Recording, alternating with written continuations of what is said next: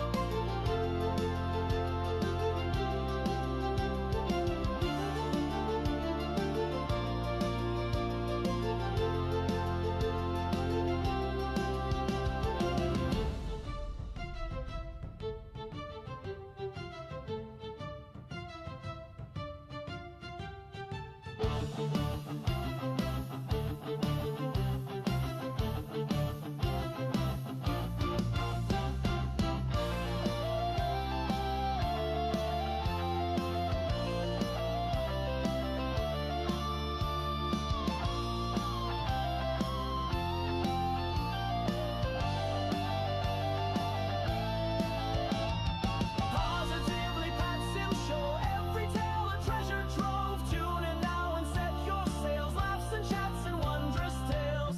We ride the waves of joy and cheer, every week we're standing here. Everyone keeps spirits high, morning sun in every eye. In every eye.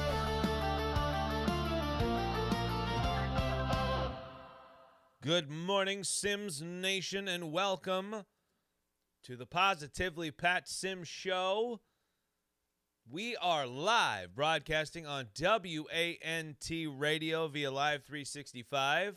Big shout out to my crew over there at WANT with Wendy and Ken. They're the ones who initially brought me on to WANT. That was over 2 years ago. June of 2023 is when we first broadcast our very first show, and it has been nothing but looking forward ever since. And my cat's scratching away on her scratching post. But we got a great show for you today because we are talking about a topic that is near and dear to my heart. And if you can't tell from my baseball jersey here that my wife lovingly got for me, was it Christmas? Why is your mic not on? I don't know. But that or your birthday. I don't remember. Try again. Hi. Yep, there you go. Sorry. Yeah. It was either that or your birthday. I think, maybe Christmas. Yeah, I think it was Christmas. I think it was. But hey, we had our technical difficulty for the day. And apparently the cord just wanted to be replugged in, and that's all that mattered. All right. That's what you get. That's what happens when you've been doing the shows long enough that you don't immediately panic when things go wrong. And I don't. And Diamond, you're knocking over my Funkos, bro. Our cat is just a terror. But ladies and gentlemen, first I want to introduce you to my co-host for this morning, my lovely wife, Kim. Good morning and welcome to the show. Good morning. With her all-new do. Oh, yes. So, Let's not forget so to like do- half of her hair is shorter than mine now. Mhm. But then I like that little swoop there in the Yeah, front. it's like all. I know people on Walt Radio can't see it, but it's all. Yeah. It's maybe about an inch long. You're happy. You like it. It is. I don't like my hair ever, no matter how it is. But yeah, the least amount of time I can spend on it as possible, the better. So I'm digging it because I don't have to do anything with it. There you go. Well, hey, you got to take the good with the bad. And the man who has the best hairdo on the show today is also joining us because he is smooth on top, people, and he is smooth on the mic. Everything about this man is smooth.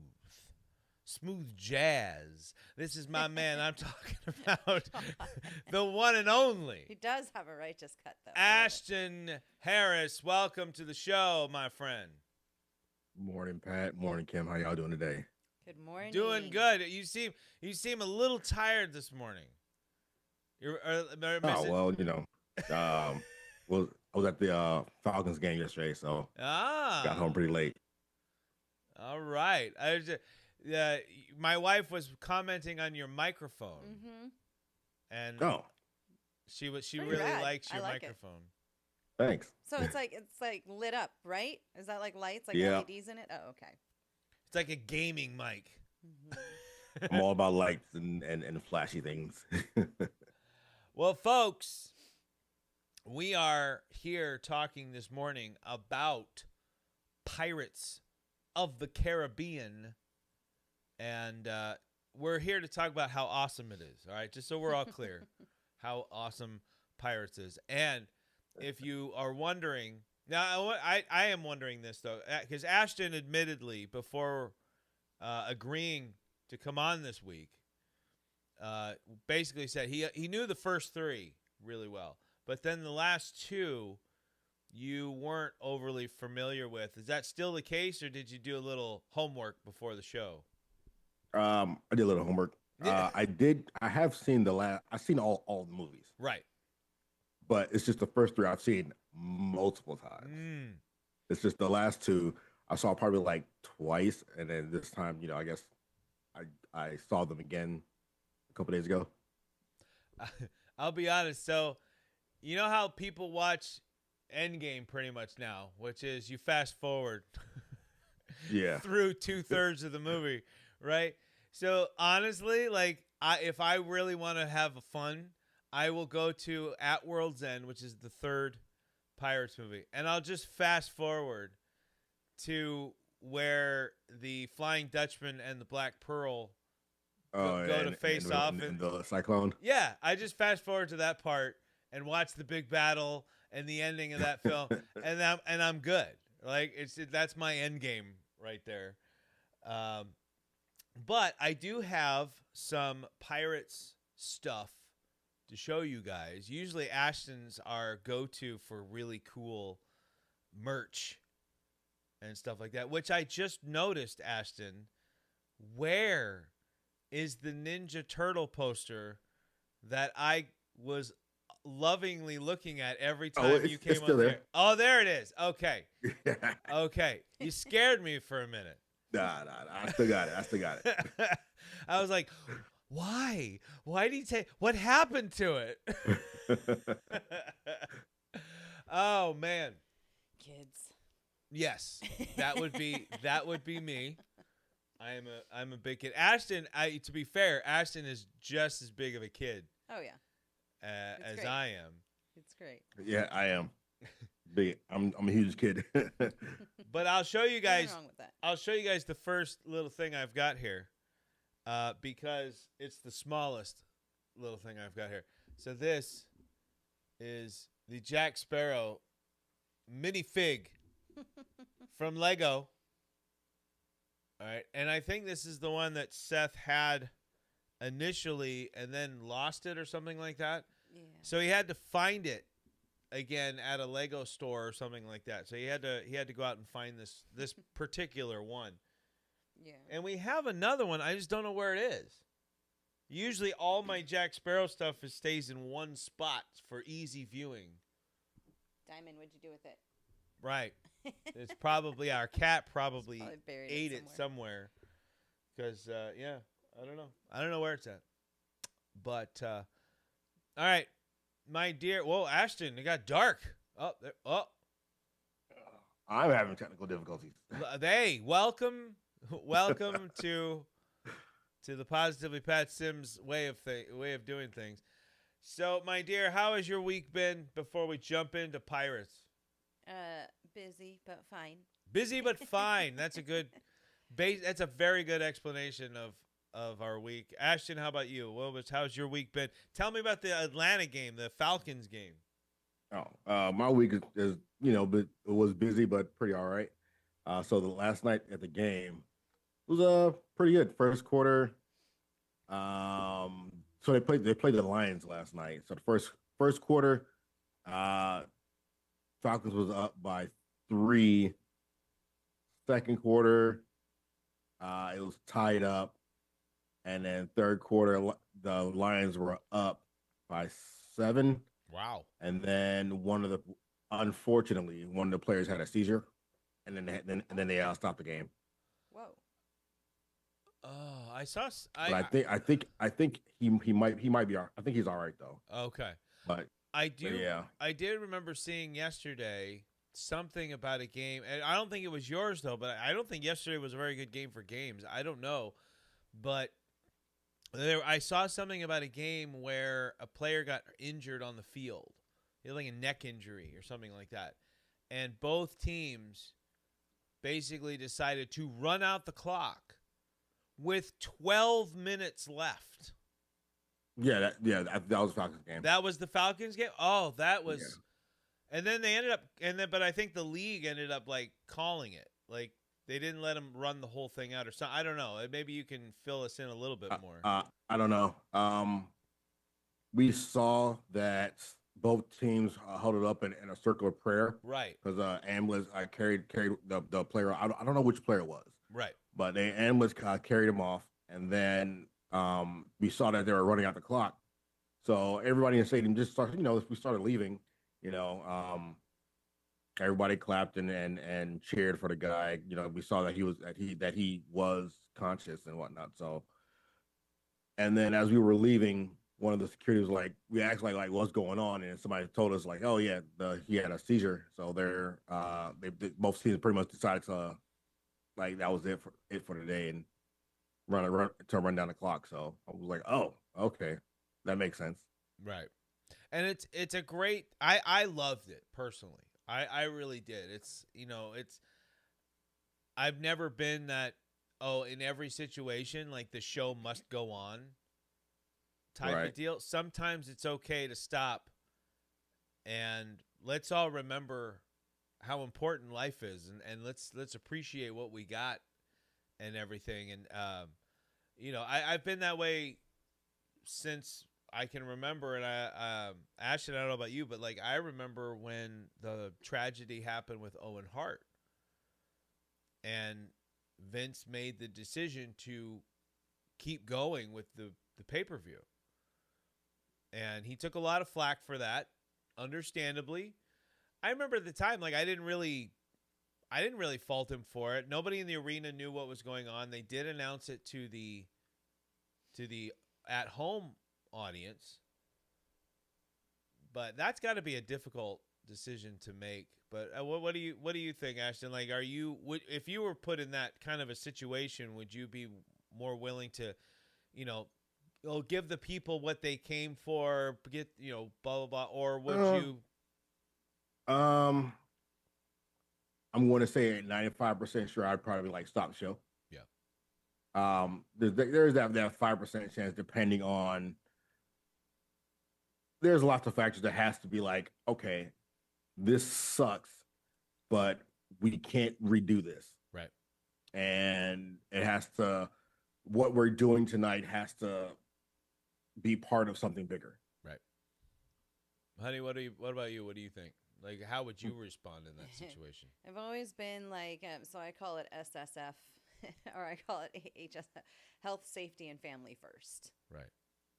So HSF is what I call it. But I mean, it's one of those where it's case by case, Right. kind of, where if it was something where he was fine, came back to and had said, hey, no, you guys need to finish the game, then cool, then that's great. But I would most definitely go the route that they did in a situation like that. Now, I like being honest about things. All right.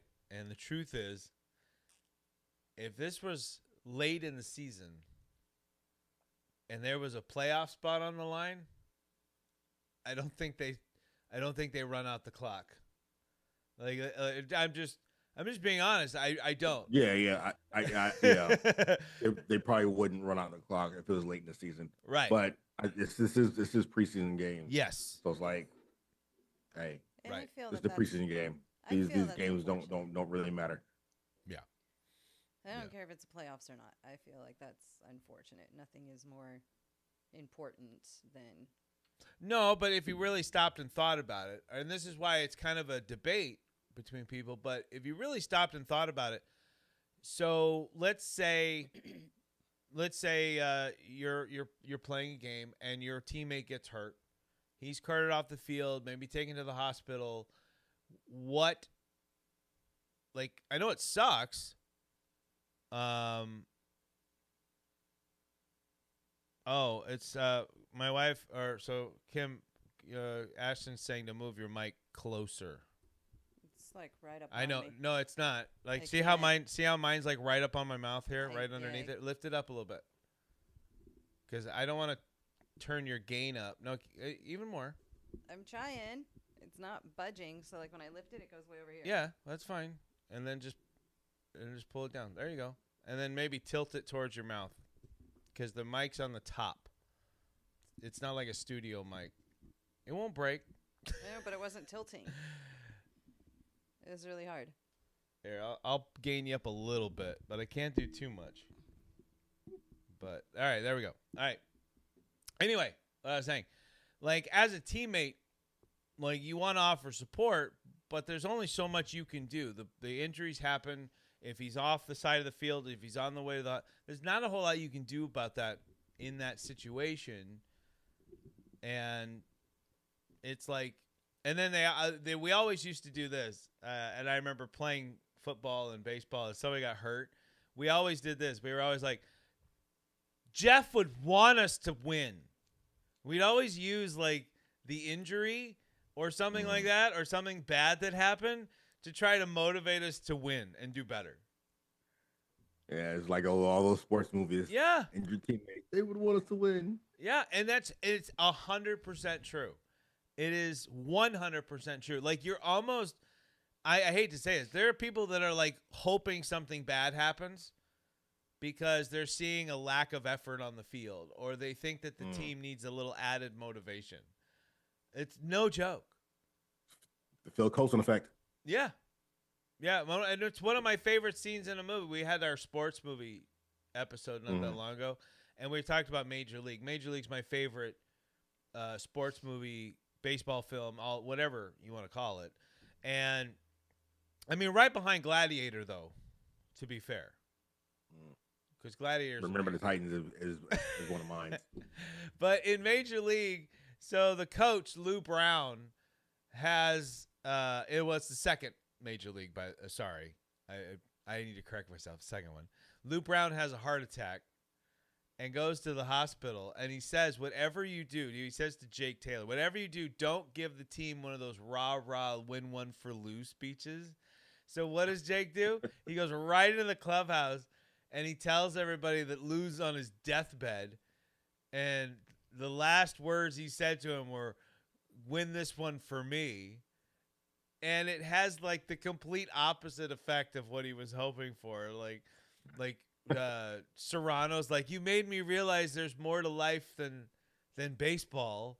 And he's like, oh, crap. I love when that kind of stuff backfires. But all right. So I got some of that stuff out of my system so that hopefully for the rest of the show, we don't go as off topic as we normally do. Oh, fat chance. Right on. I know. That's just optimistic thinking right there. It's me being positively optimistic. But I mentioned Gladiator. We've mentioned sports movies. We've talked about an actual game. We've actually thrown some wrestling in Gladiator's there. a sports movie. What's that? Gladiator's a sports movie. Batman Returns is a Christmas movie. Yeah, which makes Gladiator a sports movie. We're not having this debate today. So, besides, you've already won. Yes, I because did. like everyone Every has sided single- with you. Yep, I even talked about it at work too. Oh, I on think Monday, the and only they were like, yeah, it's considered a sport. It's a sports movie. I think the only It's just a person dramatic. that sided with me was like Seth.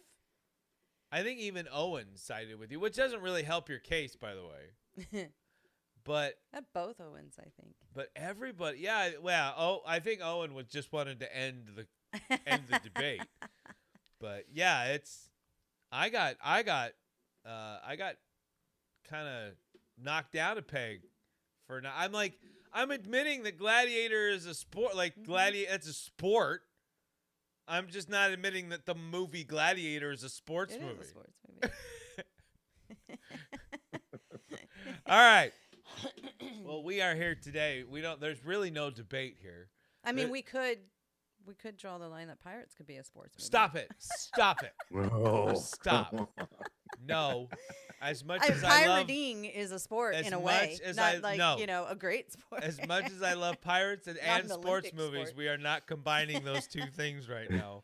I'm just saying, if ever you run out of time, which I know will never happen, I never and you run need out. a little bit more Well, no, entertainment and technically, conversation. technically, that in. I always run out of time. What I don't run out of is vocal cords, Well, I guess yeah. which I'm sure a lot of people are like, "Dang it!" Sometimes. But we have 5 movies that we can talk about today, and a Disneyland Wait, there's ride. 5 of them. Yeah. Oh, okay. Mm-hmm. Yep. We have the original Curse of the Black Pearl, the sequel Dead Man's Chest, the third in the original trilogy of At World's End, and then we've got the weird Are They Connected, Are They Not sequels, which the first one very much felt like a sequel, which was On Stranger Tides. Then you have the anomaly that is Dead Men Tell No Tales. And I'll tell you why it feels like it's very out of place. All right, when we get there. But we're going to start at the beginning. Disneyland introduced the world to Pirates of the Caribbean. And raise your hand if you thought that was going to be a movie one day. Thank you. Nobody. Yeah, no, it's really weird because you go to Universal, you've got rides based on movies. Mm-hmm. And you go to Disneyland for a while, you had some rides based on movies. You had Star Tours, you had the Indiana Jones ride. Fantasyland is essentially a bunch of rides based on movies. None of us, I think, ever thought that rides were going to be one day films or movies. As much as you might like them. There have been 2 attempts at Haunted Mansion. I didn't see a storyline in Pirates of the Caribbean that was going to be a movie, Right. let alone a trilogy. Or like maybe a comedy. Yeah, it's just, but like Pirates, essentially what the ride is. So I just want to get into what the ride is, then we'll jump into the film.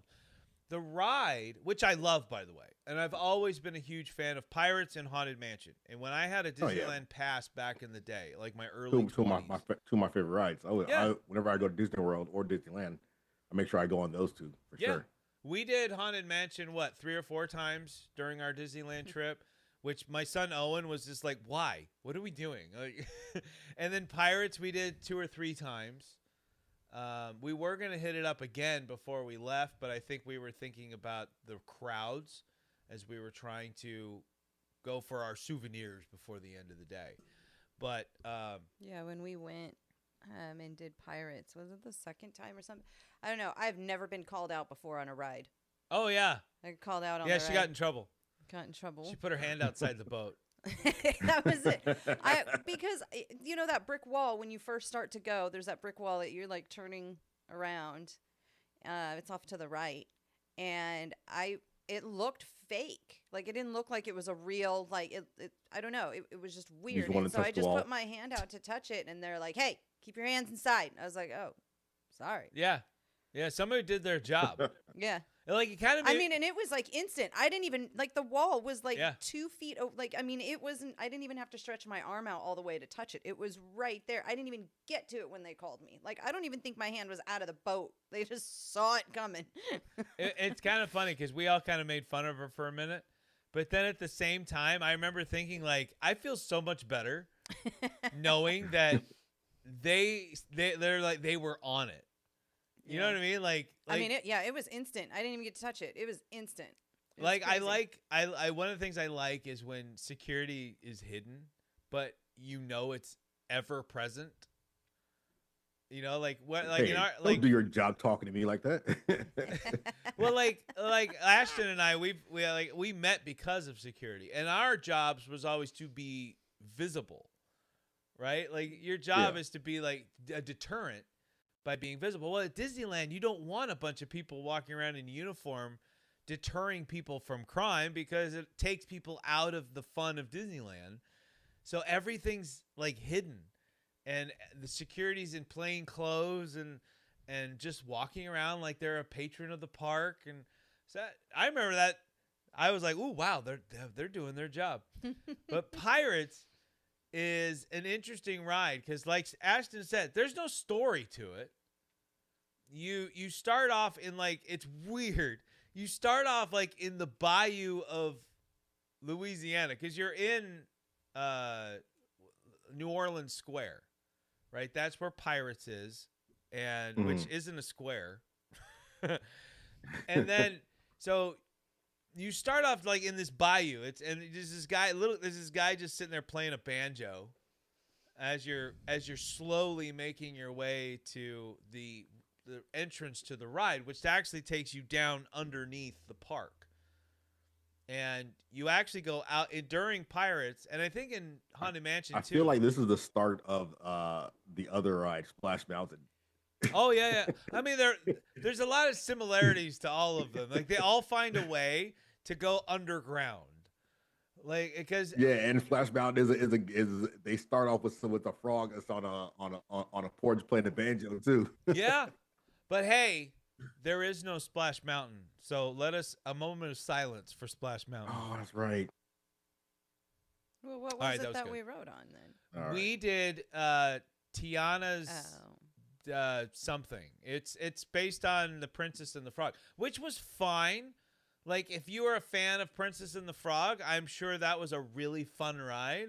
I mean, it felt the same as Splash Mountain. It was like the same ride. Just It pretty much was. They didn't change. I mean, they obviously didn't change the ride. They just changed all the animatronic characters. yeah. And the music, which I like I've seen Princess and the Frog maybe twice in my life, so I don't know the music very well.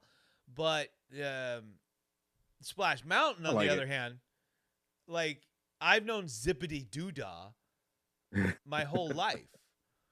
But anyway, so Pirates, you get to this opening here that where the brick wall is, and there's a skull head, the Jolly Roger looking skull head that's talking to you.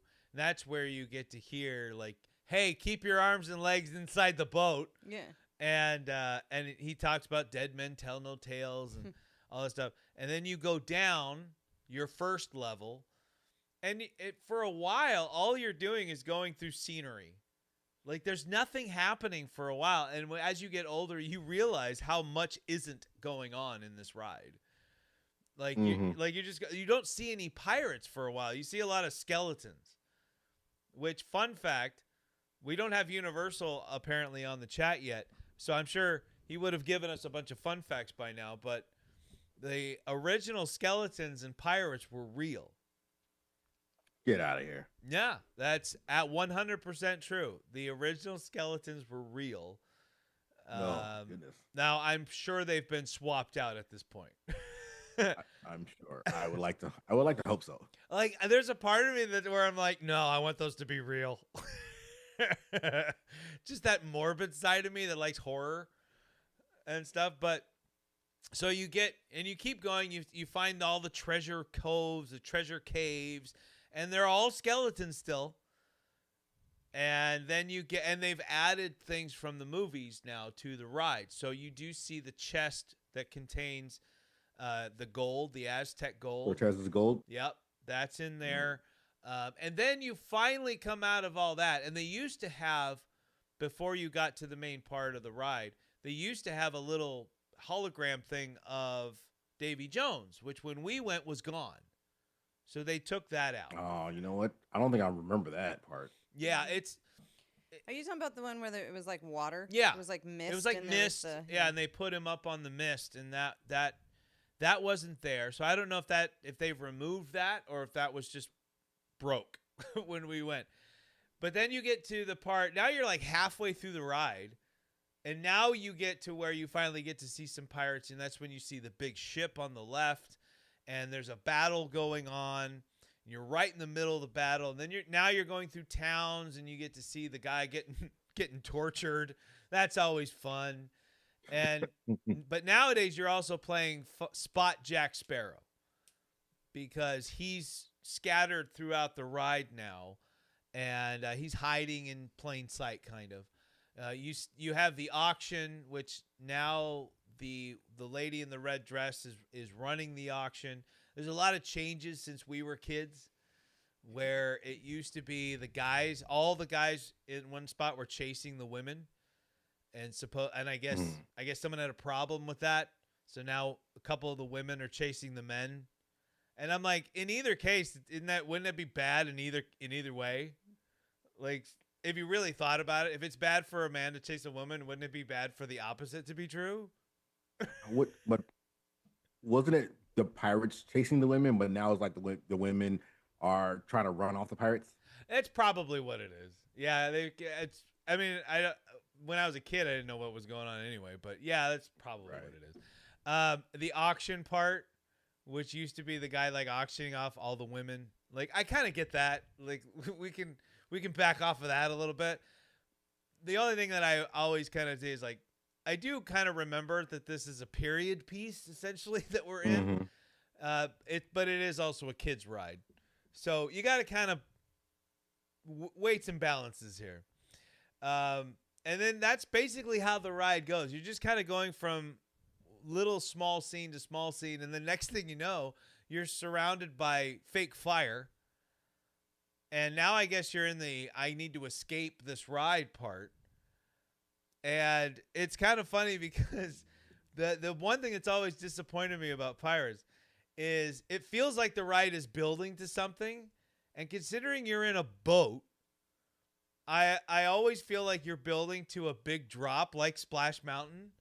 Right. And so at the end of the ride, you're going up this big ramp. And I remember every time as a kid, it faked me out because I'm thinking, here we go. Oh, yep. I think about to hold on, brace myself. Right. You get to the top and you go, bloop, bloop, and you just go around. You're done.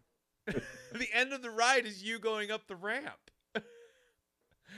Oh, it was so funny. But now the ride ends. As you're going up the ramp, you see Jack Sparrow on the left sitting in like a throne with treasure all around him. And I'm actually very happy that Jack is still there. I always thought it was a little like when the way that Disney kind of distanced themselves from Johnny for a little bit. I kind of thought, uh-oh. Thank you, Amber Heard. Yeah, Team Johnny. We're Team Johnny right here. Team Johnny. I always worried that might have effects on the ride and Jack Sparrow's inclusion in it. But Fun fact. yeah, Johnny Depp for like a good week was actually the Jack Sparrow on the ride. yes, Oh, yeah. yep, I heard something about that. Maybe I heard it from either you or Ashton. yeah. He would like call out to the people. Yeah, Yep. he was there at Disneyland. There's a really cool video too of a guy came to Pirates dressed as Jack Sparrow. And they had a kind of a A meeting. yeah. Meet up. Yeah, I mean, how cool was that's always been like something that I would love to have happen where you go to a theme park like that. Like, let's say you go to Pirates and there's freaking Johnny Depp. You know, like it's just like what like the odds of that are astronomical in the first place. So to be in that group of people that got to see that live has just got to be the biggest freaking thrill. I know. I've always wanted that to happen to me whenever I go somewhere. Yeah. I mean, like the closest that's happened is I ran into T-Pain and didn't realize it was him. Oh, really? Yeah, because I was at Dragon Con and he dressed as Leroy from Tekken, Oh. and he looked so much like Leroy that I thought he was a cosplayer. Well, technically he was cosplaying, but I thought it was a different cosplayer that's dressed as Leroy because I was like, because he doesn't sound like he does in his music and like up close. So I was like, yo, that's a pretty dope Leroy costume. He was like, oh, thanks, man, appreciate it. I was like, oh yeah, man, do your thing, and I just kept going, and then I saw a video with Xavier Woods, and I was like, oh, I know the cosplayer. I'm like, wait a minute, that was T-Pain. Like, oh. Now you did get to, and you met Xavier Woods at one of those. Yeah. I remember him the twice. picture. That was the one where you were. The first time I met him, I was dressed as Luke Cage. That's the one. That's the picture. And then I the second time I met him, he went up to my girlfriend because she had the up down championship belt. She had it on. It was my belt. I went to the bathroom, and I come back and I see him walking towards her doing the New Day Rocks clap. Oh yeah. And she looks so confused. I was like, oh, it's Xavier Woods. She's like, huh? She goes, the belt. That's his. She's like, oh. She's like, oh, this is his belt. So you want to go say hi to my boyfriend? I was like, I feel like that's a conversation we could have if my wife and I were in that same situation. Mm-hmm. Like Xavier, like I think you probably would nowadays. You'd probably be like, I know that guy from somewhere, because especially if he wears his hair the way he's been wearing it and everything. And I love, by the way, what they're doing with Weather and Morning, but. Well, I could definitely see that. The DDP Christmas party. Oh, that yeah. You went to. Like, there was a bunch of wrestlers there, and I'm like, hey, do you know that one? Like, I was just going around talking. And I'm like, hey, I just met that guy. Is that somebody? Hey, I just met that. I'm like, all right, come over here. Come over here. I think that's somebody. Come say hi. Yeah. Oh, yeah. That was like out for you. that first year we went. I remember you took that upon yourself as that was like your job. Yeah. Was to find people for me to come meet, and there was quite a few that I knew very well, and some I like kind of knew, but yeah, my favorite part was when Brian Gray came up to me, one of the other 2021 champs. He came up to me and he said, someone just said that Paul Ellering is here, and I'm like, what? Like, the party's almost over. Like, why is he now showing up? So we searched the whole party for Paul Ellering. And I literally, when we were done, turned to Brian and I said, either he came and went, or there's a lot of bald people here with goatees. Chances are someone just saw one of the bald guys with a goatee and said, hey, that looks like Paul Ellering. Oh, but Pirates, I want to know. So, Ashton, you've already mentioned that Pirates was one of your go-tos. Honey, how about you? Because, I mean, you've never been a huge Disneyland. And it's nothing wrong with that. But you've never been you're not like as big as me when it comes to Disneyland. You're not a big crowd person. What were your thoughts on Pirates, the ride? Like, did you enjoy it? Was it boring to you? Be honest. No, I liked it. Yeah? Yeah. It was, there's Pirates. I don't remember what is it, Space Mountain? Not Space Mountain. The one where you're inside and it's dark and all you see is stars. Well, now it's called Hyper Space Mountain because apparently and it's not as dark. It had anymore. ADHD before. Now it's Hyper Space. Those were my two rides. And, like, if ever I did go, those were the two that were like a must to hit up. And Ashton, I don't know if you're aware of this now that you're in Georgia, But at Disneyland, this blew my mind. For years, as a kid, Space Mountain was the closest thing we had to a Star Wars ride, right? We all pretended that Space Mountain was a Star Wars ride, right? Then Star Tours came out.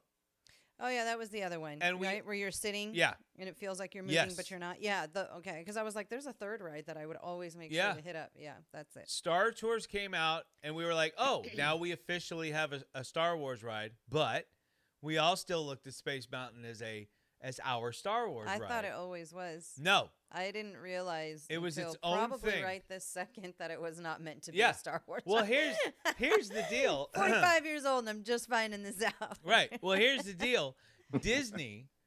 Disneyland, at some point, I had no idea, went ahead and officially made Space Mountain a Star Wars ride. Really? Yes. I had no idea. We get there, and all of a sudden I'm seeing Star Wars stuff because you wait in line, and the line everything's still the same. Everything just looks space. It just looks like sci-fi kind of, like old school sci-fi, right? Not like new. It looked like sci-fi from the 80s. And like Star Trek sci-fi. Yeah.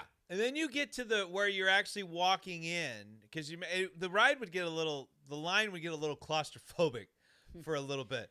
You get to that point, and all of a sudden you start seeing Star Wars stuff around, and you're like, what? And that's when you see it's Hyperspace Mountain, and you're like, wait a minute, is this legitimately a Star Wars ride? And you're like, no, I think they're just doing this because they own Star Wars now. They can do whatever they want with it. You just keep walking, and the more you walk, the more you're like, I wonder. And then you get on the ride, and you literally are in a Star Wars battle. You see X-Wings flying around you and everything, and I'm like, they did it. They did what we all thought this was supposed to be in the first place. I wonder if that's because they don't have the space to add the Star Wars area. Because in Disney World, Space Mountain, as of a couple of years ago when I went, Space Mountain was still Space Mountain, right? And they also had the Star Wars, like an entire area dedicated to Star Wars. Yeah, we have that. We have we have Galaxy's Edge. That is where I got this, where I made I made my lightsaber, and if I turn it on, it because I don't have the thing in it, so. Oh wait, Wait, where's the thing? Oh. Yeah, so that's the sound it makes. And I also got this little stand there. My wife gave us budgets that we went over. Yep. And this little stand here, I had to have it. I did. And it lights up.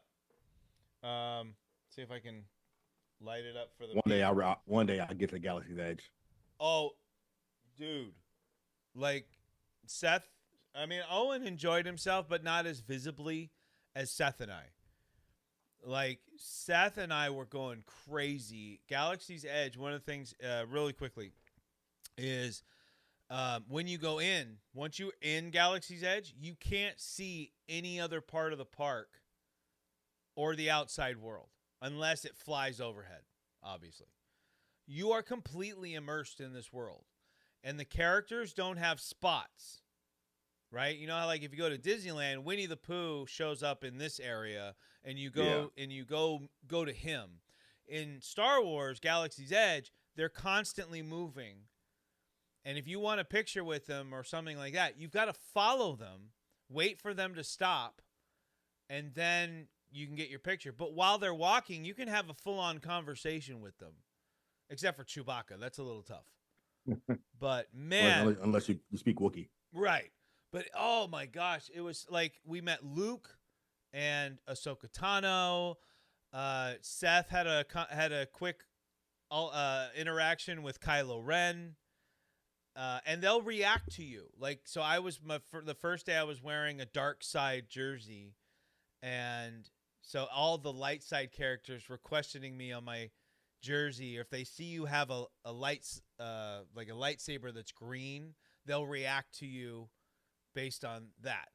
And I remember Chewbacca was reacting to my shirt and was like, he was doing the why thing. It was hilarious. Like that alone made our 3-day trip worth it. But I mean, every day was amazing for that trip. But like, I really do want to do like just one pure episode of just talking about Galaxy's Edge, because we really could, especially getting Seth on here, because it was incredible. I want to welcome to the show in the live chat our good friend Universal, our inside man, our master of all insider knowledge. Star Wars Rise of the Resistance is one of the Star Wars rides at Galaxy's Edge, and it is amazing. It's like a 20-minute experience. You think you're already doing everything, and you get to go through. You see BB-8, you see Rey, and then you're in this one room, and then you think, oh, now it's time for the ride. Nope, now it's time for the next part of the experience. And then you're on this mini ride to take you to the next part of the experience, where now you're separated into small groups to take you into the next experience. Then you finally get put onto the ride itself. And we did the ride twice. And the first time we did it, we were all blown away. Everybody, even Owen, was just like, that was, in Owen's word, that was peak. And those walkers, everyone's seen the commercials and stuff, or videos of those walkers. It does not do them justice when you're in there in real life. They're even bigger. Oh, they are incredible. And you're just really waiting. gotta go. You're just waiting for them to just move.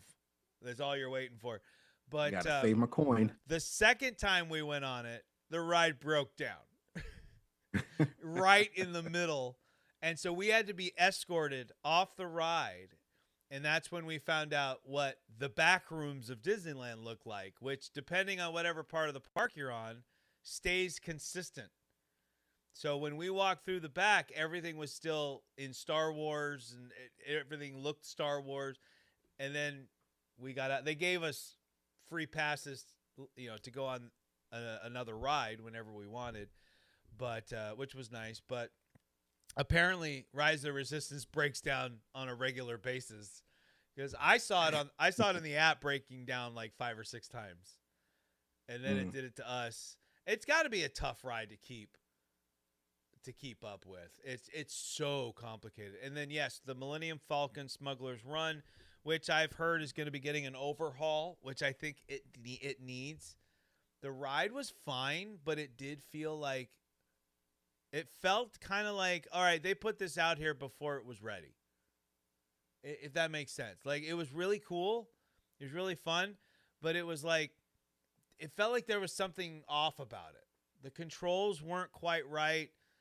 I don't know. It just felt a little weird. And I think the overhaul that they're going to do, which is going to help, it's going to make it so that every time you do it, it's different, right? Where, as opposed to being the same ride over and over.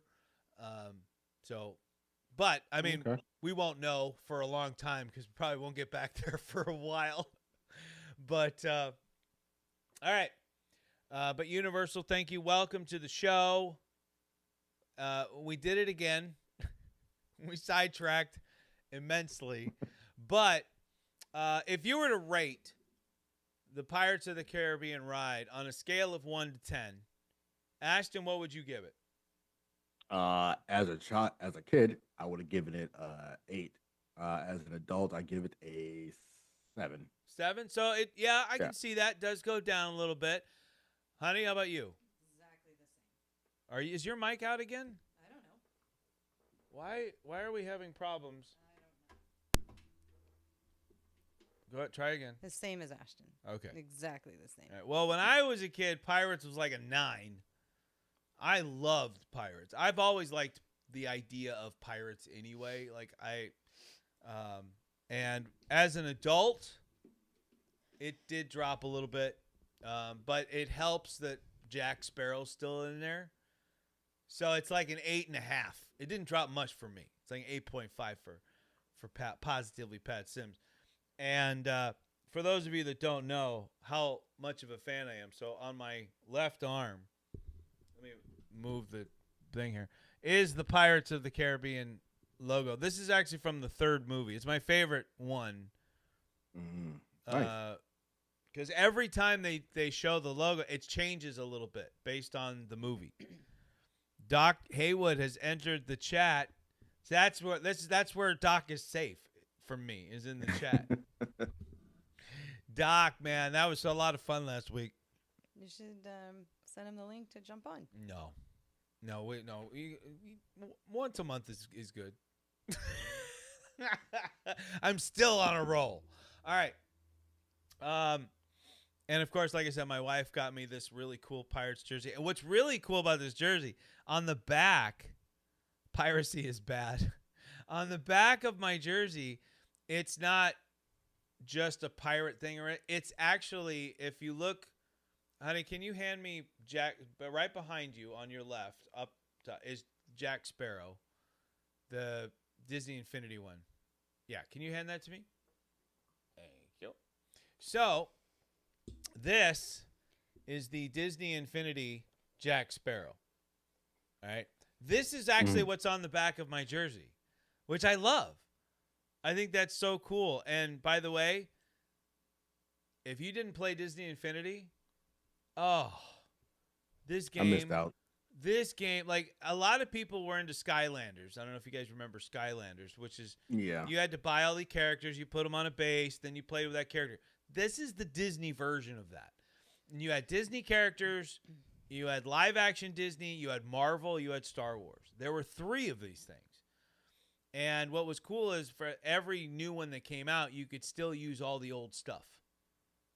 And so you could put Stitch in Avengers Tower. Like it was really cool. The whole game, and then there was a sandbox mode where you could create worlds and all this stuff. It was so much fun. I missed out. Yeah. I wanted to do it, but The Lonely I Island. don't know what stopped me. The Lonely Island song with Michael Bolton was the best thing to come out of these movies. What the heck is the Lonely Island song with Michael You don't know Bolton? the Lonely Island? No. What's the No. What is the Lonely Island song with Michael Bolton? Like, we don't do copyrighted stuff on this show anymore. So. Something else. Yeah, I have no idea. There's a group called the Lonely Island. Now, if he's talking about a song called the Lonely Island, that's something different. Well, we're gonna look this up. Hold on hold on 1 second. The Lonely Island, Michael Bolton.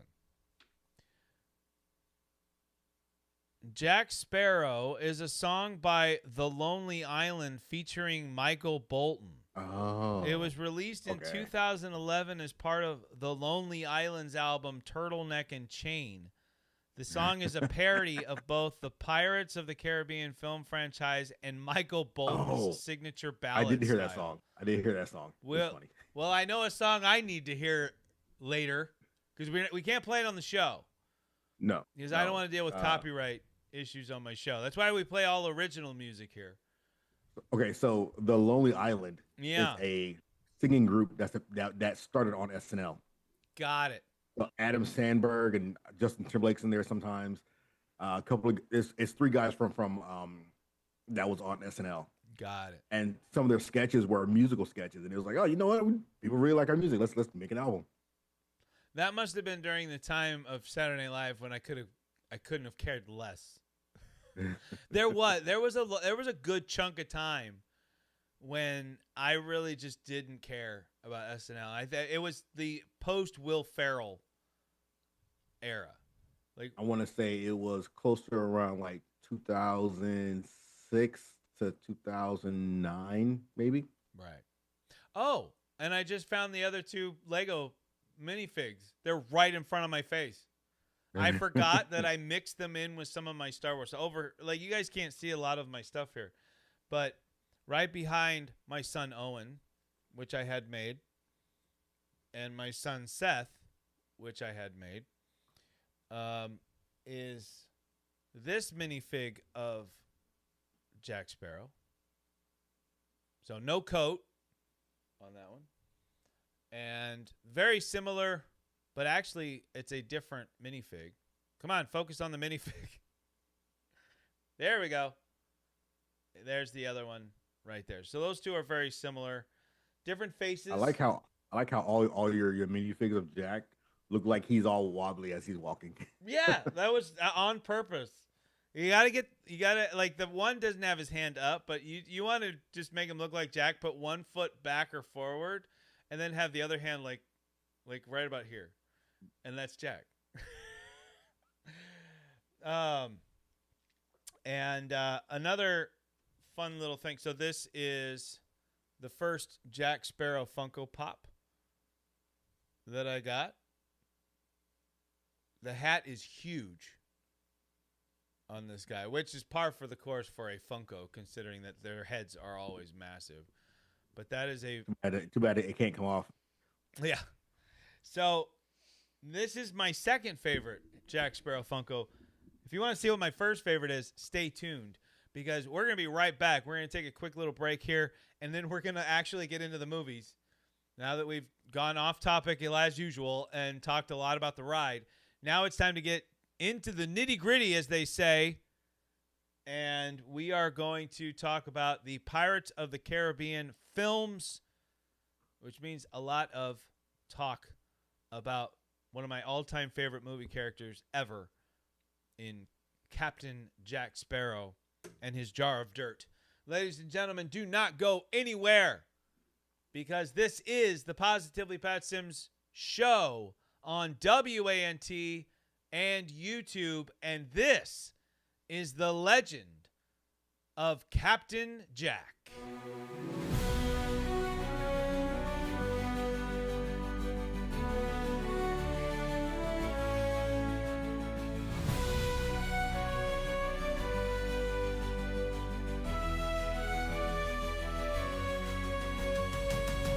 Through the mist and stormy nights, sailors' dreams in candle lights, rumor whispers on the sea, a captain wild and fancy free. Jack Sparrow's name in song and tale, across the waves where legends sail. From deepest depths, the black pearl's back, there's no one can beat Captain Jack.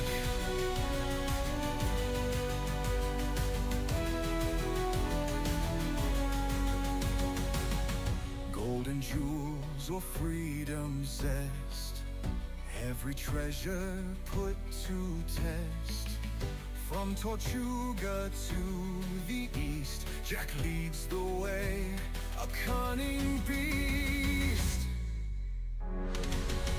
Jack Sparrow's name in song and tale, across the waves where legends sail. From deepest depths, the black pearl's back, there's no one can beat Captain Jack.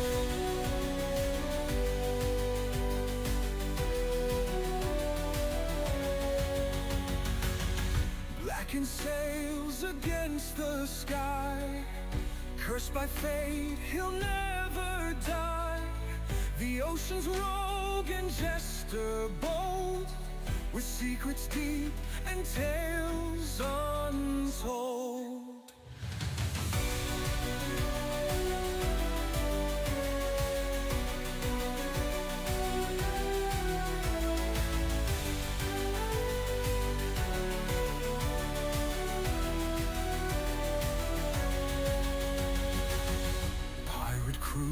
With hearts of fire, drawn to Jack's relentless pyre. Through cannon smoke and sirens wail, he charts a course that none derail.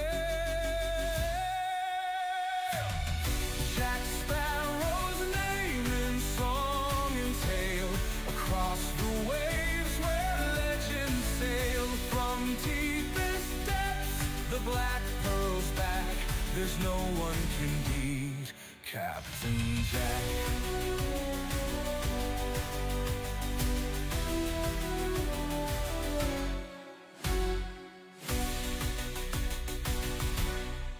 Ladies and gentlemen, welcome back. This is the Positively Pat Sim Show right here on YouTube and broadcasting live on WANT. I always feel like saying that like the New Day. WANT.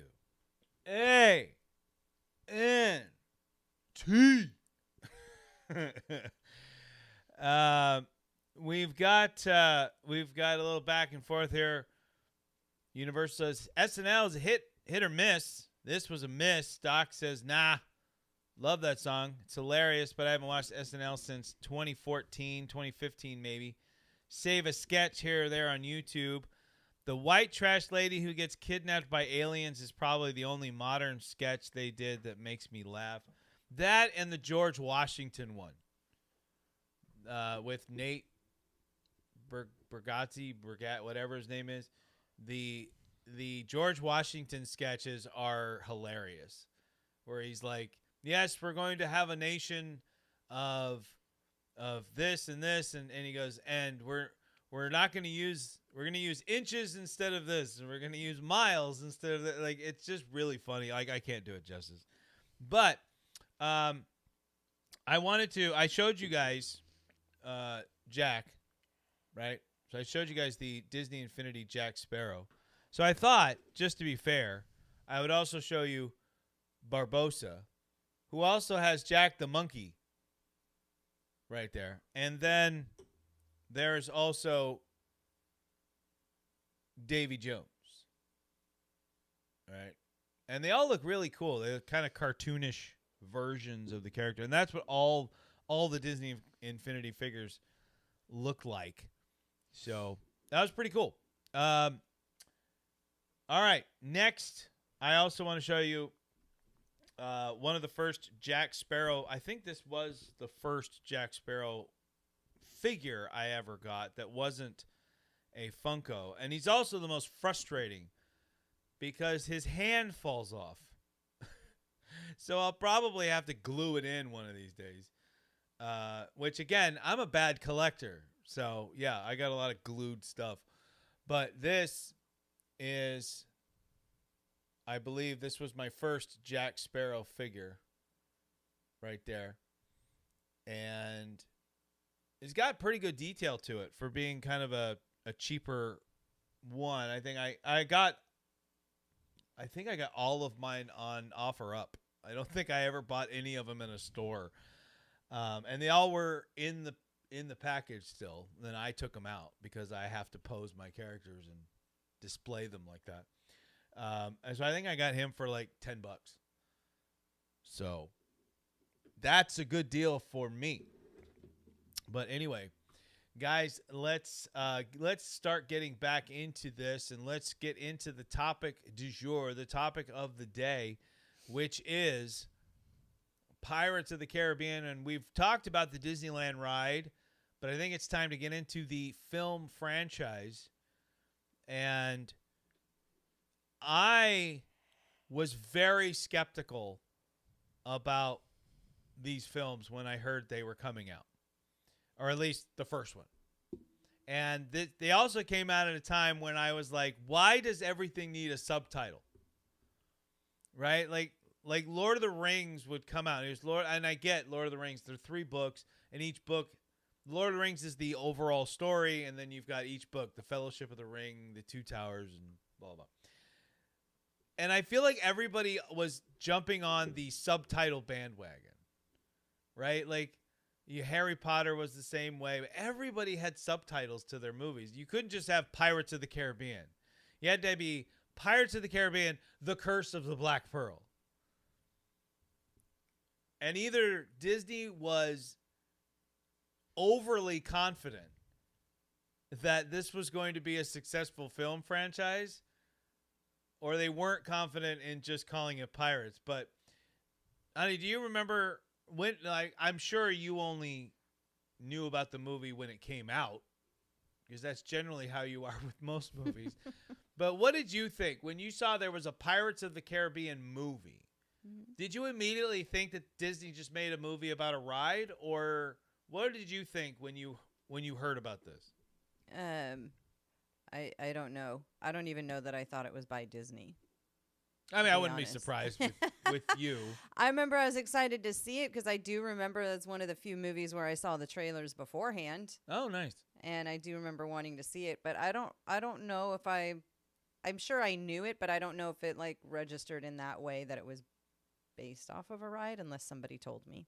You just thought this looks like a really good sports movie. No, it was a really good Pirates movie. Ashton, how about you? What were your thoughts when you saw that there was going to be a Pirates of the Caribbean movie?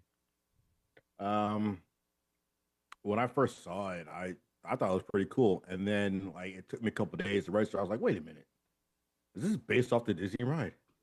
And I was like, was the Disney ride based off of something? And I was just so confused at the time. I was like, I hope it's good. It looks good. And then I saw it. I was like, oh, I gotta go see this again. It's a very good movie. I love the Pirates movies. Well, give me one second. I'm looking up something here because I want to. The ride was based on something. Well, no. I want to make sure I'm giving the right information here because I think I'm right. But I don't want to speak out of turn here. No, I don't want the attraction. I want the oops. Okay. All right. So, yeah. No, that's not right. Sometimes AI sucks. So, okay. Let me just do this. So, Pirates of the Caribbean came out in 2003. The ride or the movie? The movie. Oh. Well, no, the ride came out in like the 60s or something like that.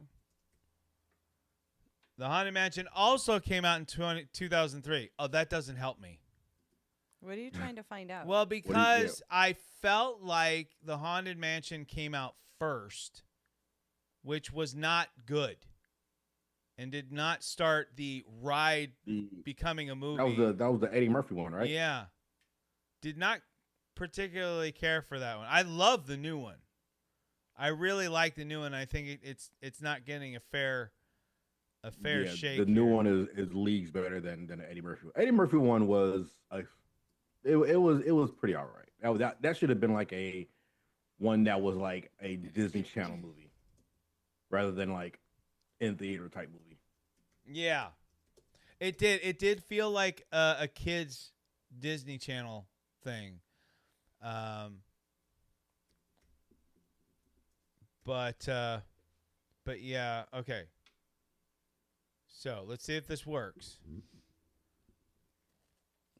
Pirates of the Caribbean was released July 2003. Haunted Man. Okay, so I was wrong. Haunted Mansion was released November of 2003. So my recollection is wrong in that particular case.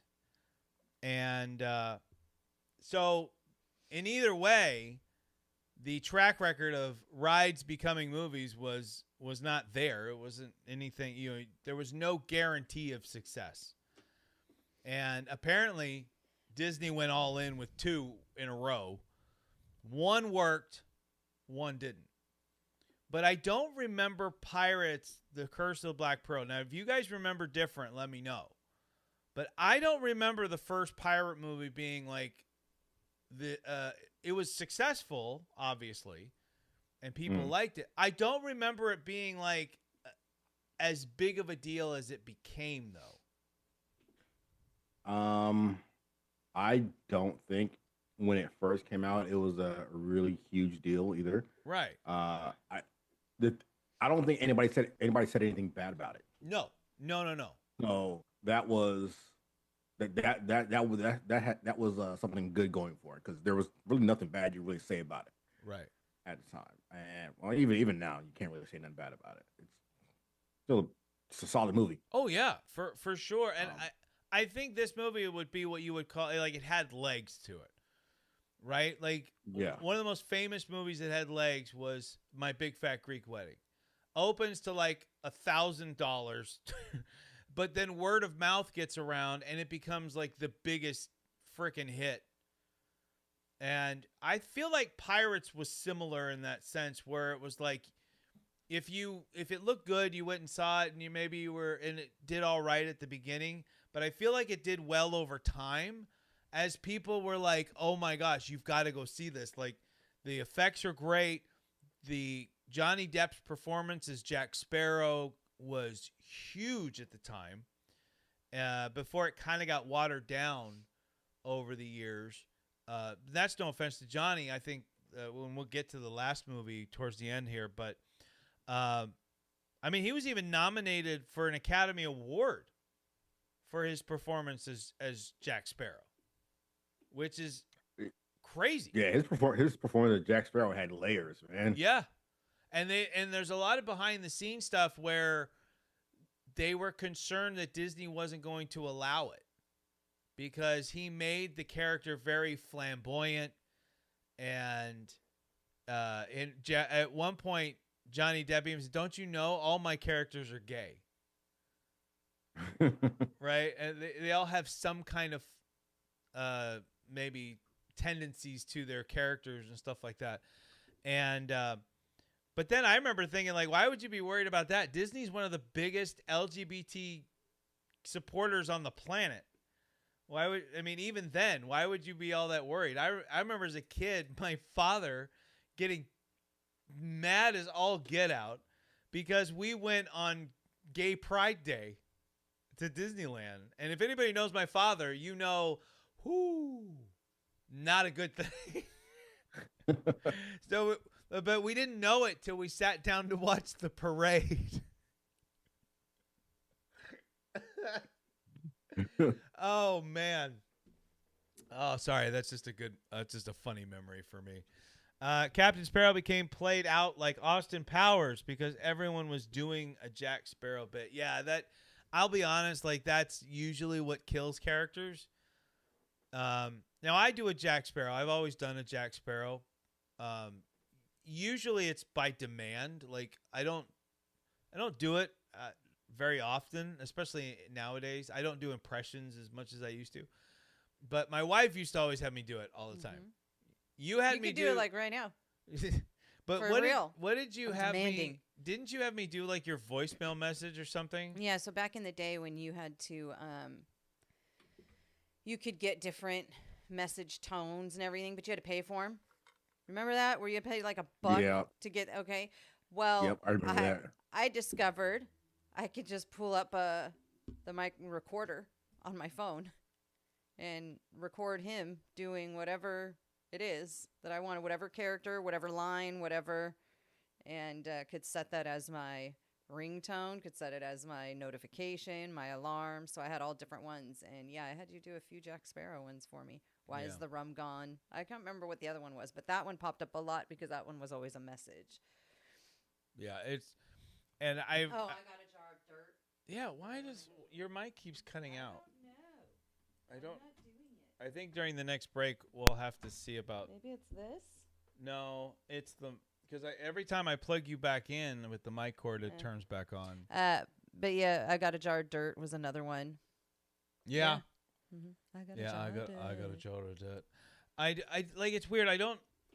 I stopped doing impressions though for a while. Like, I still don't really do them. I don't like doing impressions as much as I used to. I like just doing voices, right? Like, so I'll do a voice that sounds a little bit like Jack Sparrow, but I don't do the impression. Well, anymore. but you do need to jump on that train just for a hot minute because I do need the recordings again for my notifications. I'll do that for you. Yeah. But I'll need to I'll need to work on it though again, because if I did did it perfect, I just need if I did it right now, it wouldn't sound a right. one line for my notifications again. Like I'm sitting here thinking, like, in my head, like, okay, if I do it, how do I do it? Because you got to get gravelly a little bit. Just do it. You just be like, I got a my jar of voice timbre is fine for Jack, but then you know me, I also have to be like, I have to do that is the true. movement. Yeah, right? anytime I would have him record the voices, I had to give him a heads up. It wasn't like, hey, can you do this real quick? It was like, hey, this is what I want, and then it would be the next day. Right, yeah, because I Because had he to would get have into to character. stand up, and he would do the walk while doing it, and I would follow him while recording. Like it was like Sometimes when it comes to doing voices, you got to put the whole body yeah, into he it. would do Yeah. the whole character Well, we talked about of that. anyone that he was impersonating. Like, she got a kick out of when I did my old lady voice, and she'd like watch my face morph Oh yeah. because I don't just do an old like I'll get all deep into the old lady voice like this, and so yeah, it's And funny. if you do like a very flamboyant one, he walks around Oh, very, stop very it. flamboyantly. Stop yeah. it, which is the same as And Jack same Sparrow. with like when you do like your Native American That's my voice. favorite. Your That's my Native f- that is American my voice, he gets favorite like voice more to do. stern. His body gets more Yeah, stern you and get stiff. You just It's crazy. Like his whole I watched his the whole eagle body fly changes. over the Great Plains of the Western Serengeti, like whatever. I don't know. I'm just making, but that's. I love that style of. I love it. And Ashton, you would have gotten a kick. So last night we did our honest review of the 1991 Royal Rumble, and I did my impression of not an impression of Sergeant Slaughter, but of his cadence. Do you remember how mind-numbingly tedious Sergeant Slaughter's promos were? No. You don't? Uh-uh. Oh my gosh. You have to go relive them for just a moment because he would take 30 seconds of promo and turn it into 5 minutes. He was worse than William Shatner. He was like, Hulk Hogan, I remember am now. coming for I remember now. you. That's half the sentence. And that felt like an eternity. Yeah, I remember now. Yeah. And I thought I blocked it out of my mind. And a viewer requested that particular Royal Rumble, which is filled to the brim with Sergeant Slaughter. Not one interview, 2 interviews in one pay-per-view, plus a Slaughter match. I feel like Sergeant Slaughter tried to do a rendition of Randy Savage. I don't know what he was thinking. I really don't. Like, I'm like, is this like is he trying to be? Is that his way of being a heel? Get you to hate him by making his promos last forever. That's all I can think of. But all right, guys. So Pirates, the Curse of the Black Pearl, basically takes us through the beginning. We get to see the Black Pearl sailing away off in the distance. It's a weird beginning because we meet a character that's going to be in every Pirates movie. And for whatever reason, I'm having a brain fart moment, and I'm not able to think of his name. William Turner? No. Well, we do meet Will. And Will does not appear on Stranger Tides. We do meet Elizabeth as a young child. So who are you talking about? I'm talking about Jack What's the Sparrow's character? kind of right-hand man throughout the rest of the series. Oh, Barbosa? like he's like No. Smitty or whatever. Oh, He's like Mr. Gibbs. Smee. Gibbs. Yeah, Gibbs. Joshua Gibbs. He reminds me of like Smee. Yeah. From He's Apart kind of from- he's from the kind of Peter like Pan. Shmee. Yeah. So Gibbs is introduced as being a part of the crew of this ship, and he's complaining about pirates and how women are bad luck and blah blah blah. But then we later he's just a pirate. And he's all they play him off like he's always been a pirate. Like he's known Jack Sparrow for years, and I'm like, well, wait, I'm a little confused here about why he's in this opening scene then. And then it's really creepy when you think about Commodore Norrington. He would become Commodore Norrington. He looks 30 in the opening of this film. Yeah. Elizabeth is like 9. And then we fast forward to 10 years, and now 10, 15 Norrington, years, something like that. right? And Norrington is now going to propose to Elizabeth. How long has he had a thing for Elizabeth? Just really creepy stuff if you really stopped and thought about some of the aspects of this first movie. And the other funny part is the wigs. You know, like back in the day, a lot of the upper echelon guys, a lot of the upper class guys wore wigs. I don't know why it's like. So at the beginning of the film, Elizabeth's dad is wearing a brown wig, and then the next time we see him, he's wearing a gray white wig, as if his wig aged. He aged. Yeah, he has to age. Like nowadays, nobody would do that. Nowadays, they'd be like, "Oh, I'm no, it's still brown." We would not add gray on purpose. But like, does that? I would love to know if that was common. Like, did they like add gray to their wigs as they got older? I think they just had. I think they just had like gray and white ones. Because if you look like even like history books and everything, they did. They all had like. Well, white. we all know those are accurate. Well, I'm just saying, like they did. Like they were all. White well, no, wigs. I know. Like we all knew the white ones, which is why watching him wear the brown one was a little weird. But like my thought was always like, if you had a brown one, why would you switch to white? Maybe that was actually his hair. He did that on and purpose. then he just like, well, I lost my hair. Got to use a wig now. That would be funny. Like if the lore of that. Many actors were considered to play the role of Jack Sparrow: Matthew McConaughey, Christopher Walken, Hugh Jackman, Michael Keaton, Jim Carrey, and Cary Elwes. The first choice for Barbosa's character was Robert De Niro. Yeah, I heard. De Niro turned it down because he thought it would bomb. Thank you, Robert. I don't think I'd want to see Robert as Barbosa. Yeah, I don't think that's the role for him. And honestly, like, think what you want about anybody. Like, a Jack Sparrow as any of those other guys, I'm not saying it wouldn't have worked, but it would not be the iconic character it is today without what Johnny Depp did to it and did for it. Yeah. Absolutely love the character. The closest I would say might be Jim Carrey. No. But I think he might have taken it a little too comedic. No. Yeah. Yeah, it would. He would have been a little over the top comedic with it. Yeah. Pet detective. Right.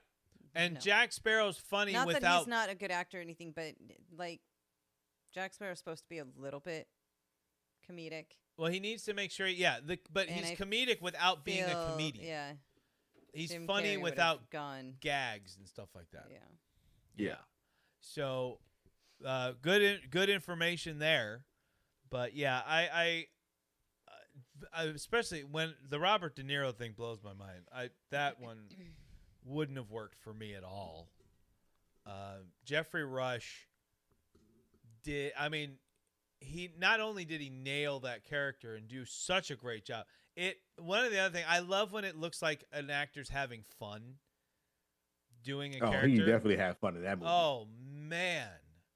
And I mean, he gets one of the best moments ever in film.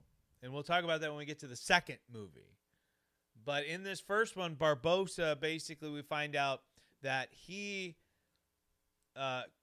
mutinied against Jack Sparrow. The crew joined up with Barbosa, except for one, which was Bootstrap Bill Turner. And again, here's where some of the logic gets a little iffy. I think Will. I think Bill Turner. He mutinied with them, but he regretted it. Right. That's right. He did. It was Mr. Gibbs Mr. Gibbs was the only one who didn't mutiny against Jack. Yeah. So, but because he felt guilty and wrong about it all, they tied him to a cannon or whatever and sunk him to the bottom of the ocean. And in the movie, they make you think like that killed him, but we know that it didn't.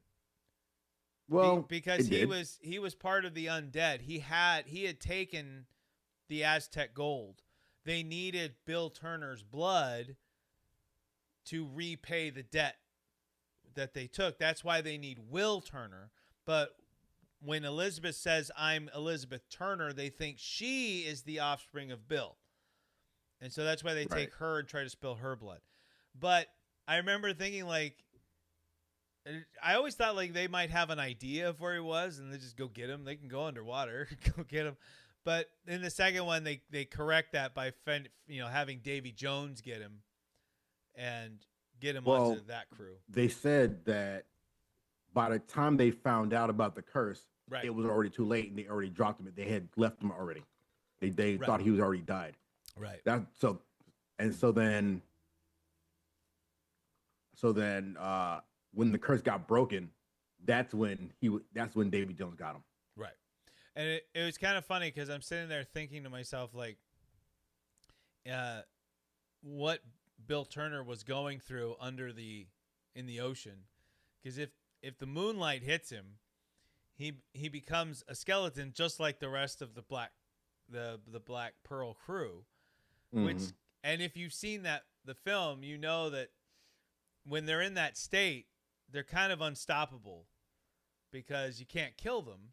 So I was thinking, like, why not just, like, break his foot off and just go back to the surface? I mean, I get that you're in the middle of the ocean, but you're undead. Just, wait for another ship or swim or whatever you got to do. I don't know. There was a lot of, like, little things that when I first saw the movie, I was, like, poking holes at. I wasn't a huge fan right away. This was another, like, Man of Steel. I like this. I like the film a lot, and I love Jack Sparrow right away. But there was a lot of things where I'm like, poke, poke, poke, poke. It wasn't until Dead Man's Chest came out when I finally just went, you know what? Just shut up and just enjoy the movies. Don't think too much. But my brain doesn't work that way. Orlando Bloom was asked to read for the role of Will Turner after his friend Jeffrey Rush asked him to. Orlando wasn't even on their list. Brian Cox was their choice for the governor, but Brian didn't want to work with Depp. So, interesting. The guys they ended up getting all worked out very, very well. I think they got Orlando Bloom at just the right time. Yeah. He hadn't exploded yet. And sometimes in Hollywood, timing is everything. Same thing happened with 12 Monkeys. They got Brad Pitt before he exploded onto the scene, and it was fantastic. But when we find out that the crew of the Black Pearl are cursed, it's one of those really memorable moments. And Barbosa gets some amazing lines. He's like, I'm trying to think exactly how he says the line when he's like something about a nightmare or whatever. He's like, you don't have to do it. You're in one or whatever. And it's early, so my brain isn't 100% functioning at the moment. But really, really cool visual when you see that, because when you first see the film, it's a little shocking when that happens because you're not expecting it. You are kind of wondering, like, like the one guy gets hit with an axe in the back by Will Turner, and then the next scene he's, hi, I'm still here, and you're like, why? Yeah. But it still kind of came out of nowhere that, they're undead. They're cursed men. And the idea that they can't taste anything anymore. They can't taste, they can't feel. Yeah. All their senses are gone. It's pretty, it's really intense when you think about it. That's why I've always said that immortality was like, people want immortality. I would never want that ever. That's like my fear is to live forever. Oh, yeah. But obviously, the big climax of the film is the big fight. You've got the Commodore's men, and you've got Jack Sparrow, Will, Elizabeth, all against Barbosa and his men, as Jack's kind of plans start to take shape, where Jack tricks them and he becomes one of them, one of the undead. Really cool. To look back at 2003 visual effects sometimes and then look at today's stuff. Like we've talked about this It on the still holds show. up. It's amazing when to watch Barbosa and Jack fight, and they're going through moonlight and out of it, and switching flawlessly through the whole thing. Looks incredible. There's stuff that they'll put out today where I'm like, oh, that looks horrible. What was the budget on that one? Yeah, sometimes, man. Sometimes you can, well, as an artist, and I've always looked at animation and visual effects in a way of like, there's, depending on the artistic direction you're going, the animation is going to make things look worse. Right. And when you try to make things look too real, it makes it look worse because of what it's in. But with this movie, it had the right amount of realism and animation or cartooniness to it, where it just worked just fine. And I think movies now are trying to they're trying to be way too perfect, way too real. And I always look back, and whenever I watch this movie, this one always holds up for me. So I have one recommendation. Can we stop with the CGI babies? Well, some of them, there's quite a few of them I didn't even know were. You keep saying that they are, and there's still some of them where I'm like, is it though? Well, recently we've gotten some what they like to call the uncanny valley happening big time. Now, yes, there are certain moments where the CGI baby does not look, it looks fine. It's usually when we focus in on a clearly CGI face that it all falls apart. Or they give it movements that just don't feel like they're trying to make it look natural, but it doesn't feel natural. And the Squid Game, the latest season of Squid Game did it. And my son he loved pointing out CGI baby. And yes, the Flash with the scene with all the babies falling and all that stuff. Well, yeah, I mean, that's obvious. That was pretty bad. And it's funny because we've talked about that. I like the movie. I think the Flash has more heart in it than you were expecting, and it's a very emotional film. It's just wasn't made very well. The special effects in it were bad. The suits actually weren't very good, other than Michael Keaton's.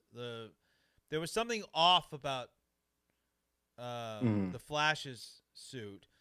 Batman's suit in the previews, I thought, oh wow, we're getting the gray and blue, and then you see it up close, and you're like, ew.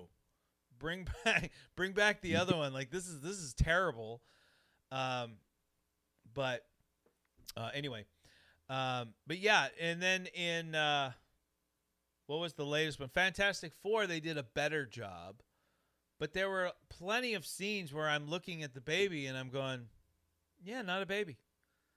And I appreciate the fact that we don't need babies on a set all the time.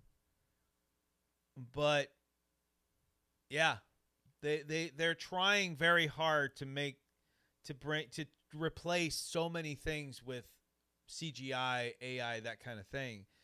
And unfortunately, babies I think Twilight had the worst ever though. Didn't Twilight have a CGI baby? I've never seen any. I've never seen a Twilight, but I have seen this ugly freaking baby. So if it's not CGI, my apologies to the parents. But I believe that has to be a fake CGI baby because it was horrible. Absolutely a nightmare-inducing baby. Right. I think CGI should only be implemented where things can't be practical. Right. I think there's so many ways to have practical effects, right? Like right there. Yeah. It'll be just fine. Touch it up with like CGI, but don't create an entire CGI thing. Right. Or if it was like you had like you said with a baby, it's like you just CGI the face. I'm like, nah, don't do that. Right. And have the baby there, and then just whatever it does, whatever you need to do. Just that's the shot you take. And there's charm to practical effects as well. Like the original Star Wars films, the first 3, those were all practical effects. They were all done practically. I mean, you can maybe say the Emperor's lightning, but even that, I mean, it's, you know, the ships were all legitimately there. They were models, and you shot them like one swoop at a time. And the magic was in editing it together to make it look like it was in a dogfight in space, right? I get that sometimes CGI can make that a little bit easier for a director because you can literally do your pre-visualization on the computer and then just take what you did in previs and just transfer that into the CGI, the special effect itself. So I understand where that, you know, and the evolution of filmmaking, but like I remember thinking about Galactus in Fantastic Four. Now, I'm not saying Galactus doesn't look awesome in the new Fantastic Four movie because he does. He looks amazing. He looks amazing. But I remember thinking there's a real actor there, and I'm sure he did some motion capture stuff and provided the voice. His face is the actual, looks like the actor. I wonder if we could have pulled off in 2025 having him actually there. He was there. But I mean, like putting him He was wearing the suit. Was he really? Yes, Oh, that was wow. an actual I suit didn't that know they that. made. Because Yeah, so like they touched it up with visual effects, but Oh. that suit, the actor was actually wearing that Galactus suit. Well, I like being wrong in that case. I really do, because like all I ever see is green screen and guys wearing suits with balls all over them. And It's kind of like how the Iron Man suits are. Yeah. Where Robert has like half of it on, right. and then they'll CGI like other parts of it. But with the Galactus one, they actually created an entire suit for him to wear because what they wanted to do for the scale of him, for how large he was, they wanted to make sure that they had all the details there. Right. Yeah. So the and easiest then, way yeah. to do it was to actually just make the suit. Well, then, man, they did an amazing job. Galactus was epic. I loved Galactus, and I like the fact he wasn't he didn't come across as a mindless monster. He was intelligent. He had a focus. He knew what he was there to do, but not at the expense of like Reed's plan. Like Reed had a setup that he was trying to get him to go to, and you think he's about to step into it, and he's like, oh no, this is a trap. So I was like, I like that. Smart like Jack. What's that? Smart like Jack. Yeah. There you go. So my dear, my love, not you, Ashton, Kim. I have to make sure that's clear, because I could say I know. I could say it to either one of them. But as Ashton and I obviously are a bit more into this kind of thing, we look for certain things and we critique certain things a bit different. You're more of like my general audience, the person that really has no idea what CGI stands for, what it is, how it's implemented for the most part. You just want to see a movie and be entertained, right? Mm-hmm. You're not really into a lot of the outside or why is it called CGI? Isn't it like computer graphic something? Computer generated image. Yeah. Oh. Yeah. Okay. A KG. What it was computer graphic.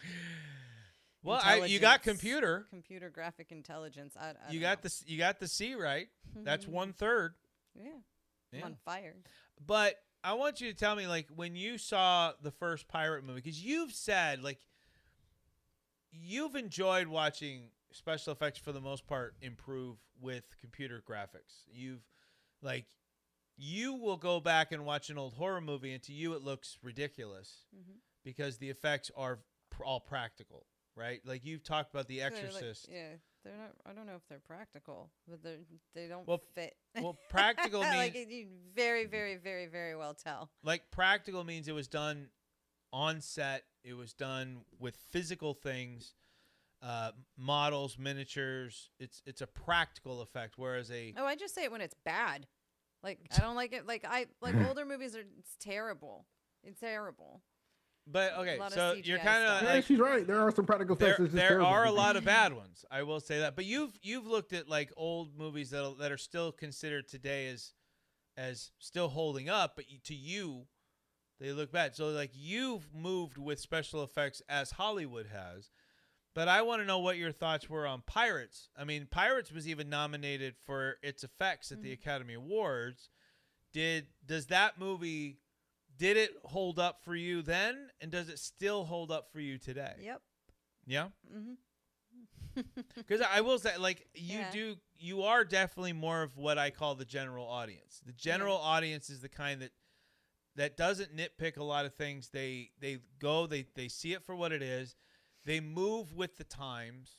So as special effects go on, they tend to say, "Oh, this is better," because it almost like you're told this is better. So that becomes better.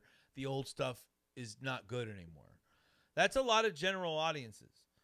Whereas a lot of like cinephiles or people that really like film, they like CGI. It's not that they don't, but it has to be used properly. And you have to. We also respect the guys that do it, so we want them treated well. We don't want to hear that they're put under the gun that like Marvel had been doing, and forced to work. Get it long out there. hours. Get it Right. out there. We like quality over the quantity, Yes. and we tend to look back at like the original Star Wars. We'll look back at that and we'll be a bit more forgiving of some of the issues that come with practical effects, which is harder now considering that the only versions of the Star Wars films you can watch nowadays are the touched up, digitally enhanced, altered versions of Star Wars. And for those of you that want the theatrical versions to be released, I'm sorry, but that's part of the deal with Disney, as I understand it, is that those will never be seen again. The versions you get on Disney Plus right now, those are George Lucas's definitive versions, and that's the only version he wants out. So part of the deal in buying Lucasfilm was that those were the Star Wars films that would be shown. So might be barking up the wrong tree on trying to get that done. Director John Watts told other Spider-Man makers that CGI swinging is better than practical swinging.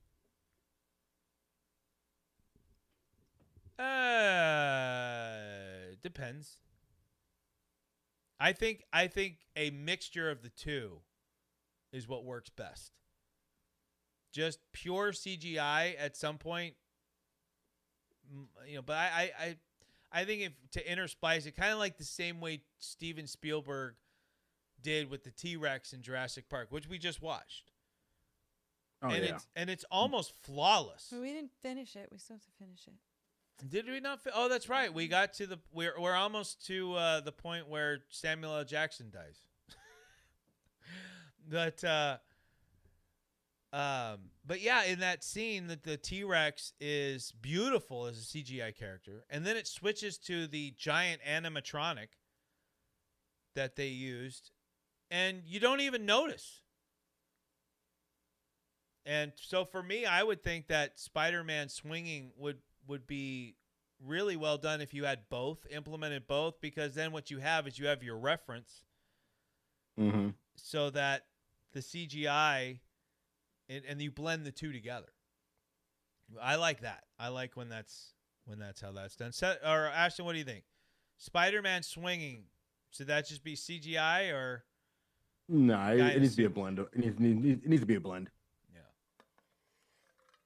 I mean, there's certain things that even a gymnast can't do in the air that you'd want Spider-Man to do and look cool doing. And and you're asking, and one of the good things about CGI that I have to admit and be open about is CGI has probably saved stuntmen from several injuries. Oh, absolutely. Over the years. And I'm going to say that that's a great thing. Now, I don't like the fact that it's also cost some guys work in that area, but if it means less guys breaking bones and breaking necks, then I'm going to give that a thumbs up because I like people to stay safe. That's why I like professional wrestling over UFC. I'd rather my violence be protected. Did you see the upcoming Spider-Man? Oh, we're on to Spider-Man. So I guess for a little bit. Pirates? Did you see the upcoming Spider-Man CGI shooting in the street of New York a few days ago? Yes, I did. I did, by the way. A lot of times the CGI looks horrible. I agree with Pat. A mix of real stunts and fake CGI is best. Thank you, Universal. It's always good when people agree with me. It makes me feel good. But yes. So anyway, the original Pirates of the Caribbean movie. What I want to know from, we'll start with Kim this time. So Kim, it's weird calling you Kim, but I feel like saying sweetie and honey throughout the show. You say Kimberly. No, I don't like Kimberly. Oh, thanks. No, considering that's my name. Well, no. I mean, like kind of in the same way. Like I prefer people call me Pat. I feel like people's full names, like if I knew that Ashton was cool with being called Ash, which is one of my favorite like horror movie characters, I would call him Ash all the time. I feel like I was called Kim or Kimmy. I have never been called by Kimberly, so Right. I've been dying to have. Well, it's because full names are like usually formal, and I like being as informal as possible. But I mean, I can try it. I always feel awkward calling people by their, like at my work, my boss's name is Jessica. Everyone calls her Jessica, but me. I'm like, hey Jess. See, I have a problem. Ours is opposite. So we have Samantha, and everybody calls her Sam. Sam. But I haven't been given the green light to call her that yet, so Samantha. Well, I finally have now at my work. I don't think I've even asked her. Like, are you cool if I call you Sam? I'm finally being called Pat. Everybody was calling me Patrick, and I was like, guys, you keep knocking your. Yeah, thing I all don't the time. mind at work being called Kim and stuff. I don't think I've ever heard you say my full name ever. Because it's all. I feel like Ever. I'm scolding you. Like Kimberly. Like that even just getting feels married wrong. and doing our vows. Like, yeah, you've never said my full name. Like I said, because it's just weird. But anyway, so at my work, I'm finally being called Pat now because we have a second Patrick at my work, and my We have two too. you have We two. do. You have two too. We have two Patricks. Well, the We other just had guy a PA named Patrick, and we have our receptionist Patrick. when he showed Front up, desk. and we found he was going to be the guy. Everybody was like, well, what do we call him? And I go, you call him Patrick. And they're like, well, what do we call you? I said, Pat. And they're like, oh, you're okay with Pat? Yes, I'm very okay with Pat. I'm very okay with Pat. And but it was funny because one of the person was trying to come up, or Jess, it was Jess, was trying to come up with what you call an alternate version of you, because the new Patrick is kind of like the opposite of me. So he's like your doppelganger. That's what I said. I said doppelganger. She's like, no. Yeah, it's called Dee Dee. A doppelganger is kind of like a evil DG. twin. Right. Well, what I said was, I go, how about we call him Bizarro Pat, which is a DC Comics reference. There was Bizarro Superman. It's one of my favorite episodes of Seinfeld, where they had Bizarro Jerry, and she was like, she loved that. She was like, yeah, we'll call him that, Bizarro Pat. And but yeah, he's basically what I was when I started at Volcom. So he's a bigger guy, but he's trying, and his position requires him to walk a lot. So we're hoping he does the same as I did back in 2021. So anyway, so what I want to know from you, Kimberly. It's going to be so weird. I'm going to try for the rest of the show, but I'm going to call Ashton Ash. I'm going to go with Kimberly Hart. I'm going to call Ashton Ash for the rest of the show. That is fine. I'm going to see if that works. I mean, Kimberly and Ash. Ashton, that should be like, see, I went right back to Ashton though, because that's all I know. That should be like your like online, that should be like your name as on the show, or like when you're doing something online, well, one of my like online names is Ash the Creator, so That's right. That's right. It is. All right, there it is. It's official. You're Ash. And both All of right. our and it's funny with both of our kids, I'm the same way. But Seth is a one-syllable name. You can't shorten it unless you just call him S. Right? So it's like Seth, I can't do that, but Owen is 2 syllables, so I call him O. Yeah, we call him O. I What's can't. up, O? I have a thing about full names. Thank. Like if you ask me what my mom's name is, I'm not going to tell you it's Beverly. It's Bev. Right? I have a problem. I have a maybe I should go see somebody about it, but I can't. But Kimberly, You just make it weird. I Like, if know you I had do. Just did it Kimberly. without this 45-minute long conversation about names. It would have been fine. I know Kimberly. Oh Lord. But what I want to know is what were your thoughts on this first Pirates of the Caribbean movie? Give me your what's your favorite thing about it? What's your least favorite thing about it? And then give us like your overall, like, I know this isn't a review show, like our honest review shows that we're going to have later on today at 4 p.m. Pacific, 7 p.m. Eastern as we review Happy Gilmore 2. But I would like to know what you thought. Give us your rating. I loved it. Loved When I it. first saw Favorite it, I loved it. part. Favorite moment. Johnny Depp as Jack Sparrow. Just the performance. Yeah.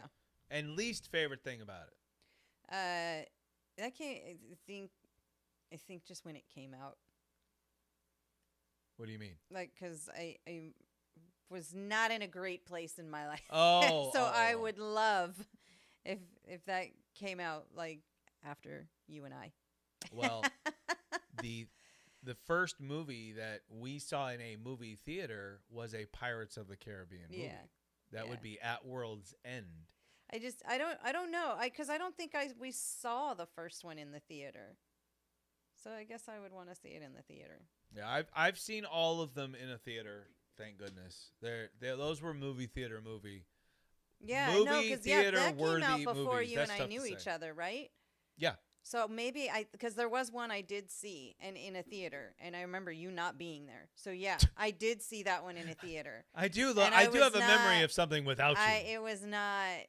Yeah, it was not with a good person. So that's why I said time frame wise. So I do remember now. But All yeah, right. when it came out, but Johnny Depp just knocked it. I mean, all of the characters did, but well, you know me, I'm not like big on actors and following them and Right. their work or whatever.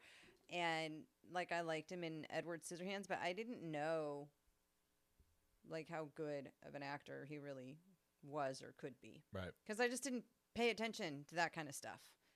I like going back. So for me, it was just like a his stuff. different perspective because I didn't watch all of his stuff. So I was pretty blown away. All right, scale of 1 to 10, first pirate movie. I don't know. I don't know. I was pretty blown away with it. I'll give it a 9. 9. Mm-hmm. We're going full 9 here. Ashton, I really did like it when it first came out. your thoughts on the first pirate movie? Your favorite thing about it, your least favorite thing about it, and what is your scale of 1 to 10? What do you give it? All right. So this is actually one of my favorite movies. Mm-hmm. What I like the most about it is you saw how all the characters evolved from the first time you meet them to the end of the movie. Right. The way that they saw pirates, the way that they interacted with each other, the way that respect was grown between them. I really liked that. I liked how Jack Sparrow, he was the one character that had probably like 4 or 5 different versions of him that all meshed together. Like you Right. saw how smart he was. You saw he was a goofball. Mm-hmm. But then you saw that he had like a tragic backstory, and it's like I kind of felt bad for the guy, got mutinied twice. So yeah, all the characters had growth from your first time meeting them to the end of the movie. Really wasn't much I didn't like about it. Yeah. Yeah. All right. And yours? I can't think of anything that I didn't like. Right. even with See, that's why I you know played you it you safe. you you and say went you with saying when the it the came little out. plot holes Right. of like them not going back to get Bootstrap Right. from the bottom of the ocean. But you know, it is what it is. Um, Agreed, Ashton. There's no, there. I don't. There's but nothing wrong with I it. think I can give this movie a 9. A 9, Yeah. a solid Look at 9. Ashton and I have been on the same page Well, Thrawn all Kill. morning. Thrawn Kill gives it an 8. Doc Haywood is a solid 9. Woo! I'm going to just start off. It is a 9 for me as well. The first pirate movie. Without it, I don't have one of my. I don't. It's weird to even say one of my favorite. I love all my tattoos, but I definitely love my pirate one. I still remember when I got it, and without that pirate tattoo as well, I wouldn't have a lot of the other ones I have because that's when I met the Mad Tatter. And this was at a tattoo party.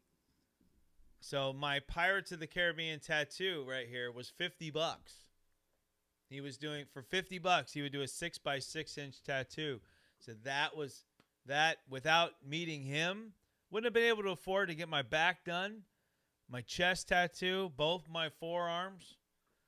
So super happy that what Pirates has led me to.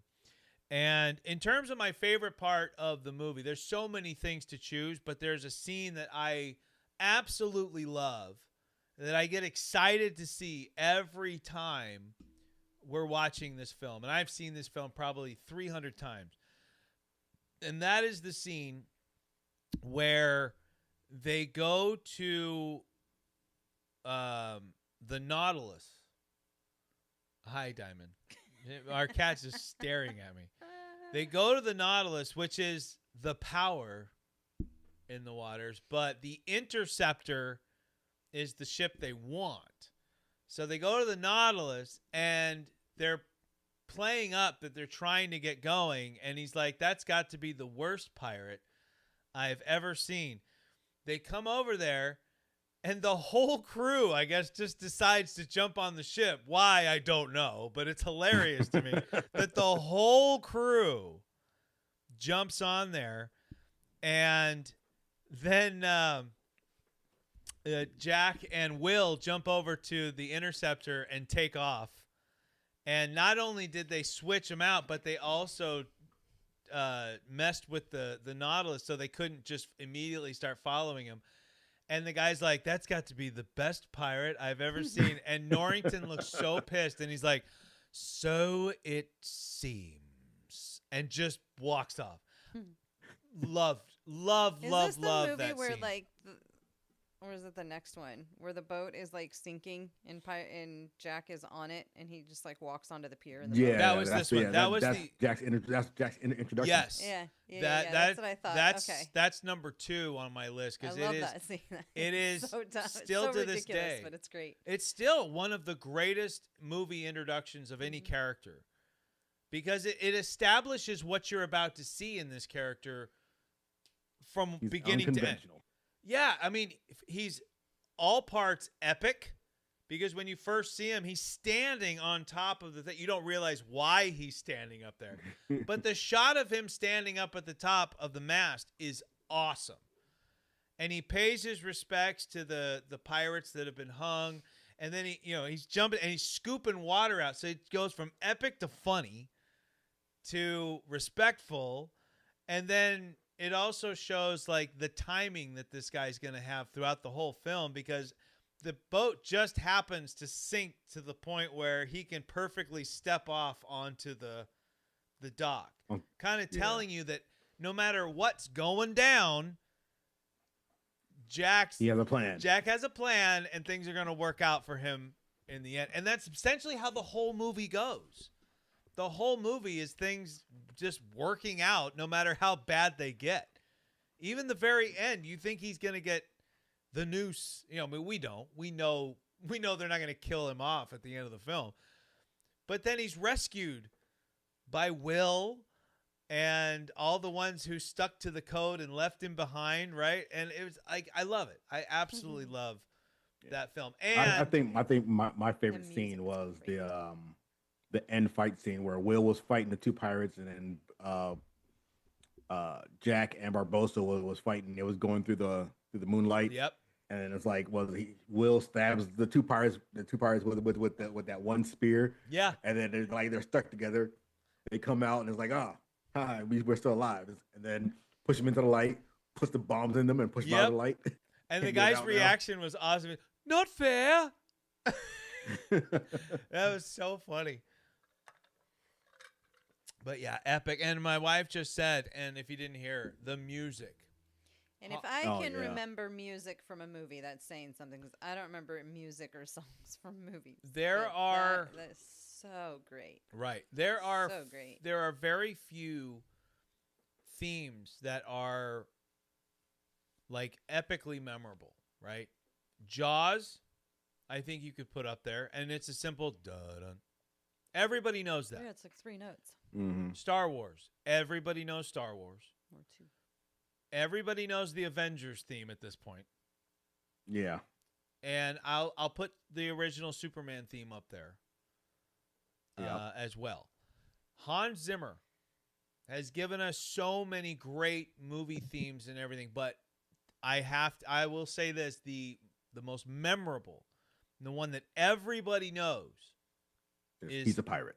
Yep, Jack Sparrow's theme in Pirates of the Caribbean. And he's done Man of Steel, Gladiator. He wrote the music for The Lion King, not the songs, but the actual music, the background music there for Lion King. He wrote that. Hans Zimmer wrote the Sherlock Holmes, the music for the film series, the Sherlock Holmes with Robert Downey Jr., which is really good. He's done so many great movies. The Dark Knight trilogy is Hans Zimmer with another gentleman. I can't think of his name off the top of my head, but I mean, very prolific. And one of my favorite concerts that I own, that I have, is his Live from Prague show, which is absolutely epic. All right, we got some comments here before we take a break. My forearm Mando tattoo was acquired through stripper discount. Nice. Does that mean what does that mean? He stripped and got a discount. He stripped, or did a stripper tattoo him? I don't know.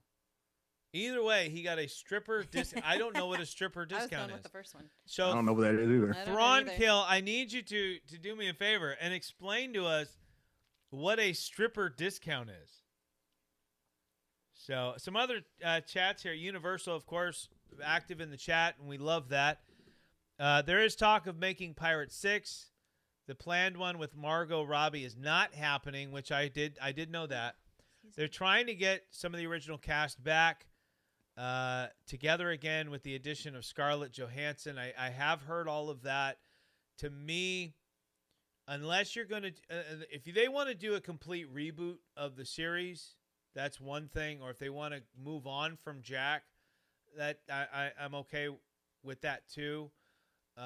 You just have to tell a good story.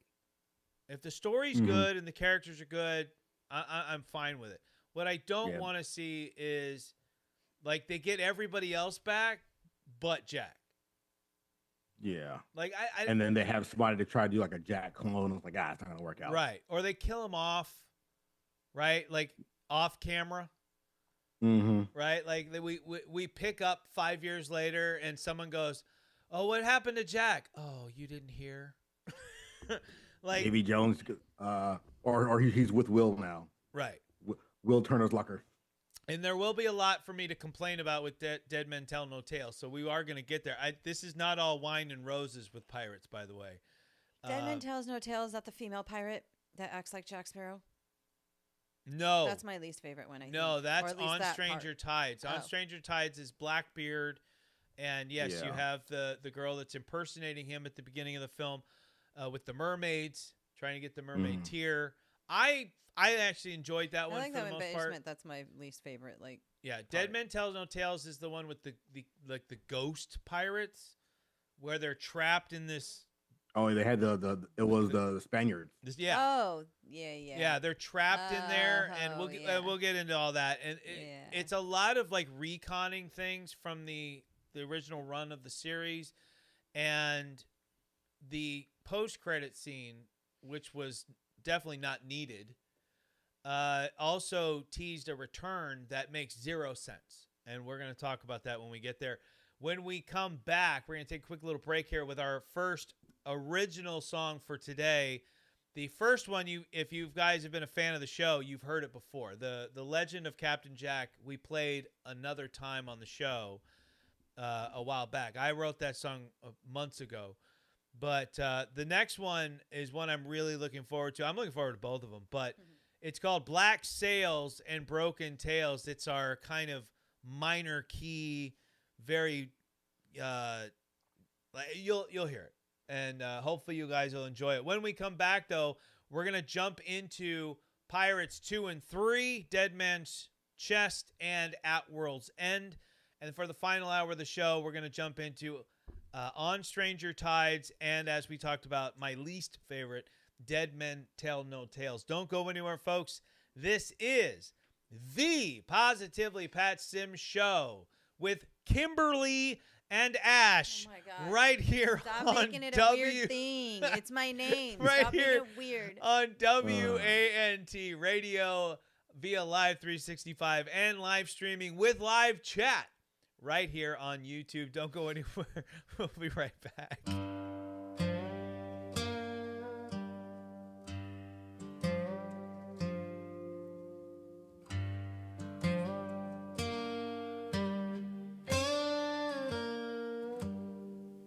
Cursed coin whispers, golden doom. Jack Sparrow sails beneath the moon. A compass spins, it points to greed. The black pearl eyes where shadows feed. Black sails rise and cannon fire. Ghosts of legends, dreams conspire for an island of gold. The compass knows black sails and broken tales.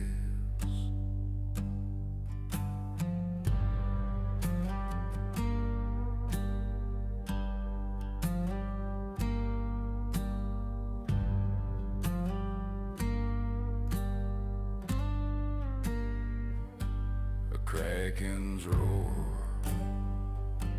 a captain's dead. Davy Jones, his chest unmet.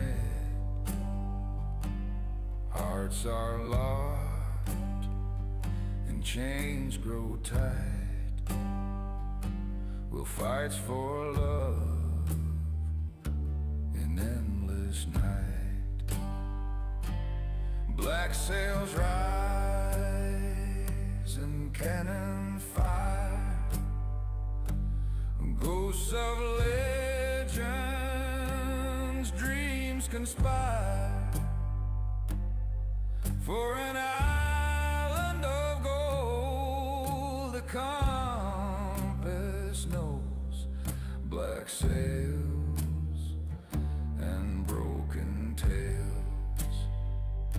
Calypso storm, the tide turns red. A pirate's life where angels tread.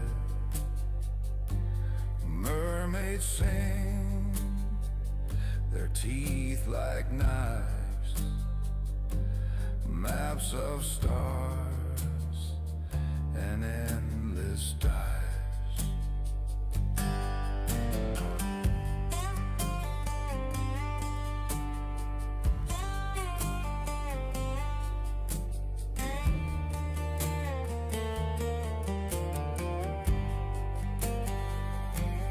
Black sails rise and cannon fire.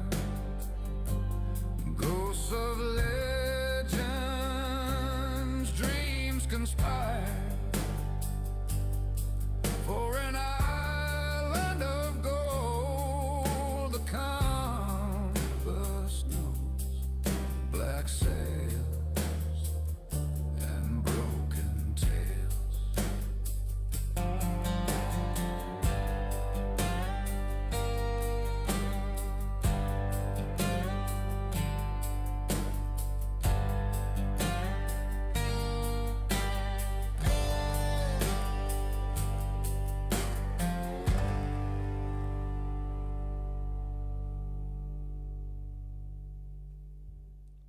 ladies and gentlemen, Sims Nation, welcome back to the Positively Pat Sims Show. I am adding to the live chat, guys, a poll that I would love to get your votes on. I had meant to do this earlier in the show, so my apologies as I forgot. Now, as a reminder, in these polls, I can only do 4 options.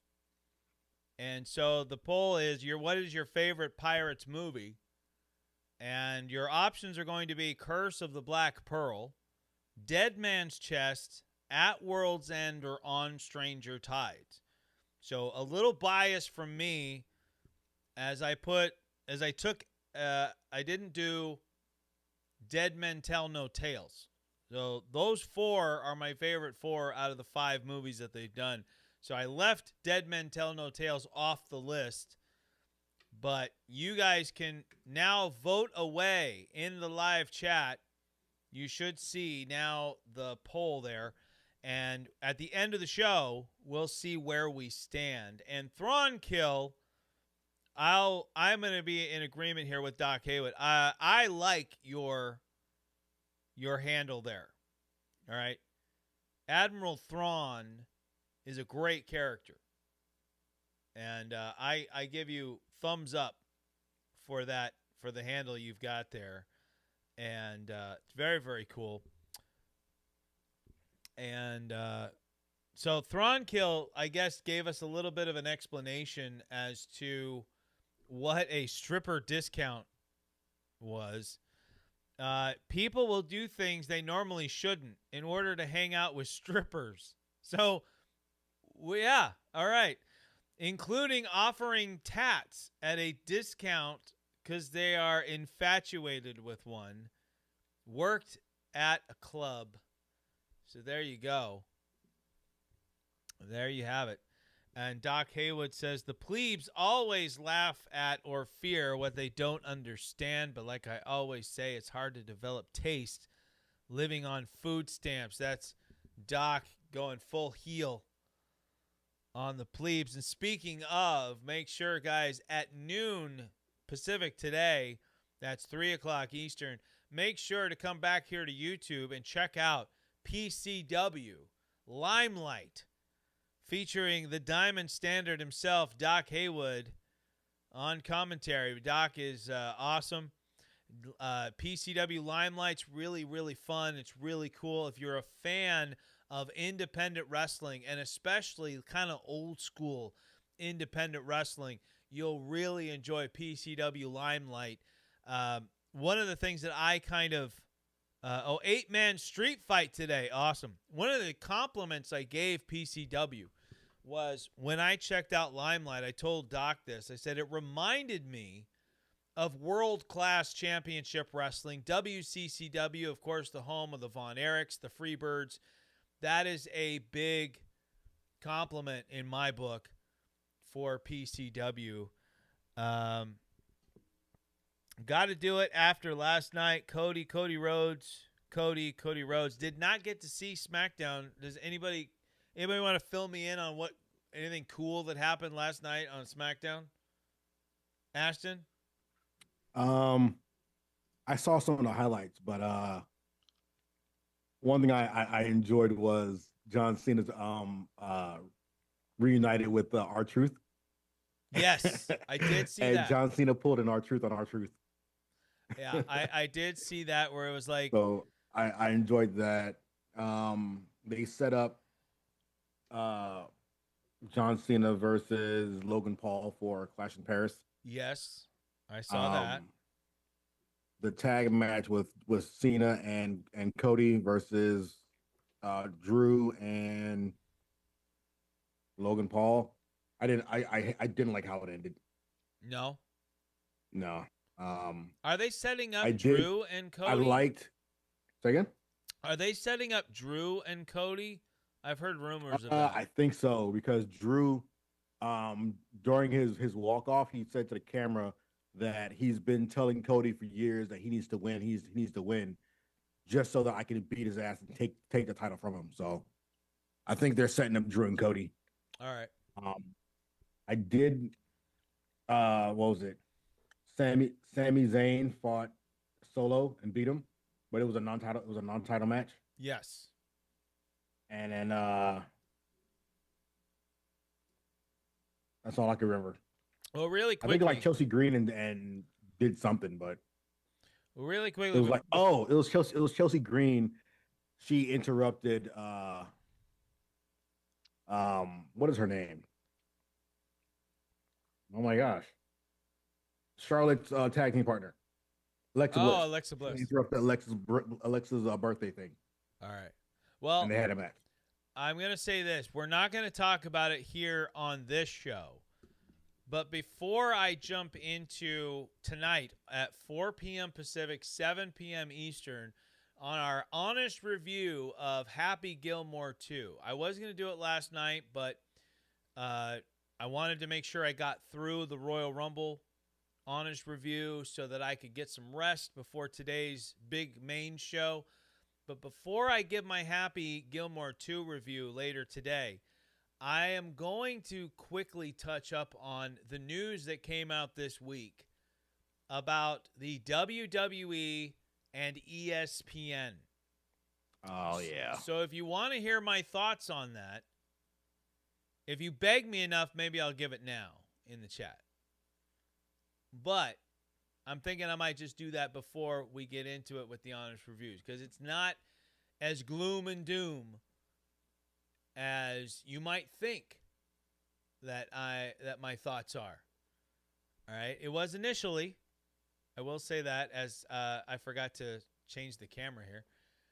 It was initially, I'll be honest, but it's not all gloom and doom here. And I think that there's a lot of little details that people might not be looking at or know that might be helpful. All right. In this next year, when the transition happens from Peacock to ESPN. All right, so for those of you that don't know, WWE and ESPN have come to a deal where the PLEs are going to be making the jump to ESPN. I'm assuming that may also include some of the other content. I'm not sure, though. There's a lot of little things that aren't being talked about right now. So, because I think internationally, Netflix is still going to be your home for all things WWE. And then for the U.S. audiences, you're going to have ESPN and Netflix. Netflix for Raw, and the PLEs are going to be on ESPN. But for fans like me who love going back and watching old stuff, knowing which one it's going to be on for us is always going to be a big plus. So more details are going to come out over the next few months and stuff like that. But my overall thoughts on it, if you really want me to give them, I will. But for right now, come back and join us for my Happy Gilmore 2 honest review, and I'll quickly tell you what I think about that. All right, guys. But we are talking about Pirates of the Caribbean, and I haven't shown you my other stuff here. And we talked about that moment where Jack Sparrow first arrives on the scene in the first pirate movie. And that's what this Funko is based on. It is my favorite Jack Sparrow Funko because that is exactly that moment. And what I find really funny about this Funko, though, is, so you see this one here, right? Tiny feet, tiny body, big head, just like a Funko should. No base on it, right? No plastic little base there. This one already has like a built-in base here, but also came with the plastic base as well. So it's funny what stuff Funko will give you a base for and which ones it doesn't. I actually go on Funko.com and I will actually purchase additional little plastic discs like that. And even ones that don't have bases to them. If there are, I don't know, Ashton, if you've had that, because you keep things boxed up more than I do. I have a lot of Funkos that just don't want to stand up. Yeah, And- I got a bunch that don't want to stand up either. Yeah, one of the worst offenders is Black Manta. who has a Oh, big really? he has a big head in real life, and his Funko's even worse. And he's very front heavy. He wants to fall all the time. So I never had him displayed for the longest time. So I would think he'd be back heavy since he has the backpack on. but it's his head's the problem. Oh, it's yeah, it's it's funny. So again, I'm not a good collector because I don't collect as an investment. I collect because I like stuff. So I got a base for it and put a little drop of super glue, and now I can display Black Manta. I don't have. It's funny. I don't have an Aquaman though, but I have a Black Manta. I have two. I have multiple Supermans. And for all of you guys that think I'm a hater, just a reminder. There's the new Superman right there. As I knock Steve Austin. But there's I have both the Funko and the 12-inch McFarlane Superman right there. So, I mean, I still am kind of a hater, but not as much of one. Not as much of one. And don't forget, guys, we are going to be doing a re-review of Superman. It will be coming out on digital this coming week. And so I am going to be re-watching the film, giving it another chance. And then we're going to do another re-review, honest re-review. But what I'm going to do is while I'm giving my review, we're going to have some other people on that have positive things to say about Superman, who really like the film. And what I'm going to do is I'm going to tell my version of my review and let the other people on the panel convince me otherwise, which might get pretty interesting, right? So if I'd have a problem with something and I said, oh, this is stupid, and then you, like Ashton, let's say Ashton really liked the movie, and Ashton comes to me and says, well, here's what, we'll give Ashton a chance to change my mind, which is difficult to do because I'm a stubborn SOB, ladies and gentlemen. Isn't that right, Mike? If I do that, if I try to change your mind, I'm gonna bring in some comic book facts for it. Yeah, So, but that's one of my least favorite arguments. yeah, I know. The whole it's comic accurate is one of Well, my least favorite. not saying comic accurate, but it's like, well, in the comics, these things has happened, and this is why I think they went this route for blah Right. blah blah. And- Yada. And we're gonna do it respectfully, right? Like obviously, I've tried to be respectful of my guests and stuff like. So if it starts devolving into a shouting match, we'll be like, okay, we got to cut this short. But no, I'm thinking maybe Owen too. Owen thought Superman was like a 10 out of 10, which blew my mind. That he thought that movie was a 10 out of 10, and he doesn't even really like superhero movies. Which might say a lot about Superman, right? Maybe that's the kind of thing that, I know a lot of people that were Marvel fans liked Superman more than a lot of people that were fans of DC stuff. It felt more Marvel to a lot of people. And they're like, maybe that's why I like it and you don't. And it's like, well, I like Marvel movies, but I like them as Marvel movies. I like having a bit of a difference between the two. I also always liked DC's characters better growing up, and I've always looked at DC's characters as feeling different and feeling more epic and awe-inspiring, and I didn't get that from this Superman. But anyway, we are not talking about Superman right now. We're just teasing you with what's to come here on the Positively Pat Sims YouTube channel. And we want to thank our WANT audience also for joining us. Don't think we've forgotten about you. We haven't. We love you because you got us started.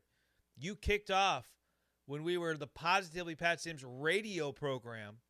And we are now, because of our growth across multiple platforms, now we are the Positively Pat Sims show. And I'm happy for that because I really like our new logos.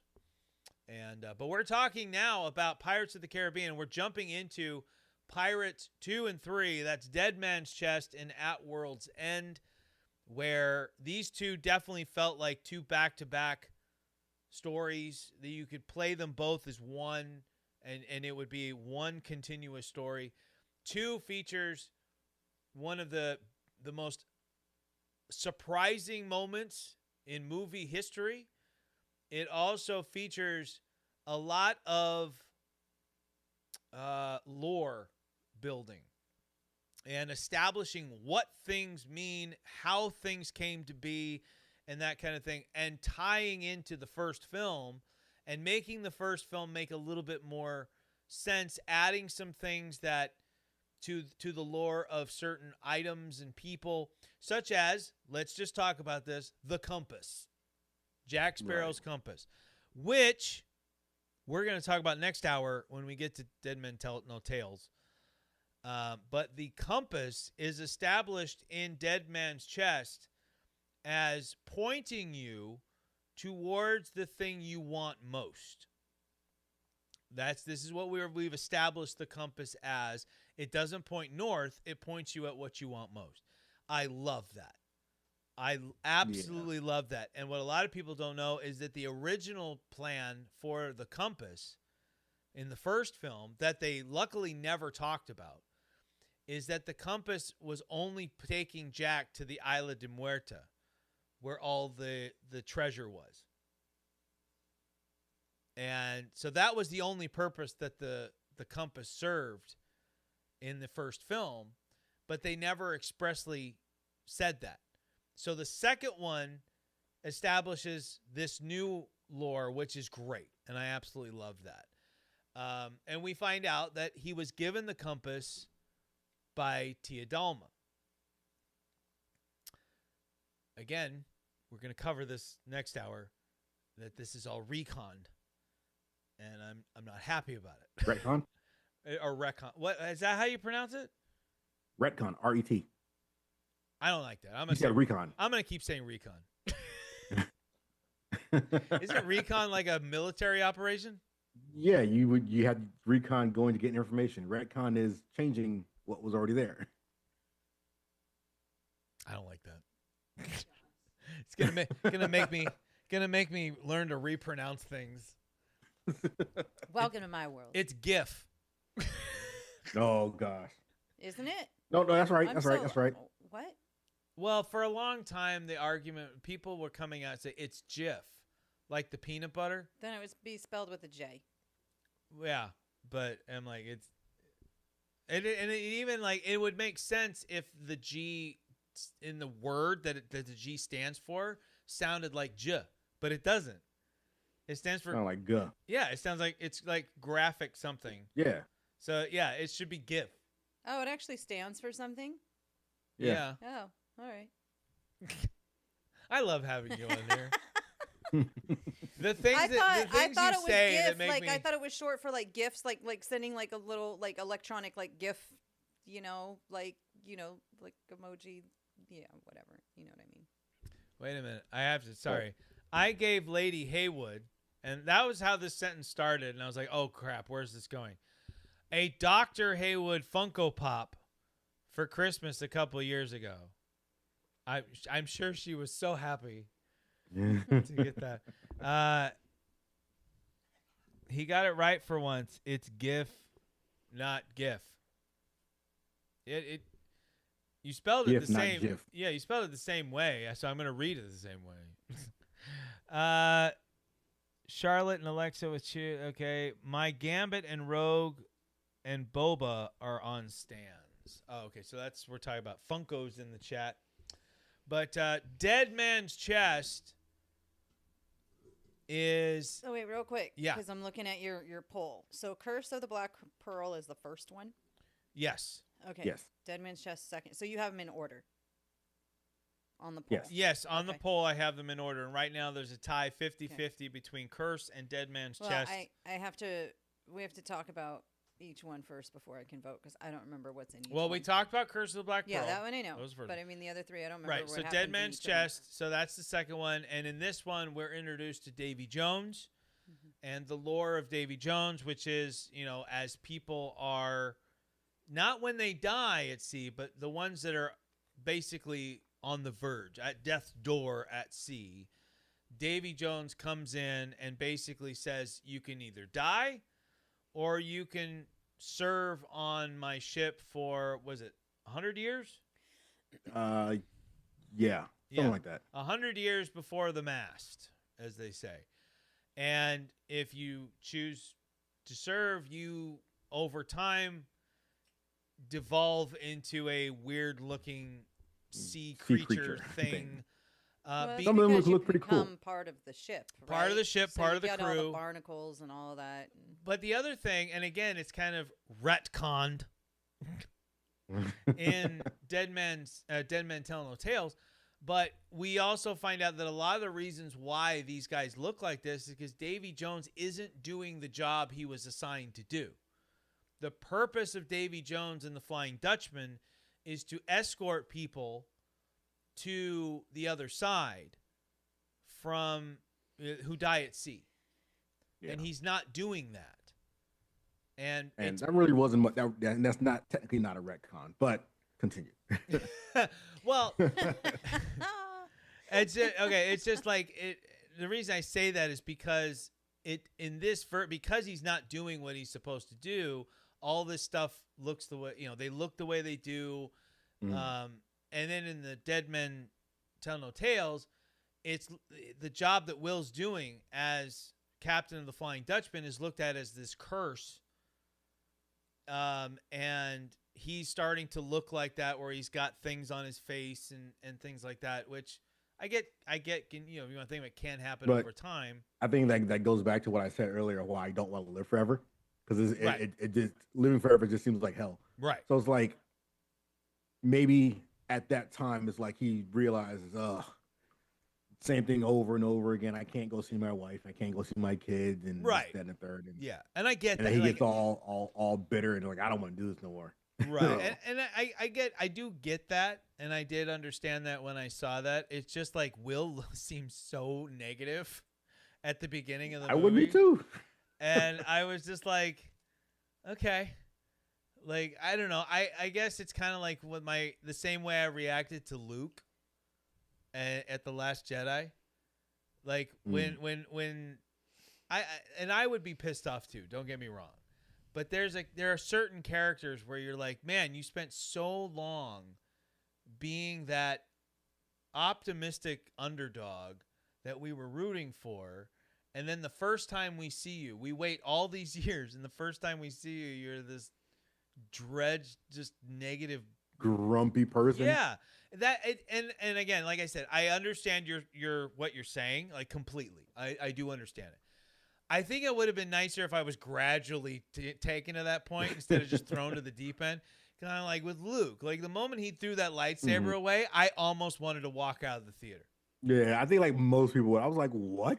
Yeah, Just like that, like you. I immediately wanted to start a hashtag, not my Luke. And it didn't get better.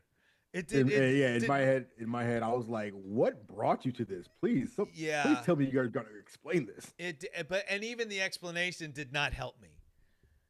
It just didn't, because it was like sorry, this is the guy that saved Darth Vader. and yeah. So anyway, but so in this film though, Jack Sparrow has the Black Pearl. So good for you, Jack. Yay, Jack. Mm-hmm. And but first he's in this prison, and he breaks out of a prison and he's like, in one of the funniest moments right off the bat, he's like, so he comes out with he goes, what is this? And he's like, it's a key. And he's like, even better, it's a drawing of a key. And so it's this whole thing where like, oh, so we're going to go find this key. And he's like, you're not making any sense. And he's like, what do keys do? And he's like, unlock things. It's so funny. And, but then we do get to the scene where, the Black Pearl runs aground. And Jack becomes the tribal chief of a tribe of cannibals, essentially. And it's kind of funny because at one point in the first film, Jack Sparrow says the line, and then they made me their chief. So I've always kind of wondered if this was Jack going back to the tribe that made him a chief in the first place. Like if he knew exactly where he was going in all of this. You know what? I never thought about that. Yeah. But Bootstrap Bill meets him and basically tells him Davy Jones is coming to collect and puts the black spot on him. And that's why he has them run ground. And then we find out that the Pelagostos tribe is going to eat Jack. And it's a really fun opening for the whole film. It really is a lot of fun. That whole thing reminds me of every time I see it, I'm immediately reminded of Five Goes West. Because you just made Ash and I speechless. Because Tiger, yeah, the cat, doesn't that happen with him where they want to like eat him or whatever, and then they made him a chief? Oh yeah. It's like identical. That entire thing is like identical to Five Goes West. The very like kind of borderline racist Native American mice. And Cat's first line. Every time like I see it, that's immediately my mind immediately goes to it's identical, like how it happens in everything. Like the things that you could not do today, right? So there's so much. Make this mouse tribe number one. Mm-hmm. Number two, Tiger's first line to them is "How do you do?" Which is hilarious. Mm-hmm. But no one would write that in a script nowadays. No one would write that in a kid's movie. Maybe Mel Brooks might write it in a movie, but not a kid's movie. But oh man, yeah, that is funny, and that there's truth there. All right, that's a good little analogy there. But now our story is also that Will and Elizabeth's wedding is interrupted by Cutler Becket, who wants Jack Sparrow's compass and is he's our villain now. Barbosa's out of the picture at the moment, and Cutler Becket steps in, and he's our bad guy, and he's making deals. He's a real villain. Yes, not like Norrington. Right. And so Will goes off to find Jack and helps rescue Jack from the Pelagostos tribe. Then Jack tries to get Will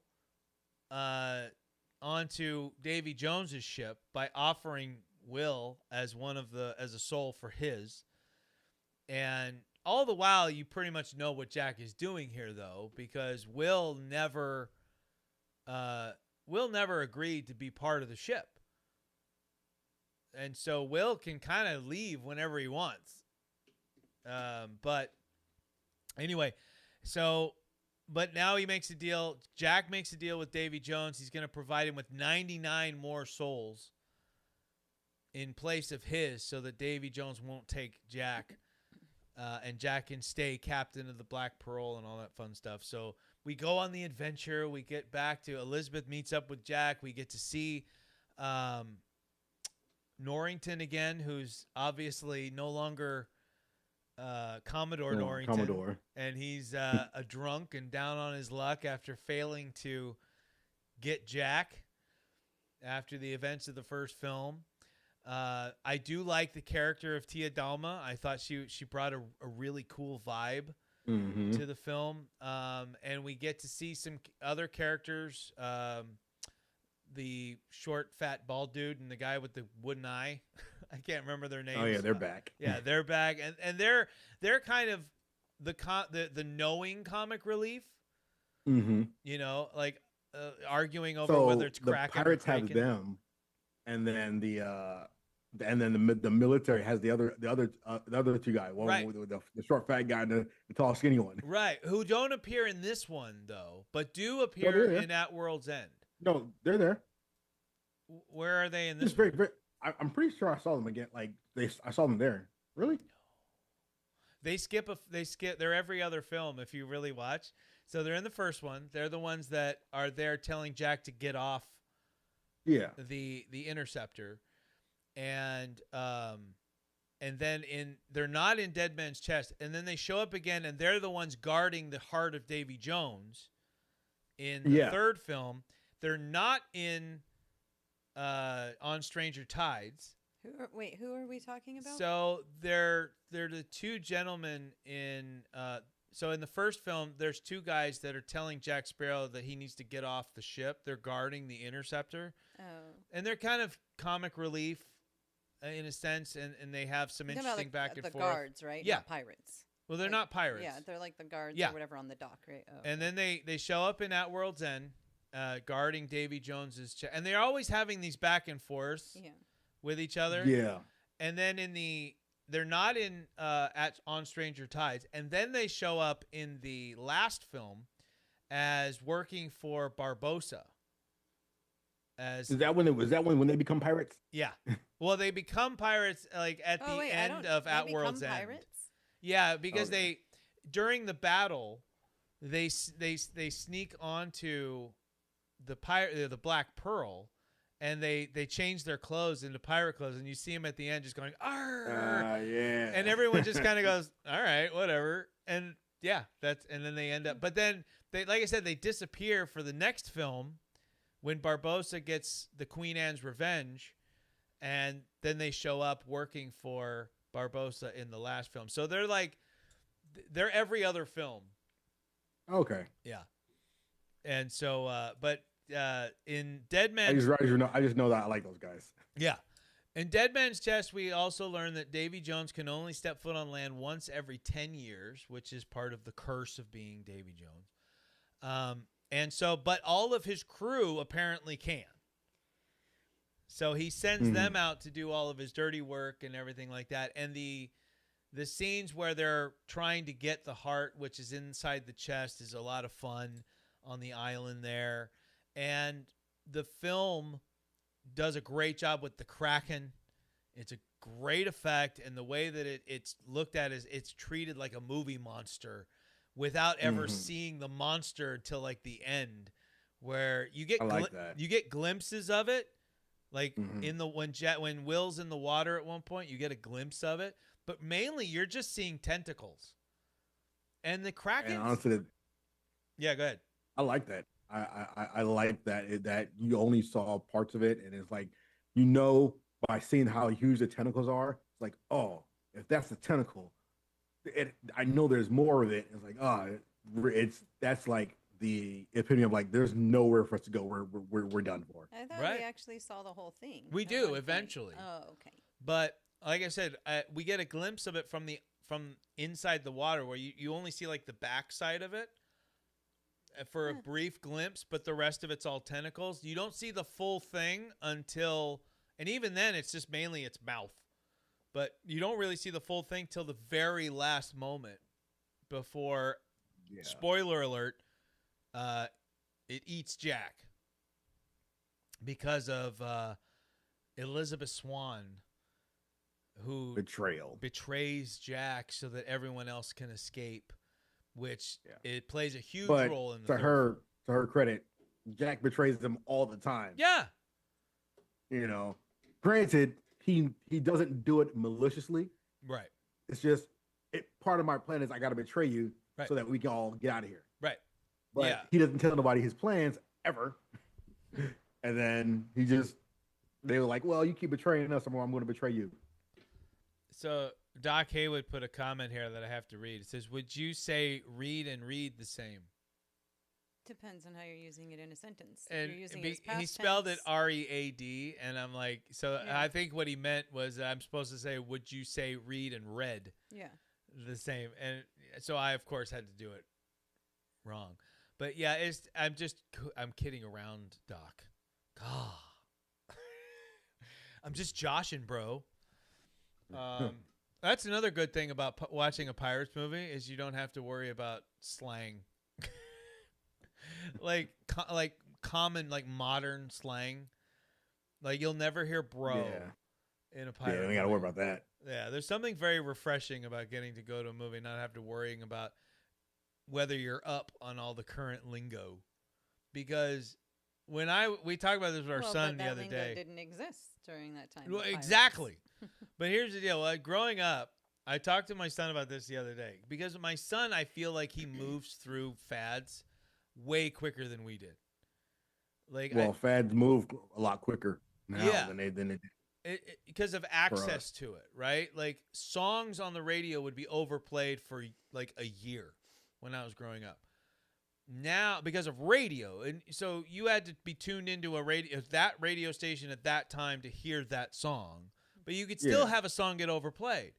Nowadays, you have to overplay it yourself because it's all streaming. Yeah, but also like out of like the 30 radio stations that you can go to, all of them are playing the same song. Right. And then the lingo, like once a word becomes popular, it runs wild on TikTok, and you got millions of people making videos using the word and using that. That's why it's tough for content creators to stay on top of trends, and they need AI to tell them what's trending because the trends are constantly changing. Like fashion it doesn't last now. Like, you'll have skinny jeans make a comeback, right? And yes, I know, I wear skinny jeans. But they'll make a comeback, and a month later, they're out. And yet the 80s had their own style for the entire freaking decade. Yeah, because like they'll have kids doing things at school, like, hey, dress like the 90s. And it's like a whole bunch of different things. This is all 90s. Right. And then it's like dress like the 80s, and like, you know, you got your tracksuits. The only thing Warmers. the only thing I ever asked whenever somebody said like, "Oh, it's 90s day." I'm like, "Which 90s? 90 to 95 or 96 to 2000?" Because I'll ask which coast, west or east. okay, that's a good one too. Because I remember in high school, so I went to high school from 94 to 98. During that time, everything changed. Because the early 90s was bright neon. Like, that's why the Ultimate Warrior was popular. When you got to the end of the 90s or end of the 80s, early 90s, it was those neon bright popping colors and everything. And then you got into the mid 90s, and Nirvana came around and just ruined all of it. And you were now grunge was the thing. And everyone showed up to high school with jeans that had holes in them. And everybody looked depressed.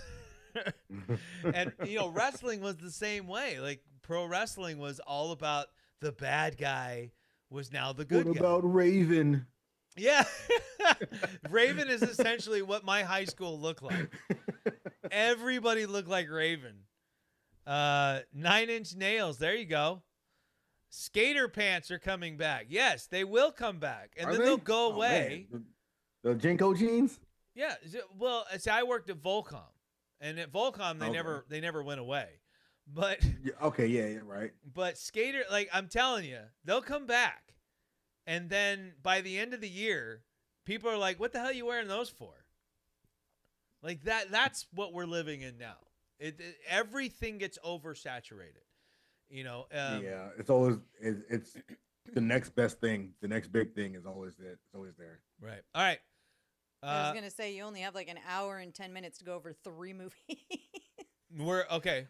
You're almost done with the second. I can do it. So Ashton, we'll see. Ash, I'm gonna put you to the test on that. Ash, I want to start with you.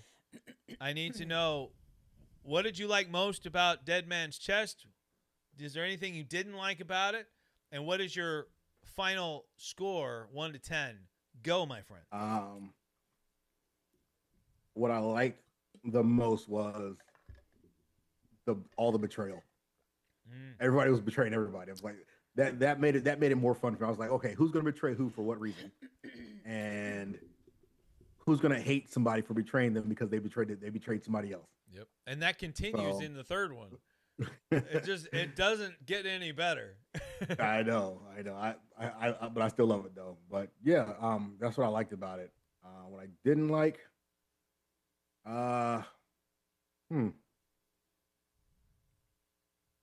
again, it's like I can't pinpoint what I didn't like. Yeah, I know I didn't enjoy it. I didn't enjoy it as much as Curse of the Black Pearl, but it's not like I didn't like it. Right. I didn't like anything. I would probably say it does kind of it doesn't always help a second film in a franchise when it's not like a standalone sequel. When you get to the end of the film and you realize that this is just setting up a third film, it always makes that film feel just a little bit less than for a lot of people. Not me. It makes me excited to go see the end.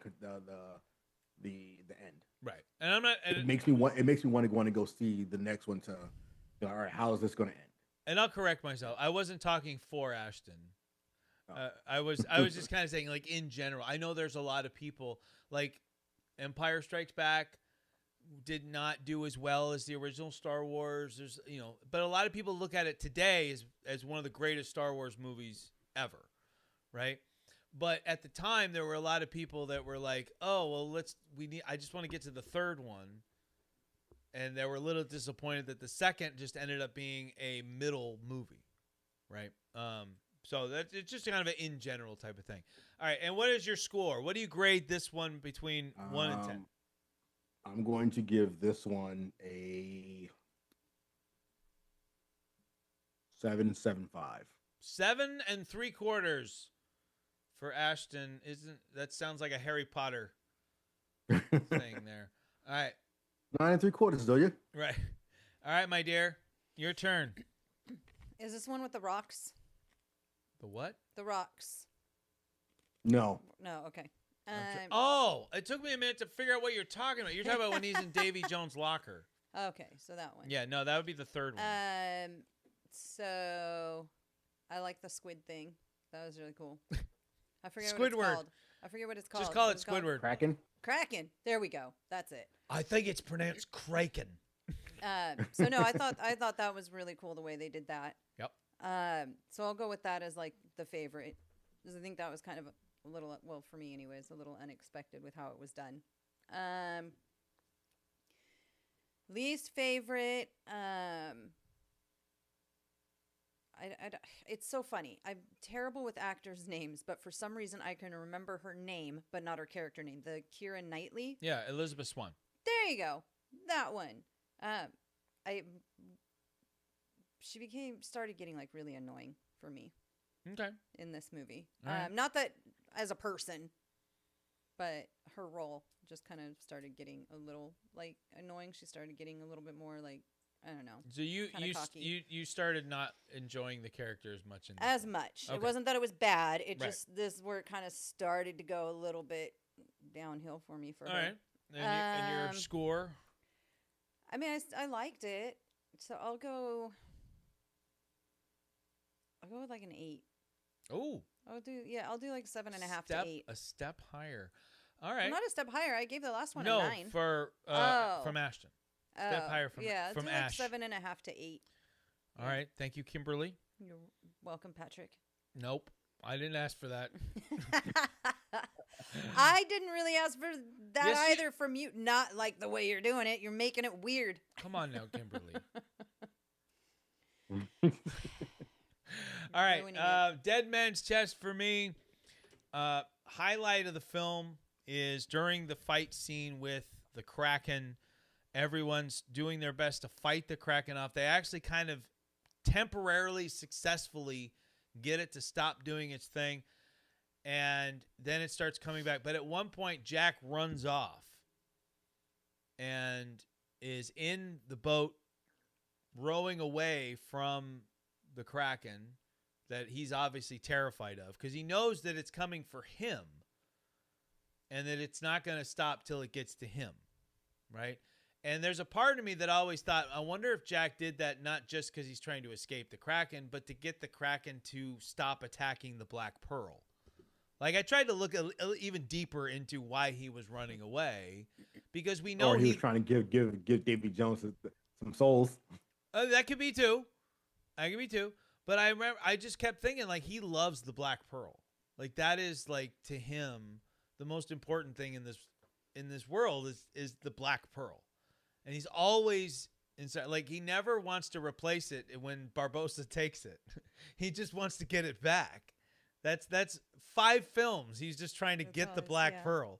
Yeah.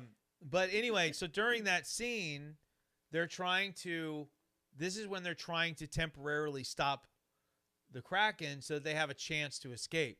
So they they get all these rum barrels, and they need to shoot the rum barrels and blow them up and get the Kraken out of there.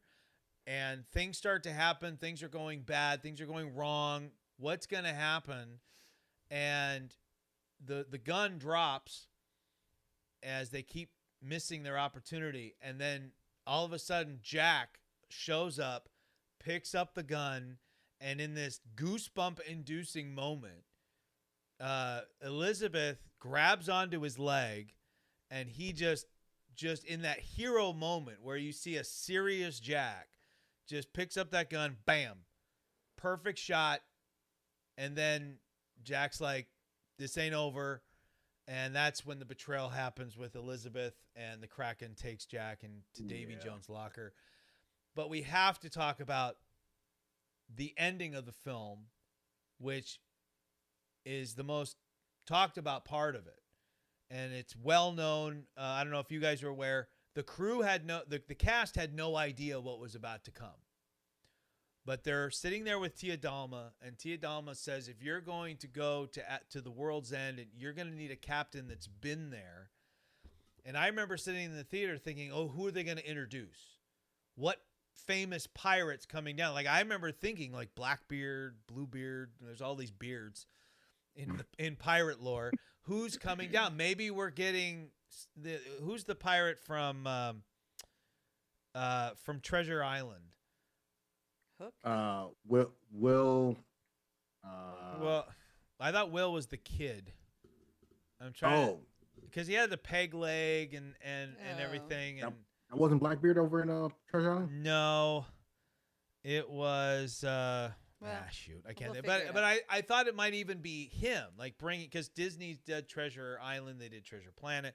I thought maybe they're bringing in this guy, and when Barbosa shows up, oh man, I was like, what? I was in a theater. Showed up eating an apple. Yeah, and which he can now enjoy, and the monkeys with him.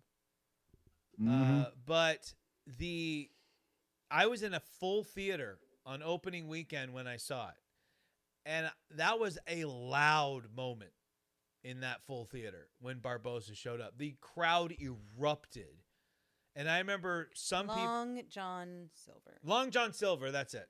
Okay. Yeah. So I remember, like, after the film ended, there were a bunch of people, because of that reaction, went, oh, now we know who the real star of Pirates is. And I'm like, well, that's kind of a stretch. Like, you like the entire movie. You just like that moment. Yeah. Like, Jack's still the star, but everybody does love Barbosa. And Jeffrey Rush is great. I think that solidified him as, like, he has to be in pretty much all of them going forward. Yeah.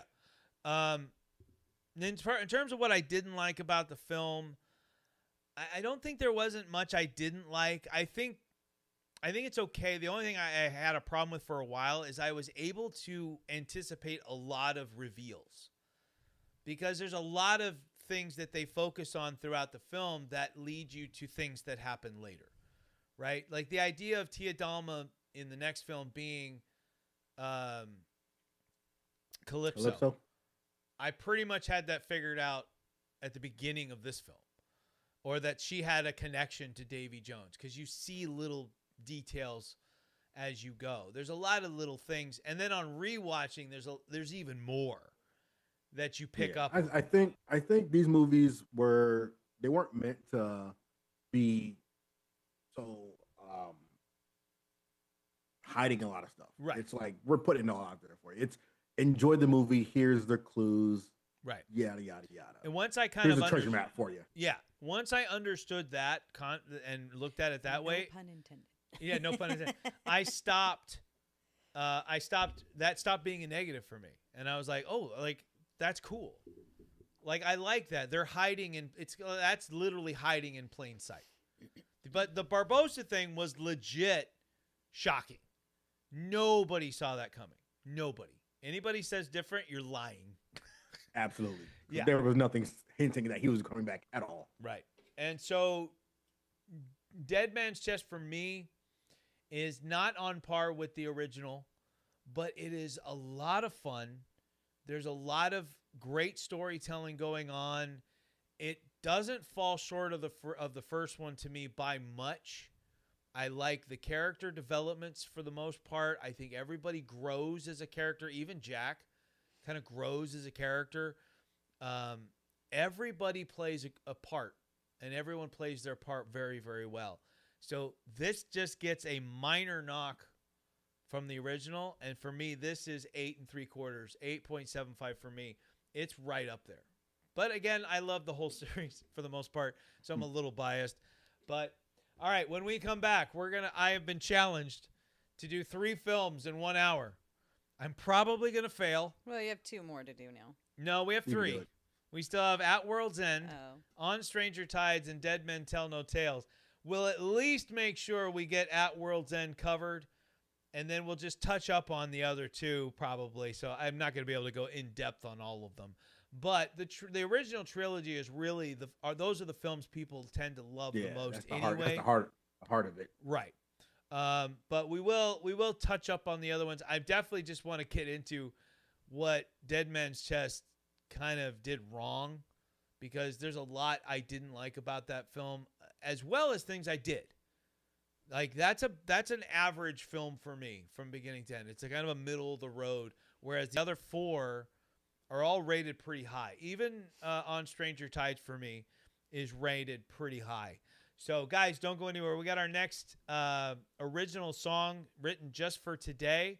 I hope you enjoy it. When we come back, we're going to finish off our last hour here on the Positively Pat Sim Show, as we are live on WANT via Live 365, as well as right here on YouTube. Don't go anywhere. We'll be right back.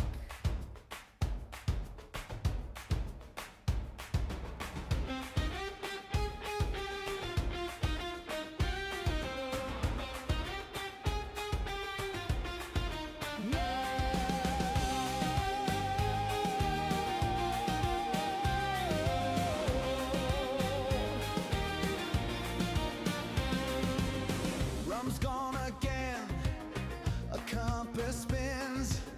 My ship's with Barbosa, he always wins. They say I'm a madman, they call me a fool, but I got my own map, and I make my own rules. Yo ho ho, a bottle of rum, where did all my friends go? Bring me that horizon, I'm Captain Jack Sparrow. I'm wild and free.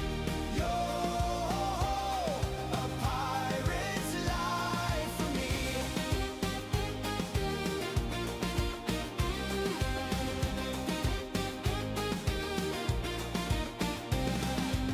Black pearl always sailing away from my grasp. Davy Jones is coming, he wants my whole past. A curse and a compass, a key and a chest. Always some trouble, putting me to the test. Yo ho ho, a bottle of rum, where did all my friends go? Bring me that horizon, I'm Captain Jack Sparrow. I'm wild and free. Yo ho ho, a pirate's life for me.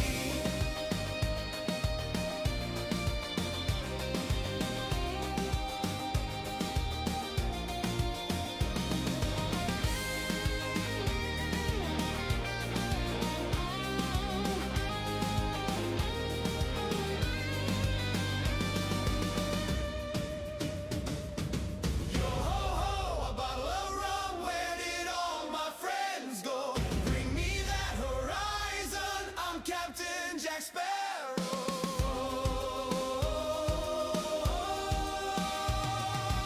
Yo ho ho, a bottle of rum, where did all my friends go? Bring me that horizon, I'm Captain Jack Sparrow.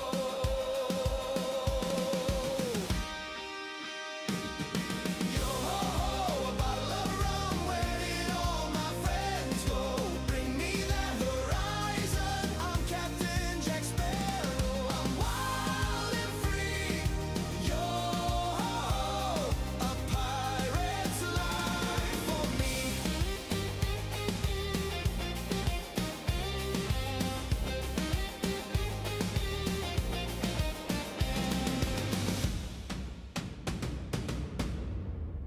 ladies and gentlemen. Welcome back. Short little interlude there. This is the Positively Pat Sim Show, and you are joining us for our Pirates of the Caribbean episode, where we are going over. We've talked about the Disneyland ride. We've talked about the first Pirates of the Caribbean movie, Curse of the Black Pearl. We covered Dead Man's Chest. We've gone off topic a few times, but we found our way back for the most part. And now we're going to cover At World's End, and we're going to kind of skim over. I keep forgetting the name of the fourth one. Like it'll hit me, but At World's End, which is actually my favorite pirate movie, and On Stranger Tides is the fourth film, and then Dead Men Tell No Tales is the fifth. And every film has something I love, and I can watch any of them and have a lot of fun watching them.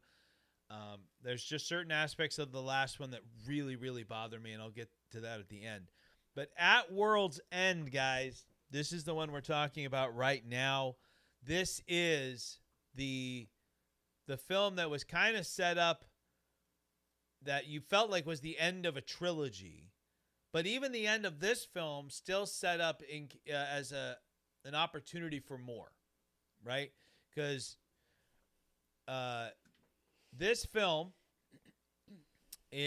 starts off with Jack is in Davy Jones' locker, and the cast that we have, Will, Elizabeth, Barbosa, and the crew are all trying to get to Jack. So they go to Singapore to get a map from Sao Fang that's going to take them to Davy Jones' locker. To the world's end is where they need to go, right? And then they're going to get Jack back because they need Jack in order to convene the Brethren Court. Because Jack was one of the pirate lords, and he didn't pass on his piece of 8 or whatever. He didn't pass on anything before he was taken by the Kraken. So they need Jack, because you need everybody to do whatever it is you need to do, which in this case, they want to release Calypso from her human bonds, because Calypso has been trapped in human form by the original Brethren court. And we find out that the person that taught them how to do this is none other than Davy Jones, which means that at one point Davy Jones betrayed Calypso because, and here's the Ash's point, so much betrayal. Davy Jones felt betrayed by Calypso because when Davy Jones did what he was told to do, when he escorted the people to the other side who died at sea, after 10 years he came to land looking for Calypso. They were supposed to be together. That was his love. They were going to be together, and she was nowhere to be found. And it broke his heart. And so Davy Jones, in his anger, told the Brethren Court how to trap Calypso and take control of the sea. And I love the story that we're getting here. And so we get some great scenes of Jack absolutely bonkers in Davy Jones' locker. This is the scene you're talking about with the rocks that turn into crabs. Mm-hmm. But we get like this scene where there's a ton of Jack Sparrows, and they're all working on the Black Pearl, and then we find out it's just the one. Trying to eat a peanut. Right, yeah, the peanut. Yeah, my peanut. And we find out it's just the one, and that he's in this like desert kind of area, which is Davy Jones' locker. And he's kind of gone mad at this point. But the getting to Jack is a lot of fun. The Singapore scene has a lot of great action, a lot of great stuff. The talking parts can go on a little long at times, but the action's fantastic. The characters are really well done and really well played. Sao Fang is a great new addition to the franchise here, and he only lasts through like all of 10 minutes. Right. Yeah. Yeah, he doesn't make it through the film, but I really like Sao Fang. And then getting back after they found Jack, getting back is actually a lot of fun. And there's some really heartfelt moments there where Elizabeth sees her dad, which they realize that means he's dead, which means Cutler Becket killed him, or he had someone kill him. And so it's one of those heartbreaking moments where Elizabeth is screaming for her father and wants to save him. And the dad's accepted that he's passed on. And he's like, I'll give your regards to your mother. And they're like, you can't do anything. Like, he's at peace. And I remember that just crushed me. Yeah, man. She threw the rope out to him, and it got onto his boat. He's like, my daughter. Like, I love when films like that, when you're not expecting moments to tug at the heartstrings, you don't expect it, and then it hits. It makes it all the better. I've said the same thing about the Flash movie. Never thought I'd cry at the Flash movie, but when he's having that conversation at the end of the film with his mom, like, I'm even choking up thinking about it. It's so good. And this film has that. It has that heart. But you've also got a lot of turmoil. You've got Jack, who doesn't really trust anybody. You know, he even mentions, like, 5 of you tried to kill me in the past. 1 of you succeeded. And they all looked at Elizabeth. Right. What? Yeah. You're the one who killed him? You got tension between Will and Elizabeth because Will doesn't know if he can trust Elizabeth because she won't talk to him, won't tell him what's going on. He doesn't know how she feels about Jack. I think there's a part of him that thinks she likes Jack. And she's just keeping everything inside. So she's just pushing Will away. And of course, you've got Barbosa playing a much bigger role here. Gibbs is playing his role very well in these films. And Beckett, the rest the pirate crew that just switches sides like by the flip of a coin. Right. And one of the biggest complaints a lot of people have was it's actually played as a joke in the film. Everyone's a captain by the end of the movie. And Jack Sparrow even says when it says Captain Turner, and he's like, he looks at, they're just giving the title away. And it's like, yeah, that's kind of the joke. Like it's kind of that's the in joke here. But without that moment, Elizabeth is the one that sends them to war. And I love the scene where pirates only vote for themselves when they're voting for a pirate king. And Jack, and he gets to Jack and he goes, Elizabeth Swan. And everyone's like, what? And he's like, curious, isn't it? Like, I love that. Because, again, Jack, the wheels are constantly turning in Jack's head and no one can figure out why. And then you have the scene, one of my favorite moments where they all meet on this little tiny island in the middle of the ocean. And they're negotiating. And Davy Jones is standing in the bucket. Yeah, I love that. And can we talk for just a second? Can you think of a character in a film that's completely CGI that you forget is completely CGI as much as you do Davy Jones? Nope. I feel like that's literally him standing there every single time. He is probably the greatest CGI character ever put to film. I'm putting that out there. I mean, you're absolutely right, because you really do get immersed into it so much that you forget. And I think that goes to what I was saying earlier about, like, when you have CGI, it has to fit. It has to fit the world. Yeah. And his CGI fit the world in the way it was filmed. I mean, like, a lot of times things are filmed in such high quality that for whatever reason, like, we got to make CGI just as high quality or better. And then it's just like, yeah, you don't fit. Right. But him, yeah, you do forget that he's CGI. And they I honestly thought that a lot of him, I thought that a lot of him was practical effects. Yeah. And then it's like, nope, he's all CGI. I was like, wow. I mean, the way, like, his tentacles would slime as he moved them, and the suction of the tentacles actually worked. And as much as I thought Thanos looked amazing, one of the things that Thanos doesn't really do is he doesn't really emote much, right? Thanos is very stoic. He doesn't really change facial expression very much. He goes he does. It's subtle. It's subtle enough. Right. But I think for his character, the subtleties work. Right. At least from my point of perspective. And Yeah, you're he's not supposed to have a whole lot of right, and that's what I mean. Like empathetic emotion. Thanos it doesn't necessarily have a wider range of emotions. He kind of he has a smirk from time to time, but he's mainly very kind of serious and stoic, and or he'll get angry or something like that. But with Davy Jones, I felt like this was such a complex character.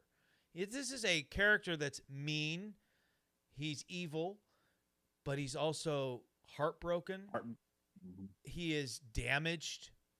I mean, this was before that was a thing where this was before sympathizing with villains became popular, right?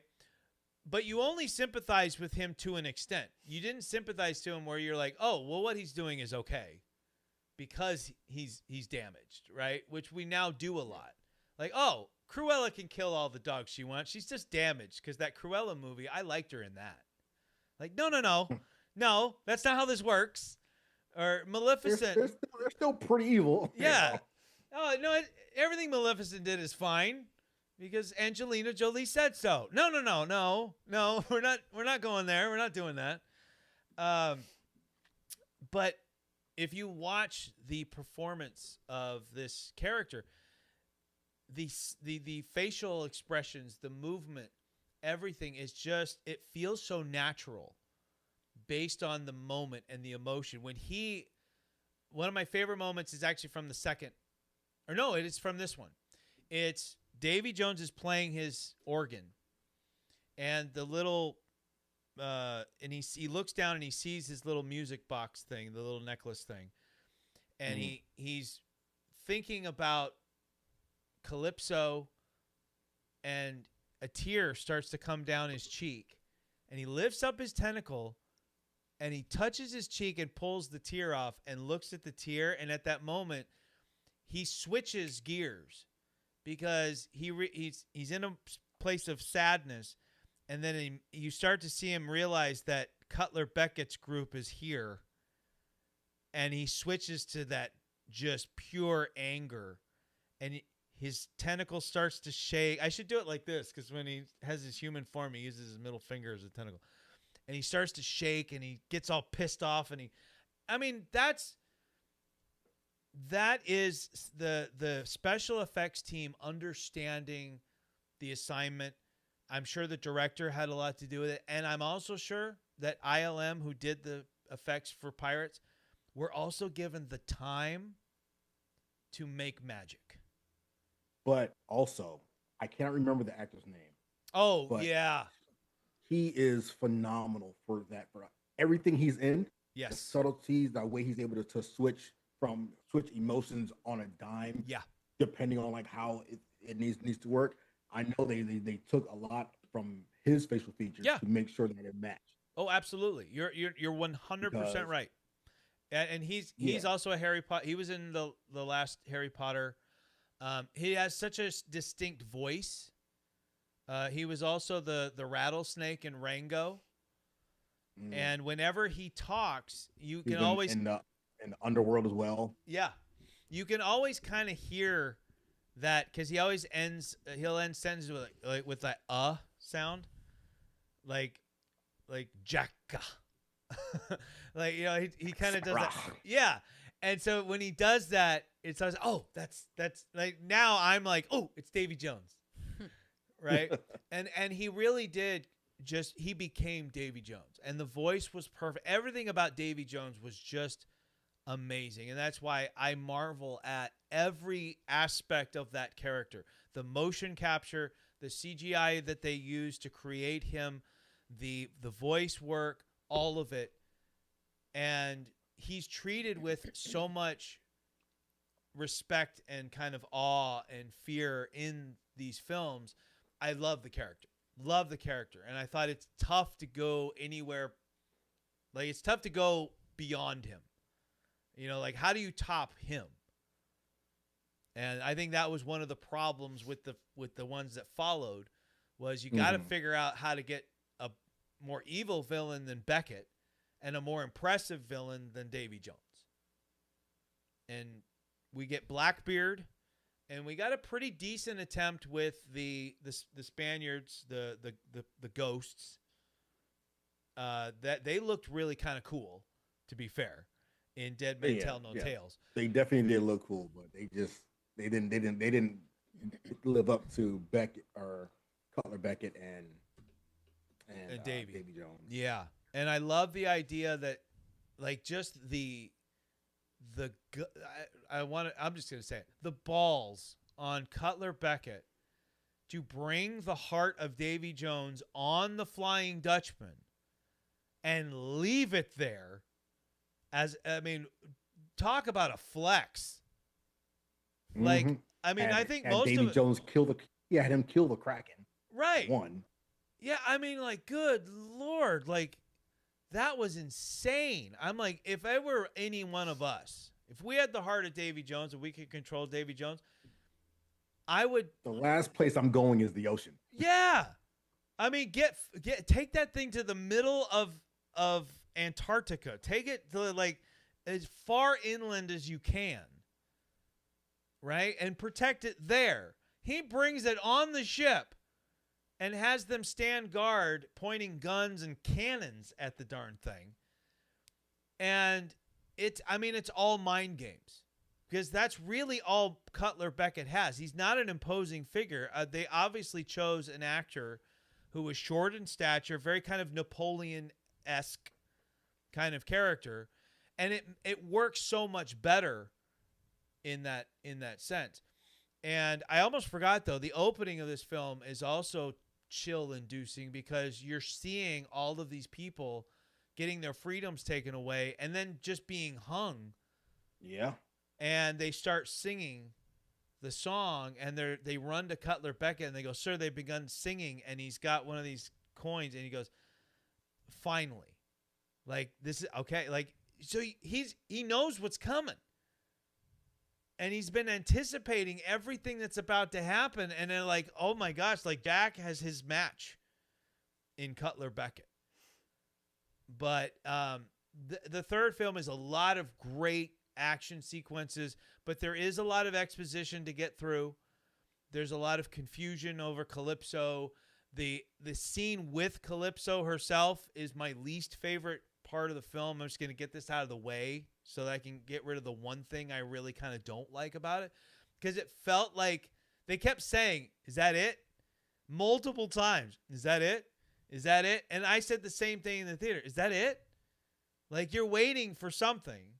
And I get she creates the maelstrom and all that stuff and everything, but, like, they release Calypso, and I love the moment where Barbosa's like, "Calypso, I release you from your human bonds," and that's supposed to be him talking to a lover, and I'm like, I want to see him talking to a lover now.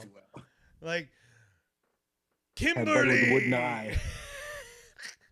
Had Buddy with the wooden eye to come in there, and it's like, I can do it. Yeah, and that was really cool. It was a really cool moment, the way he did that, and he gets right up on, and he's like, "I release you of you." It was so good.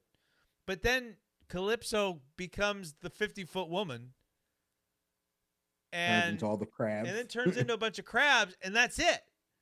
That's the big payoff for that moment, and I can't help but feel like that was a little disappointing.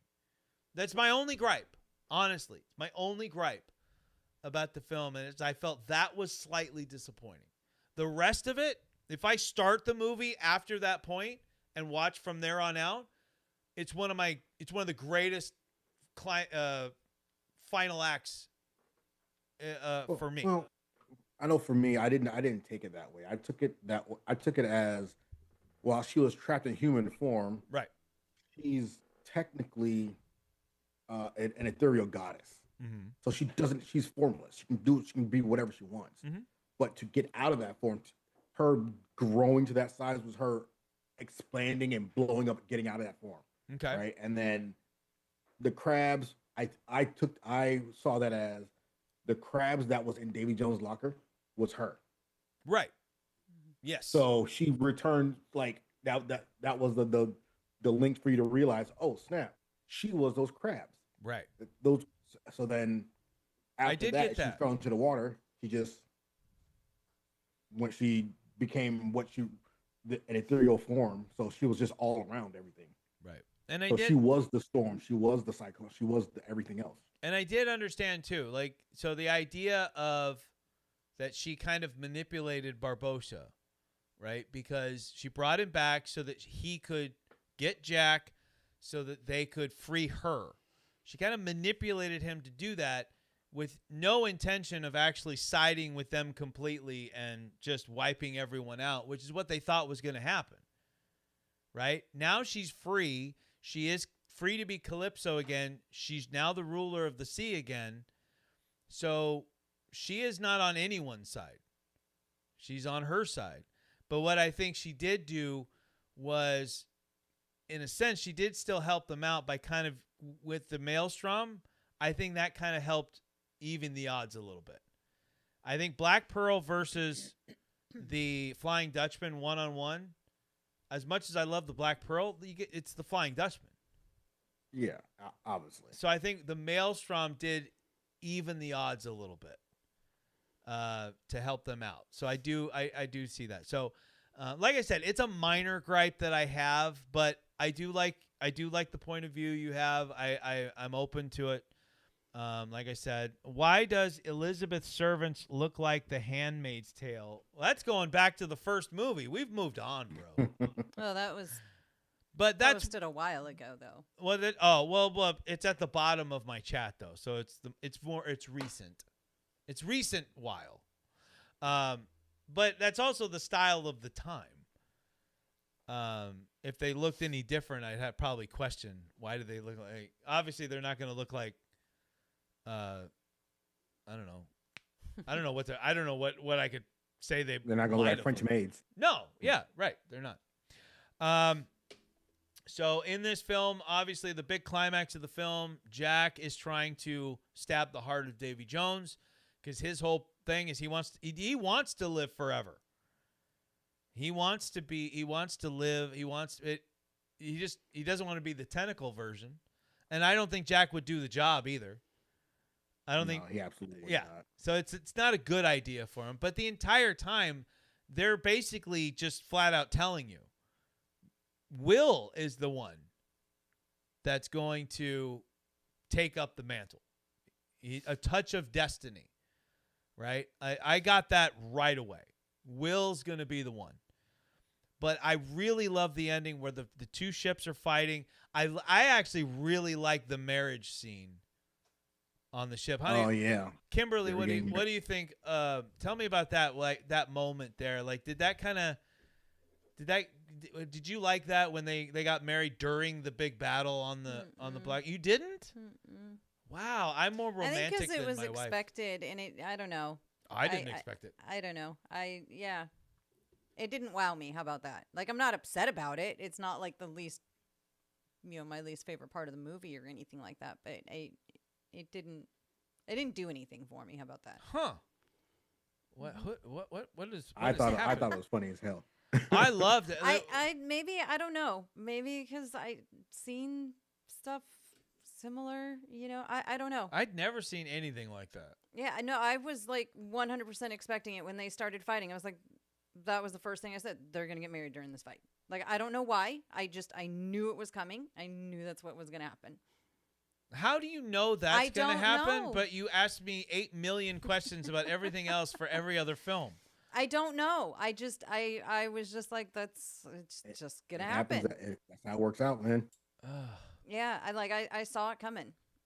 Obviously not like at the very beginning of the movie, but once it started fighting and they, like probably a couple minutes into it, as they, I was just like, oh man, they're getting married at this point, like right here, right now. I think I have more fun with movies than you do. No, I wasn't upset about it. I wasn't like I know, mad I'm not about saying it. you are. It didn't ruin like the movie for me or But- anything. I don't know. I was not like a huge huge fan of it. I could take it or leave it. How Like about that? the best part, like I remember laughing out loud in the theater when Will is doing the "Do you take me as this?" and she's like, "I do," and she's all excited about it. And he's like, "Great." Yeah. The way that he says "great," Orlando Bloom, the way he says "great" is so funny. It was really, and Barbosa plays his role as marrying them to a T, as he's fighting and doing the nuptials at the same time. It was so, I loved it. I thought that scene was really, really good. Like I said, I don't hate it. It's just there for me. Yeah. It's not good or bad. I now pronounce you. Yeah. I Yeah. now pronounce you. Just I kiss. get the Yeah. point. Yeah. Just kiss. Ashton, I want to get your thoughts. The end of the film, the end of this big climax here, Jack has Will stab the heart of Davy Jones. Jack saves Will by having him stab the heart of Davy Jones. And I really like the ending here because I want you to tell me your thoughts, what you thought when you saw it. Funny Jack is gone for a brief time. Jack looks genuinely pissed, like he's ready to kick some butt. And I don't think he was pissed. like because he's basically telling everybody to be quiet and to do what he says, and they're going after Cutler Becket, or they're going a certain direction, and then That part. Yeah. yeah, and then the Flying Dutchman shows up, and initially Beckett thinks, okay, the fight's not over.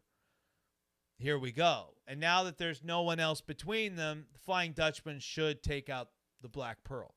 Only to see that Will is now driving and he's at the helm. The ships turn at the same time, and down goes our main villain of the film, Cutler Becket. Tell me about what you thought about that scene, the end of the film. How did it make you feel? What do you think? I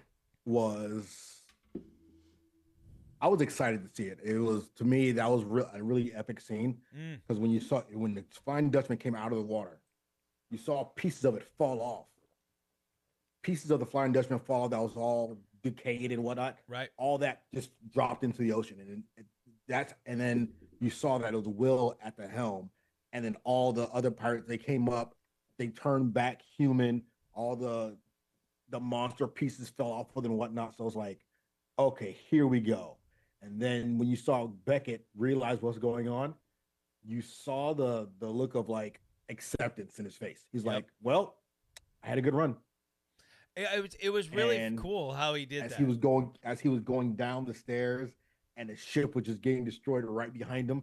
I'm like, yo, this scene is shot so well. The vision that they had for this, it came across perfectly. Yeah. I love that moment when he realizes that everything he thought he had perfectly planned out, and everything that he had done was, he was like, oh, my plan is working out perfectly. And then when he realizes that it's all gone to hell in a handbasket, the way his face changes, and everyone else is abandoning ship, and all he had to do was jump off too.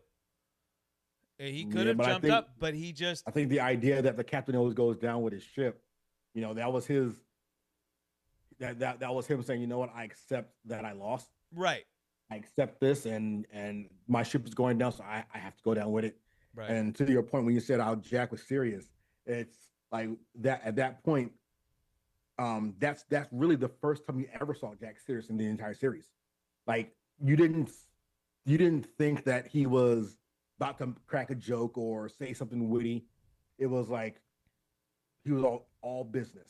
Yep. So it was like, oh, this is why Jack was captain before. Right. When he needed to get down to business, he did. And I kind of I remember after that moment, I kept thinking I want to see more of that Jack from time to time. Not a lot, but if they're going to make more, I want to see I want one moment where Jack gets I'm going to whoop some ass. You know what I mean? I like that Jack. I was like, ooh, I like this. But we never saw that again. That's really the only time we get to see him in that frame of mind. But I think that's also says a lot about Cutler Becket and that character, because I think that was really because that was the moment we're trying to get to, is not so much taking down Davy Jones, because that was the means to an end. It's getting to Becket, right? Yeah. Jack never wanted, for the whole movie, never really wanted to kill Davy. It's not like he had a vendetta against Davy Jones. He just didn't want to die. Right. He's stabbing the heart to take Davy's place. Otherwise, he's going to be subservient to Davy Jones. But he never really had a vendetta against him. Now, him and Becket, there's a lot of history we don't even know about that are, backstory that we don't know about. These two are connected. And I would like to know that story at some point. I'd like to go back. Was and see there? some of it. Yeah. Was there, like, aside from them being introduced in the previous movie? Yeah, they talked about how they knew each other, and they gave a lot of hints to they had a history together. We know that Jack had a history with the East India Trading Company, and Okay, right. and that Becket was basically, doing his thing with them, and they just heavily implied that these two guys had a history at some point in time. And I would love to know more about that. I figured the history was Beckett was trying to take down the East Indian Trading Company. Mm. And that was really the basis of their relationship. Okay. It's like, I've always been trying to take you down. That's it. Right. And then that could very well be. Like I said, I would love to know like more. I think that's a cool, and maybe they've done I'm sure that. there's a book out there somewhere. I'm sure there probably is. I know there's a lot of merchandise for Pirates. There's a lot of books. There's a lot of mostly kid books. Not a lot. I don't know if there's a lot of novels or anything like that might go into it. I know there's a lot of kid books. But all right, Ashton, let's start with you. I want to know your favorite thing about At World's End. Let's just skip the least favorite thing. I've already told mine. I think let's stick to the positive. Tell me what you like best about it and what your final grade was for our third film in the series. I had two favorite parts of the movie. The beginning, inside Davy Jones' locker. Yes. The entire scene, or like how they got out, or how they got onto the ship. Mm-hmm. The crew gets there. They see Jack. They're like, he's insane, or like his ship is on sand now, whatever. Right. So I like that. And then I also did like the ending scene when Will came out with the Flying Dutchman and they destroyed Becket. All right, and your final score, 1 to 10. Where does At World's End stand for you? It is an 8.5 for me. 8.5, so a little better than Dead Man's Chest, but half a grade lower than the original. Yeah. All right. The original one is still my favorite. Kimberly Sims. It sounds like you're in trouble. Kimberly Sims, what's your thoughts here? Your favorite thing about the film, and what is your final score? Davy Jones' locker is my favorite part. Mm-hmm. And well, I'm gonna say I agree with you. My least favorite is Calypso's transformation. Okay. Because I'm saying that because of that, I'm bringing my rating down to a 7. Wow. So this is like I'm kind of like they're kind of going downhill for me a little bit. I would say so. I don't know Of why. the They're three like, films, this so far, this is your least favorite. out of those 3. I mean, there's parts and stuff in it that I like scenes that I like more than others in other movies. But yeah, I'll do like a 7 to 7.5. Well, if I were the internet commenting on you right now, I would be like, "You're wrong," because that's what they do to me right now, as we're still going through some of our Superman shorts. I like them all. I'm not like insulting the movie. No, I know. like them I know you're not. all. I really do. But yeah. So, for me, obviously, like just the last third of the film. I mean, that you could basically just throw that and say that's my favorite thing.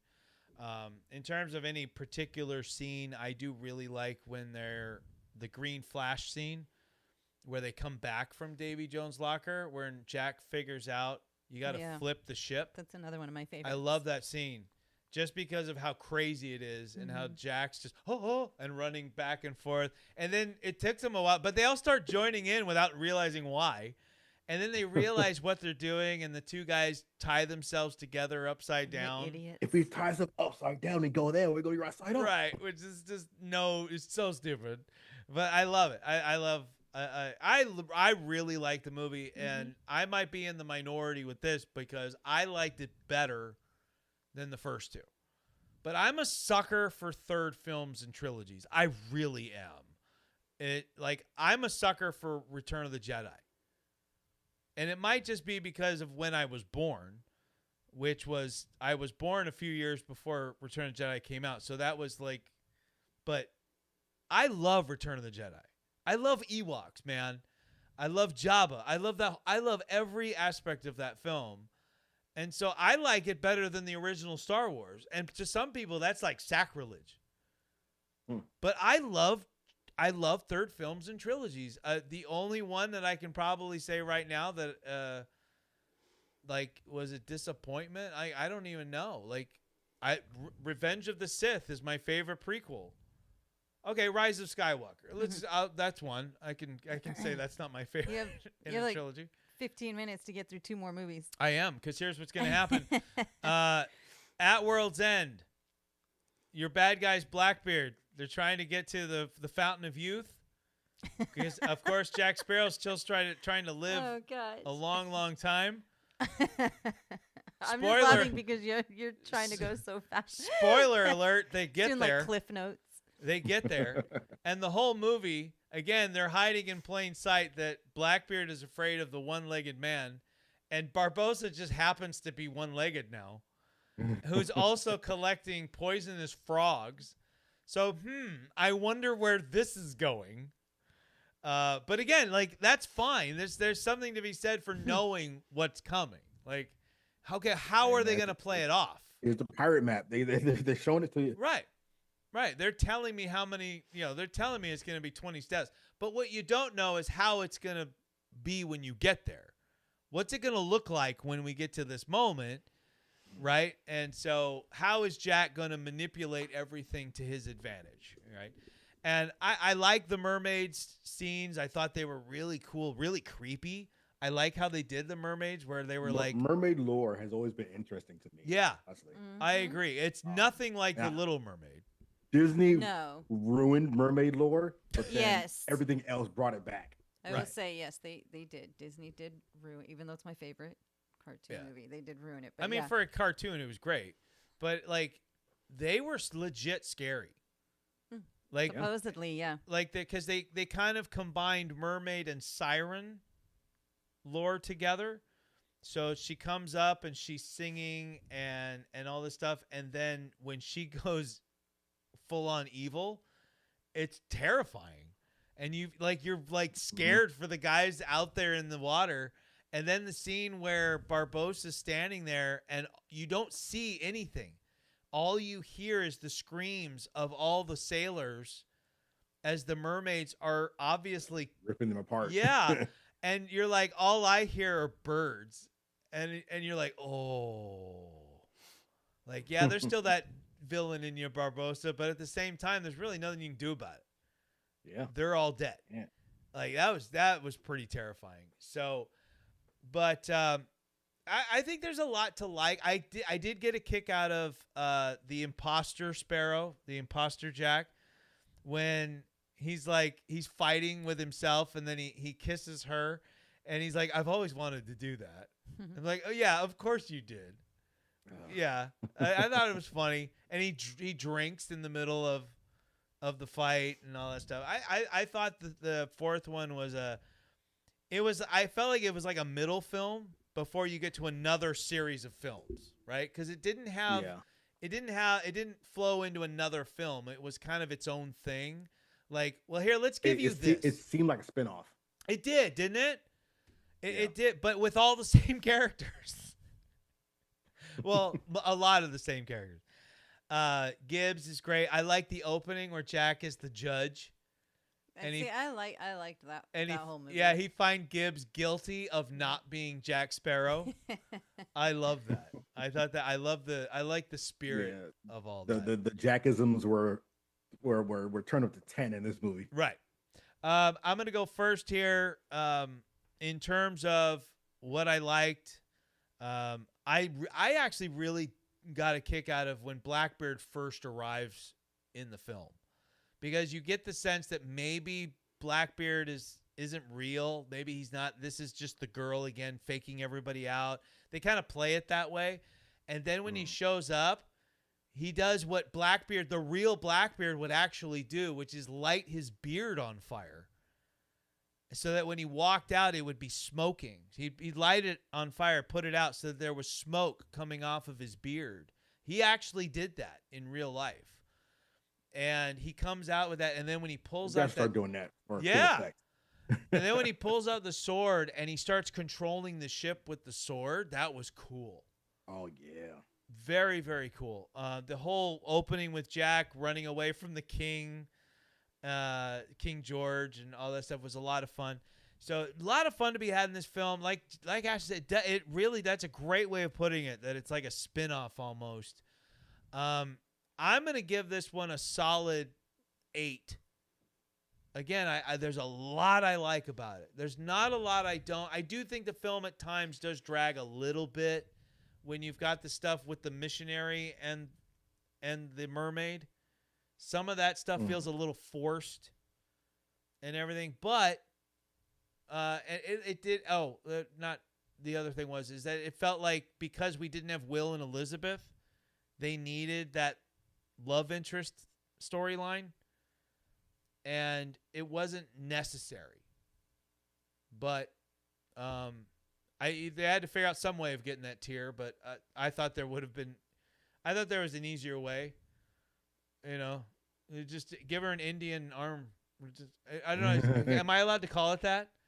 Indian rug burn? Yeah, remember that? Am I allowed to call it that anymore? But yeah, they just grab the forearm and do that. I shed a tear or two back in the day. Physical pain shall bring tears. So I don't know why they had to go the mental route of getting her upset. But yeah, that's my rating. All right, Kimberly. Yes. Your thoughts? What did you like most? I just want to stick with what you liked. So what did you like most about this one, and what's your final grade? Oh, Go. man, the whole judge thing, that was pretty good. Yeah, I love that. And I do like the mermaid scenes with the preacher and all of that stuff. Oh, you did like that. Yeah. Not the marriage of Will and Elizabeth, but you like the romance of the mermaid. It wasn't and the necessarily that I liked the romance. I just like the scenes. Oh, you like and their stuff. their interactions and Yeah. stuff. I do like that he cared. Yeah, exactly. that he cared. I don't really care about the whole love Good thing, missionary, but, good Christian man. So I'll go with that. And this is where it actually starts picking up for me a little bit. So I'm going to give it an 8.5. Nice. Good score from you. We're gonna have to. I did like that it didn't have Will and Elizabeth because they were like in all of them. Right. So it was kind of nice to see like new characters be brought in. I think we found a pirate movie to watch today because we're watching them all. I don't. We can't. Beginning to maybe not all in one day. yeah, no, we can watch them. Acknowledge RR right now, all of you. Oh, Roman Reigns. I'll acknowledge my tribal chief. Acknowledge me. All right. There we go. Did you acknowledge, my dear? I said acknowledge me. Not you. I know. Put up. You got to put up. Acknowledge your tribal chief. There you go. Oh, wait. You're There you go. The lady looks so good. Looks like my future girlfriend. Thank you, Scarlett. Are you hitting on my wife? Oh, was that for me? Yeah. Well, you're the only lady No, on here. I thought because they were Ashton, talking about looking wrestling. so good, like my they future were talking girlfriend. about wrestling earlier, and somebody mentioned like Elizabeth and Angelina Jolie and Zoe Saldana. So I don't know. Saldana, yeah. Gamora. Well, thank you. Yeah. Whoever, Wasn't that whoever Catherine did Catherine that. Zeta-Jones and not Angelina Jolie? What's that? For what? Who played Blackbeard's daughter? Was it Catherine Zeta-Jones? No, isn't it like no. Penelope something? Penelope Cruz. See, I remember that. Oh, okay. And I remember that Yeah. because she was her nose. Penelope Cruz. Well, and she was pregnant during the filming of that. Oh, There's yeah, that's certain right. scenes where you can kind of see that they're hiding the baby bump.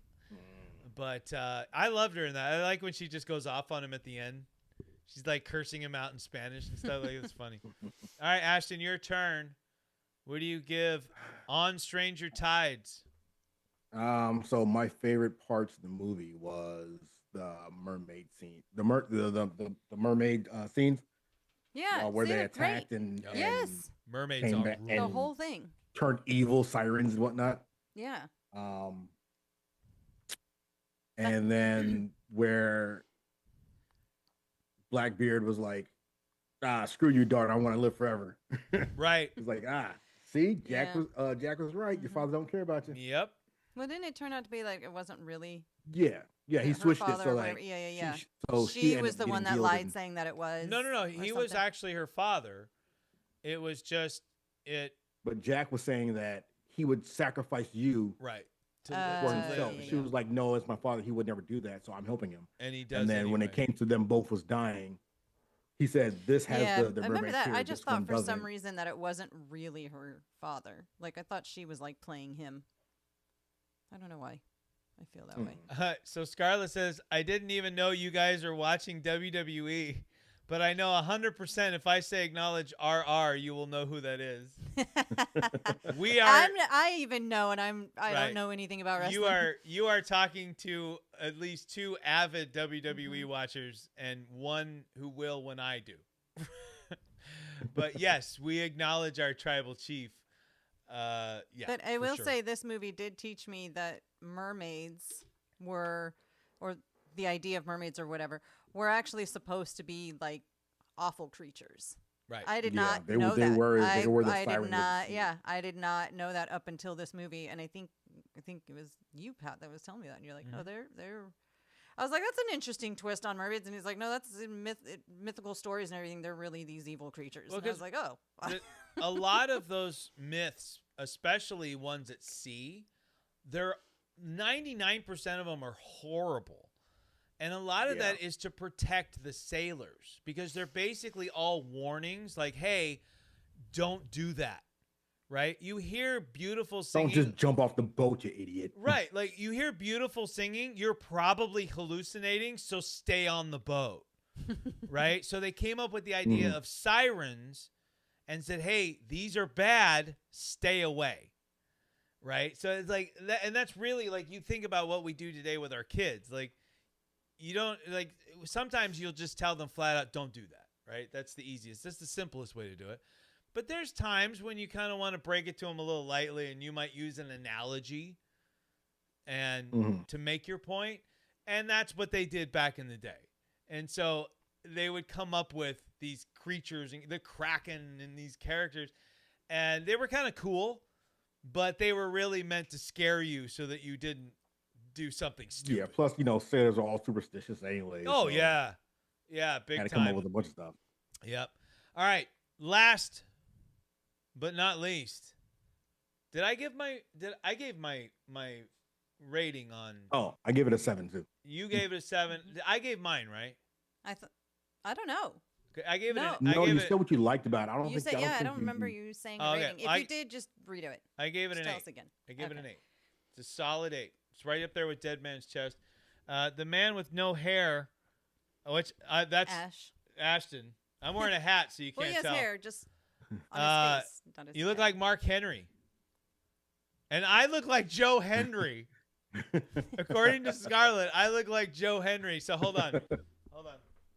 Say his name and he'll appear. I don't know who Joe Henry is. I'll have to look it up. Yeah, my wife likes some things, but she's not that. Here, I'll take my hat off. Now you can see I have hair. Does that help or hurt me looking like Joe Henry? I have a bigger forehead than I used to, but I do have hair. All right. So I'd like to be immortal, Universal says. You know what? If you help make the Positively Pat Sims radio show, not radio program, a success, you will be immortal. People will remember you for the rest of time because you will forever be linked to the greatest Saturday morning show on the planet. See, being immortal determines like where I'm at. Like, I do not want to be immortal on this planet. Like, no. in this society and this planet. No. Yeah. Like heaven's one thing. But if I were like, or if it were a different time, I don't know. Yeah, I don't want to be immortal. That'd be here. a rough one to do. I'd like to be immortal just at a different time. Well, I mean, like if it weren't like evolving it, yeah. Especially Maybe a if you different pick- planet, a different universe. I don't know. Especially if you like, I've heard that Maybe. before, which is why I find it funny. I've had people tell me like Like maybe in an alternate universe where it's not this bad. like I wouldn't want to Then live. I would I wouldn't consider want to live forever, unless it was like in the 1800s. I'm like, you do know if you live forever, you'll catch up to Yeah. now. That's what I kind of meant. Like if it were like an alternate universe where it doesn't get this. No, stupid I here. get you. I get you. I hear. But no, I do not want to be immortal. I need to get this off my chest before we officially wrap up the show. All right. Dead Men Tell No Tales is getting the Superman treatment for me. It gets a 5, and that's because there's enough in it I like to give it a 5, but there's so much retconning. That's I still still hard don't even for me. know what that There you means. go. What does that mean? It means that they took something established in an earlier film or series and changed it, Oh, right? So the compass find out in Dead Men Tell No Tales, or Dead Man's Chest, was given to him by Tia Dalma. And in that film and in At World's End, in both of those films, he gives the compass away. Now, I think he hopes he'll get it back if everything works out, or he's confident he'll get it back. Well, he got it back at the end. No, I know. I'm saying, like, in the moment, I'm guessing he Right. thinks or hopes he'll get it back. But if he betrays the compass, so if he gives the compass away, that frees these ghosts, the Spaniards, from this thing. So as soon as he gives it to a guy for a bottle of rum, and I guess maybe it's supposed to show how down in the dumps Jack's life has become. But I had a hard time believing Jack would give the compass away for rum and not have some idea of how to get it back. Scarlet, Pirates of the Caribbean, I would pick. What will you guys prefer between Pirates or Lord of the Rings? Pirates. Yeah, I love Lord of the Rings. I think they did a fabulous job with it. I do love it. I do enjoy it. But if Oh, yeah. I had to pick between the two, like if it was like, okay, one of these is going away and you're never going to see it again, I would Pirates. Yeah. No, absolutely. I love Lord of the Rings. Return of the King is amazing. The Two Towers fight scene at the Battle of Helm's Deep is unbelievably good. Orlando I Bloom can't- is my favorite in all of it. Yeah, what's up? I can't say that I love Lord of the Rings. I enjoy it, Mhm. but Yeah. And we The do have the Pirate books. trilogy. So the pirate trilogy is I'm putting that above Lord of the Rings for me. Yeah. Yeah. Yeah. All right. But Dead Man's Chest. So how Jack gets the compass is changed in this film. It's not Yeah. from Tia Dalma anymore. Again, Ashton kind of helped explain away my hatred of how we're jumped into a miserable wretch of Will Turner. I still don't like it just because, again, it's like we're thrown into the deep end. It's Luke throwing away the lightsaber. And but there's a lot of other little things. I thought Jack was treated as just a pure on drunk, right? And again, I get that he's kind of down on his luck, but I wasn't big on how Jack was portrayed for the majority of this film. I love the big dramatic ending where he's sailing towards his horizon. I love that and all that, but it did have enough good in it to where, like I said, I gave it a solid 5. I'll give it a solid 5. I did like some of the characters. I liked Barbosa's storyline and his sacrifice of himself for his daughter. I did like that. I liked how they tried to make the ghost scary in a way, like intimidating. But only one of them felt like it, which was Javier Bardem's character. He's the only one that felt intimidating and scary. The rest of them were just kind of there. Whereas like Davy Jones's crew, the whole thing together was great. And I loved all of it. This one, not so much. And it did feel a little bit like a retread of the Davy Jones stuff. And then, of course, he's not the brightest bulb either. He's just led by vengeance over everything else. And the trident thing was also a little weird. I don't know. I don't know if you guys. So the trident, you break the trident, you break every curse at sea. I don't know. It just felt weird. It felt like. I don't know why that was a thing. Yeah, I've never heard of that. I get that Poseidon was the was ruler of the seas or whatever, but where is Poseidon? It's not like Poseidon created all the curses. No, and why is his trident just hanging out there? And it's kind of one of those too where it's like everything has to be just right for it to work, and sometimes it's like it's a bit much, like with Star Wars, Rise of Skywalker. For that dagger to line up perfectly means that the world around the area can never have changed, never have been affected by the elements for that to line up just right after 20 years, which we know doesn't really work in the real world. Again, you have to suspend disbelief. I get it. You got to shut your brain off from time to time. I think like even with this movie, I didn't enjoy watching it, honestly. Yeah. It wasn't so as it's fun. like me not enjoying it. I couldn't take myself out of trying to figure out like what makes sense and what doesn't. Right. If I enjoy a movie, I can be like, I don't care if this makes sense or not. This is enjoyable. Yeah. Captain Jack in the guillotine was funny though. When he's flipping and the guillotine would come down really quick and then come back up, and the way he would scream. I love when he screams as Jack Sparrow. It's really funny. That part was funny. I like that. But yeah, it didn't have this. It's kind of like that, not as bad, but Indiana Jones Dial of Destiny. If that was its own thing and didn't have 4 movies preceding it, I might have enjoyed it better. But because of how fun all the other 4 Indiana Jones movies are, this one felt like a slog. It didn't feel fun. And I why think that goes with when it comes to making too many sequels, man. And why is it by the end our hero is always like a drunk that is that we need redeeming? Like they turned Jack into a full-on drunk. Indiana Jones is a drunk. Like, why do we have to bring all our heroes down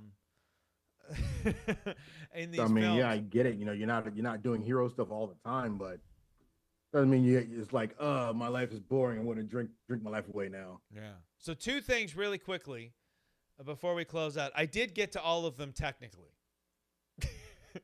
Technically, we did get to all of them. Before 10 o'clock. No, I started talking about it before 10. We're just not finishing. That's what I said. 10. You didn't finish before 10. So really quickly, I have 2 things really quick. So I just need Ashton and Kimberly. Kimberly, you first. I just need a final grade on Dead Men Tell No Tales. Where are you putting it? Scale of 1 to 10, and then there's. I thought we already did this. And I there's already not for this one. Oh. And then we're gonna do a special question from Scarlett that needs to be answered. So Kimberly, what do you got? I thought we were talking about the same movie, so I don't even know what happens in this movie. Like, this is pirate ghosts. Yeah, I don't remember that. Attacking, going after them. They have to go to the trident. If it didn't make that big of an impact, it's not that high up on your scale. I'll just say that right now. 6.5. Okay, that's higher than it should be 6. for a movie you don't remember. The movie was so good. I have no idea what happened. I remember, like, I don't know. I mean, 6.5 is generous. When you were talking about all of it, I thought we were still talking about whatever one we were on before. On Stranger Tides? No. Yeah, I thought it was all. No, I told you I have a hard time moved on. separating what happens in each movie. Ashton, what do you you got? Together. I'm going to give them a 4. He's going 4. He goes I'll even bring lower mine down to than a me. 5 just to make you guys happy. Thank you. Thank you. That's That's the right decision. Thank you. Scarlett has a question. It's mostly I would say for Ashton and I, because I don't know. Maybe Kimberly can tell me too. He wants an honest answer. Wait, he or she? What would you? Or do we know? I don't know. Oh, just Scarlett. What would you prefer between Pirates of the Caribbean and WWE? Okay, I will It's answer harder though, for me than you might think. because I would have, when I first became a fan, I know where probably this is said going. WWE, but they have disappointed me so much since becoming a fan. Scarlett's I'm a gonna go man, with by the way. Pirates. I'm going to go with Pirates. Well, hello, Yeah, sir. Kimberly has not been happy with the John Cena heel turn, Cody's loss at WrestleMania, Mm-hmm. and very much a big enemy of Punk getting screwed over at SummerSlam. We're not. We can't. We will go Oh yeah, until tomorrow. I don't like with that Punk my got screwed over anger. again. With my anger Yeah. on that, we could. Yeah, we need to like shut it down right now because Okay. we will never get off this Ashton, show. Oh, another show. Yeah, we Ashton, will what do you never got? get off this show. WWE or Pirates? Between Pirates and WWE. I'll probably, if I had to choose which one to watch, I'd probably watch Pirates. So I hate to use this word, but there's truth here. It depends. If you're going to tell me that WrestleMania's on and go, would you like to watch WrestleMania live? Or would you like to watch Pirates of the Caribbean? I'm going to choose WrestleMania watching it live. Now, if you ask me, would you like to watch an older WWE pay-per-view or Pirates? I'll probably most likely pick Pirates. It's no offense to WWE. I like watching the live PLEs and stuff. I love doing that. I like watching Raw live. Like, if I can't watch it live, I have a hard time going back and watching it taped. I just like live, right? I get you. But I also know that watching Pirates, what I'm getting, like to Kim's point, I know I'm not going to be pissed off at any point. Like, I liked SummerSlam. I liked both nights of SummerSlam. I thought SummerSlam this year was better than WrestleMania. And that says a lot. But I really did like both nights of SummerSlam. But do I want to put myself through watching Punk get torn to shreds by Gunther just to have the title taken away at the end of the night? 3 minutes and 19 seconds. Yeah. And he went through hell because they told, and it was such a great story. Gunther, the monster, beating the living hell out of Punk, and Punk still overcoming. That's a great story. But to be fair, so is what happened with Seth Rollins. That's a story. All right. You know it's a story. What? Pirates, the Caribbean. Right. It is. Well, we're gonna. What will you choose between watching Lesnar versus Rock at WrestleMania 42 or watching Pirates? If it's Lesnar versus Rock, I'm watching Pirates. I can't stand Brock Lesnar's matches, though. Well, especially if it's Lesnar versus Rock. Okay. But yeah, no, I'm watching. I mean, like, I'm watching the Pirates. majority of Brock Lesnar's matches are so boring. All right, guys, we're gonna wrap things up here. This has been our Pirates of the Caribbean. We're a little bit over, not as bad as we have been before. Joking. Right. Have a nice day, guys. Yeah. No. So, just really quickly, later on today, 4 p.m. Pacific, 7 p.m. Eastern, we're going to be reviewing Happy Gilmore 2 on our Honest Review Show, which is exclusively right here on YouTube. Don't miss out. And we are going to be having a brand new show starting in a couple of weeks called Warriors Unleashed. So if you're looking for a show that offers you information and inspiration for health and fitness and mental and physical that are going to help you be the best you that you can be personally, professionally, all that fun stuff, you're going to want to tune in to Warriors Unleashed, again, right here on YouTube. Our store is currently up and running at positivelypatsims.printful.me. You can find t-shirts, hats, stickers, teddy bears have now been added to the store. We have yoga mats. We've got purses. We've got mouse pads. Lots of great stuff. We're adding things every week. So get on over there and help us be one of the first 100 sales, and there might be something special in it for you if you go over there and purchase something right now. First 100 sales, we've got a surprise for you. So get on over there. And social media, you can follow us on Facebook, Positively Pat Sims, Instagram and TikTok at Positively Pat Sims. And on X, formerly known as Twitter, couldn't be Positively Pat Sims for some reason, but we are at Real Pat Sims because I am the real Pat Sims, the one and only. You're so shady. Ashton, Shadies.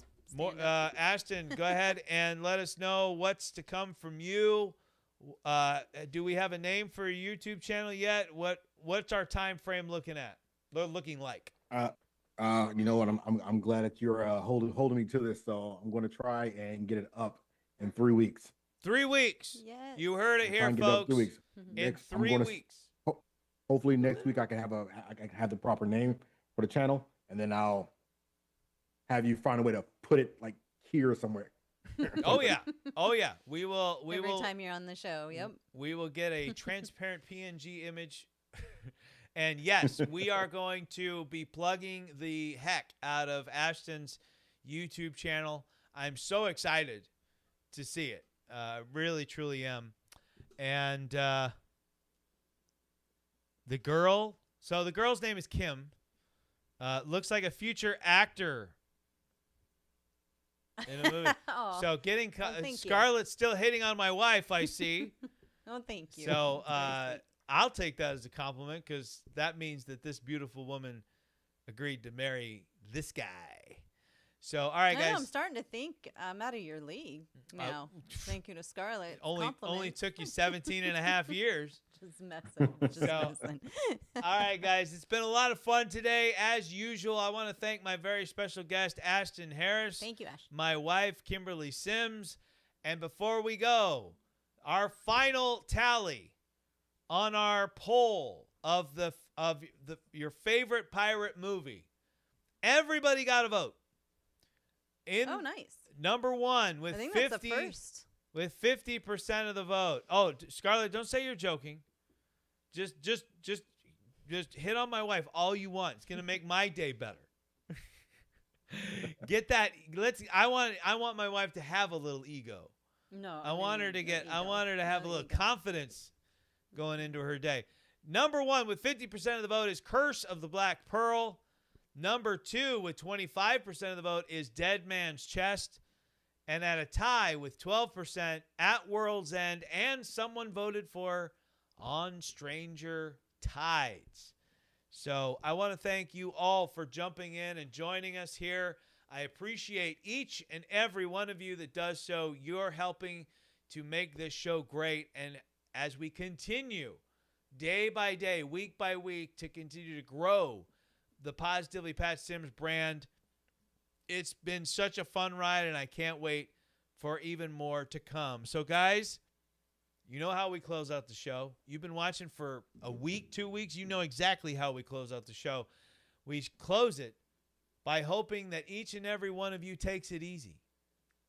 And if you take it easy, Take it twice. take it twice. So long, everybody. Have a great rest of your weekend. We'll see you we'll actually see you at 4 p.m. Pacific, right. 7 p.m. Eastern for our honest review of Happy Gilmore 2. And then we'll see you next week right here on the Positively Pat Sims Show on WANT, where if you want it, we got it. And right here live on YouTube.